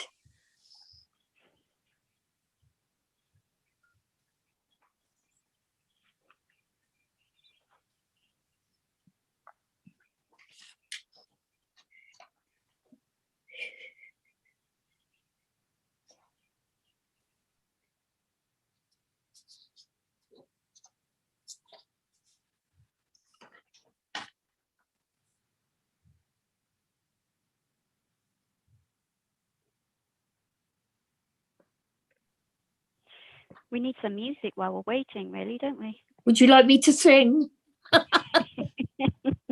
No, Chair. no, no. Come whistle. on, Eileen. I used to sing in a couple of choirs. Yeah, that was a long time ago, Eileen. No, it wasn't. I'm quite it happy for wasn't. you. Quite happy And for what- you. Quite happy for you to sing, Eileen, long as Ollie Davey accompanies you on his guitar. Loudly. I've got one Excellent, quite excellent. nearby. Approve. You sing, Eileen, as long as you're on mute. Yeah. All right, I can take a hint. He's in the meeting now. Mr. Keegan is. Oh. Mr. Faraday. Hello. Sorry. You can hear us, Mr. Faraday? I can. Oh, welcome to the meeting. Hello. Sorry, you know, apologies. you know the score. It's all right. Good to have you here. You'll have 3 minutes when the time comes. Thank you. You've been here before. Right, Mr. Rose, would you present your report, please? Thank you, Chair. So yeah, this is Owl Cottage, Trees Lake Farm. It's an application for a new driveway, which you can see coming in here in red, and single and two-story extensions to the building and an enlargement of the garden to that unit.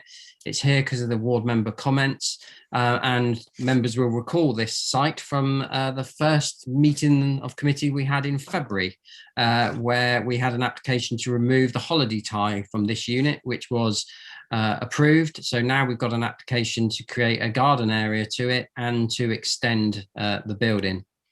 So just to remind you, it was this building at the rear of the property there. It was a garage. So it relates to this unit, and the proposals are to come in, create a separate access into the property, to create its own access, and create a garden with a dividing hedge along here, and then to extend the unit.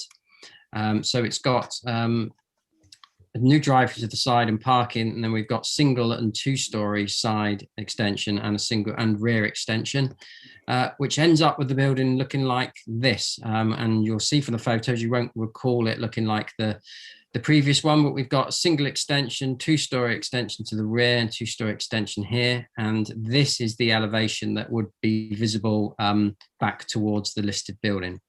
And you'll recall this, so this is the grade 2 listed building at the frontage, and the building that we relate to is this one at the rear of the site here. So that one you can just about glimpse from the road, and there we go. and again in here. So we have a new driveway that comes in to serve this property, extensions onto it, and then using the land around it for its curtilage. So there we go. You recall the appearance of the building. So if you imagine, we've got single and two-story extensions on the side, two-story extension on the rear, and this is the view back towards the listed building, which has already in a way been compromised by this block on the rear, which are holiday units. Just to mention, as you'll see in the report, we've had an amended design in since the original submission that's reduced the height of the building, changed the access route so it's shared off the existing access, different materials, and to protect trees and more planting. The extensions are considered acceptable in principle. There's no problem with extending residential properties in the countryside, although you'll see from this is a bit more than an extension because it's a total refurbishment of the building. Although it is extending the frame of the building that's already there. So you'll see in the report the main issues are main issue is the visual impact and the setting on the listed building. And obviously at the rear of the listed building here, there is some element of change to its setting. But the design has come along to try and create this separate drive, this separate curtilage, have this render and clad into the building and reduced openings on this elevation facing the main listed building to purposely create this physical separation and have the appearance of a neighbouring property so that it isn't viewed in association with the listed building. So have an appearance of a neighbouring dwelling. In terms of the visual impact, shows you the images from the road. The proposed building is slightly taller, so you will just see that increase in height, but it's screened behind the landscaping that's proposed in there. So there's no harm from the public domain. So then the issue is any harmful impact on the rear of the setting of the listed building. And you'll see the report go through that. There will be change from the garden separation and the drive and the design. And those changes are considered to be very minor, but slightly harmful to the setting of the listed building, just due to the amount of change that's proposed there. And the conservation officer has confirmed that a small degree of harm, less than substantial. And when we have that small degree of harm, then we need to consider if that's offset by public benefits to the scheme.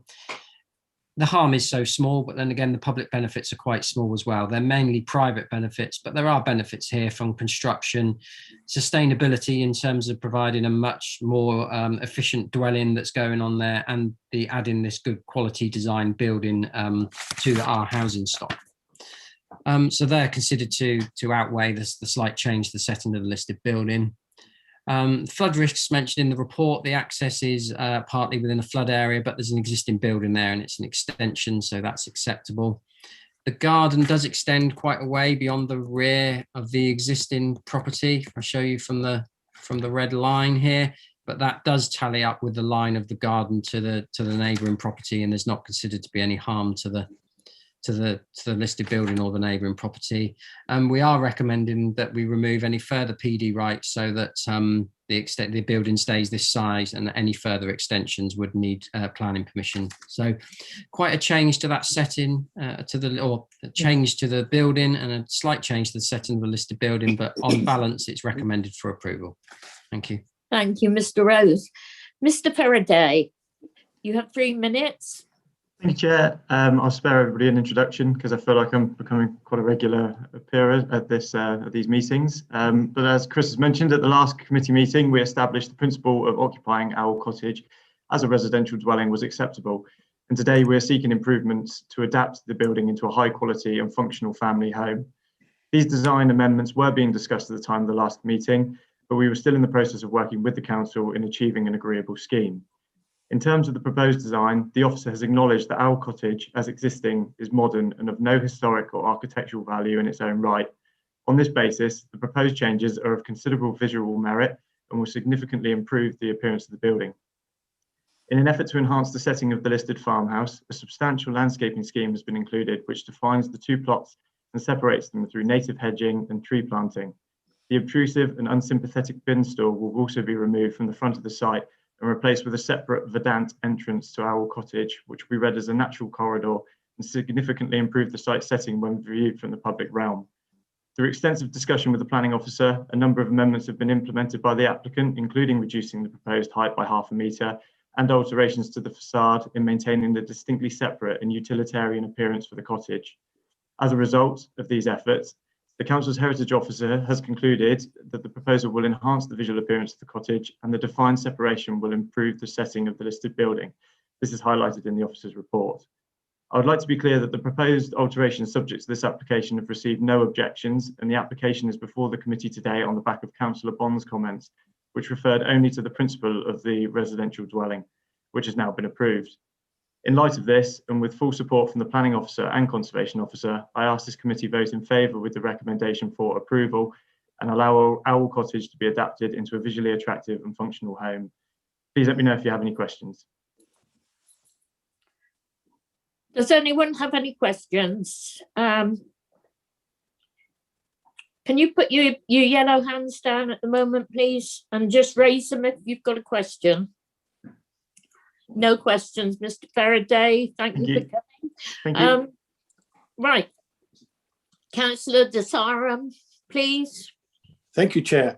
Without taking up more time, I am proposing approval on the grounds that the new design is significantly better, as it's quite clearly pointed out on page 87, and what Mr. Faraday has just said. They've done improved planting, the bin store has been changed, the separation has been done, and as Mr. Rose said, there is a small amount of harm, but this is outweighed by the small amount of public benefits. So for these reasons, I shall be recommending today, if other members would support me, approval. So subject to another supporter. Thank you, Chair. Thank you. Is there a seconder? Yes, I'll second that. Councillor Skinner, do you want to say anything on it? Do you know what? I think most things have been said, and Councillor Desarum has spoken quite eloquently, and I think that's enough, really. I'm just going to second the report. Thank you. Okay. Over to you then, Mrs. Shaw. Thank you, Chair. Yes, members, you have one motion on this application, and that is to approve with the conditions listed in the report. As usual, when your name is called, please would you indicate whether you support the motion to approve, whether you're against the motion to approve, or whether you're abstaining from the vote. Thank you. Councillor Bailey. Support. Thank you. Councillor Brown. Support. Councillor Chamberlain. Support. Councillor Davey. I was just a bit slow putting my hand up there, but I'm against. Thank you. Councillor Desarum. Support. Councillor Gazzard. Support. Councillor Howe. Support. Councillor Key. Approve. Councillor Pratt. Support. Councillor Skinner. Support. Councillor Ragg. Support approval. Thank you. So with only one vote against the support of the approval, I can confirm the vote to approve is carried. Thank you. Right, we have a late item, agenda item 13, proposed letter to MPs in relation to permitted development in rural areas. Have you all had a copy of the letter? Yes, thank you, Chair. Thank you. So I'll invite non-members to speak by raising their hand, a virtual hand, please. And then I'll invite members of the committee to speak. Any non-members? Can't see any there. No. Then members? No members wanting to speak? Councillor Davey. Yeah. Oh, sorry, Davies. Yeah, I managed to get in before you, Phil. I was a bit slow last time, so I won't go into that one. I mean, I think it's a very good letter, and the only thing I would like to see is an addition perhaps to the examples that you've given, where we recently had to grant permission for what I think was a barn demolition and the building of two houses in the open countryside, totally contrary to our own policies. simply because there was a fallback position of conversion. And I think this fallback position is quite important because although it was very unlikely that they would wish to convert this rather ugly barn into 2 dwellings, because it existed as a fallback position, we were forced to therefore grant permission for 2 buildings in the open countryside. And I expressed my disapproval at the time, but there was nothing we could do about it. No. So I think that fallback position is quite an important one to point out to MPs as well. Could we include that one then, Mrs. Shaw, Mr. Rose? Yeah, I recall the one that Councillor Davey means. Yeah. I can't remember the site, but I do recall the application that was here. So yeah, I can add something in on that about the fallback and the issues that's causing. Yes, no problem. It was Branford Speak, I think you'll find. Yes. Yeah. Councillor Skinner, are members all happy with that, by the way? I don't see anybody to upset. Sorry, are you, but regarding Councillor Davies? No, I'll call you, but I'm just asking everyone if they're happy for that to be included. Yes? Yeah. Nods. Nobody seems to be dissenting. Councillor Skinner. Yeah, I you know, you've got to ask the question, why did we get to this place in the first place? And the reason we got to this place in the first place is because I think central government and was getting rather frustrated at the lack of planning authorities. And I'm not talking just East Devon. I'm talking primarily up and down the country of where local authorities were not really opening up to allowing some developments taking place in what would be quite sensible approaches in doing that. And for myself, I think it's been a revelation, and that it has opened some stuff up, and we've got some really good stuff. On the other hand, it's also brought some rather bad stuff along as well. But I could give you, for instance, and I'm sure the farming folk, and I know Councillor Key and one or two others might understand, and any of you have been on the committee for a long time. I got one in my Payembry, which was an old Dutch barn. And it's literally the old roof with the top. They used to put the hay in, and it just had some stanchions. And that got PDQ rights on it. And you'd say to yourself, my goodness, if they get just that, where's this going? But actually, when they've done that, it's really looks really good, really modern in the countryside. But there are other dwellings where you think and there's an example here in this particular document where they're talking about a chicken house, chicken houses that have been moved to developments. And you look at these things and sometimes they just don't really work.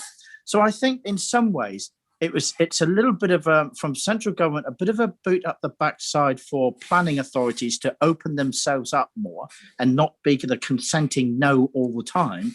But at the same time, it's brought with that some undesirable applications as well. So for me, it's a little bit of a two-headed sword. What we don't want to do, and what I feel quite strong about is that I don't think we need to be here trying to absolutely stop things from happening. And I know there would be members who will say, well, we don't. Well, we do actually, and have done. But what we don't want to do either is lose absolute control over these things from our planning officers and from their perspective. But you know, the way this is set out, I suppose it's just giving some examples. But I don't know that necessarily do I necessarily agree with all of it, to be honest with you, Chair. But well, no doubt I'll hear what others have to say. Thank you, Councillor Bailey. Thank you. I'm very happy with that letter. I think it sets out the position. I disagree. You won't be surprised to know with Councillor Skinner, because actually planning authorities already grant 9 out of 10 planning permissions. So I don't think district councils do need a boot up the backside, I think he referred to, because actually I think the biggest issue is people not building out for whatever reason that is. So I'm very happy with the letter, and I agree with the sentiment expressed, and I think we need to flag it to the relevant authorities. Thank you. Thank you. Yes, I don't necessarily agree with Councillor Skinner's comment, and I would remind him that until 2 years ago, it was his group who had the majority on the planning committee, and council as a whole. So, Councillor De Sarum. Thank you, Chair. Yes, I think that one of the focus should be on achieving our carbon neutral target for the district. And I think that, I don't know, perhaps we just need to amend that paragraph somewhat so that the Secretary of State can see what we want to do, because it's all very well to say the process has resulted in increased travel and use of private transport, but unless we sort of quantify it and set some kind of examples as to how to do it, it would just be simply another form of words which has the aim of carbon neutrality. So I would suggest we somehow amend that thing to actually show what is carbon, what is the carbon neutrality objective. And I think, I don't know if Mr. Rose could do something along those lines, so that when you first read this, you get the general gist of how it's going to happen, because obviously a lot of people do squeal about the use of public transport, and that's why electric vehicles are coming into play. So I very much obviously welcome this letter, and hopefully, Chair, you'll find my suggestion of help. Yeah, but what I didn't, well, could we do that then in consultation with officers and the chairman? Because I don't want to have to keep bringing it back to this committee. Absolutely, Chair. I'm happy to do whatever you recommend. Thank you. Councillor Howe. Yeah, I suppose it's because of the example that's just been cited, and I think it's Bramford Speak, where we're talking about a conversion and then a barn being taken down that had PDQ rights and then replaced. What we've got to remember, that wasn't government policy. That's the law courts that said that was legal. Government didn't push it. Government said you can convert the barns. The law court said, yes, you can now consider a barn that will have PDQ rights to be able to be replaced with a new house. So please be careful about what we're saying to who, because the government didn't make that policy, the law courts did. And that's a whole different bag. Thank you for pointing that out. I'm sure the comments have been taken on board by our officers, and we'll make any amendments between us and get the thing off. Okay. Councillor Davey, you put your hand up. Well, just to come back on that, it's all part of the law of unintended consequences, though, which is so often the case with legislation. And Councillor Howe is quite right. It was a court decision, but the court decision was only possible because of the permitted development. Yes. So the one followed from the other. Yeah. And government probably had no idea it would be interpreted in that way. But so often this is what happens. You make legislation and then you find things happening that you didn't expect. And then it's up to us to point that out to government. So that's what we're trying to do here. Yeah. Thank you for that, Councillor Davey. Right. Shall we take a vote on that? Can we do the electronic hands? The green tick and the red cross? Or do you want to do it manually? I prefer the green ticks and the red crosses. Right. A minute. Do we need Mrs. Shaw just to go over, or is all members okay? No, I want to know. I want to abstain. I want to abstain. So what do I do then? If I just clarify, perhaps, Chair, that you're voting on the letter as appended to the agenda with the proposed amendments. Yes. And the final version to be delegated to the chair and to officers. Yes, if you that's will right. Please press your green tick, red cross for yes or no, and raise your electronic hand. But there's no facility for amendments, for amended vote. It's been a long day. If you raise your electronic hand, we can count that as an abstention. Yeah. Thank you. Okay, so we have 10 votes in support and 1 abstention, so that is carried. Thank you very much. That brings our meeting to an end. I'd like to thank everyone. It's been a very interesting day. Like to thank members of the public watching online and everyone who took part in the meeting. Can I just remind everybody present that the supporting officer will confirm when the meeting is no longer being recorded or going live. And until then, your comments will be live to the public. Thank you very much.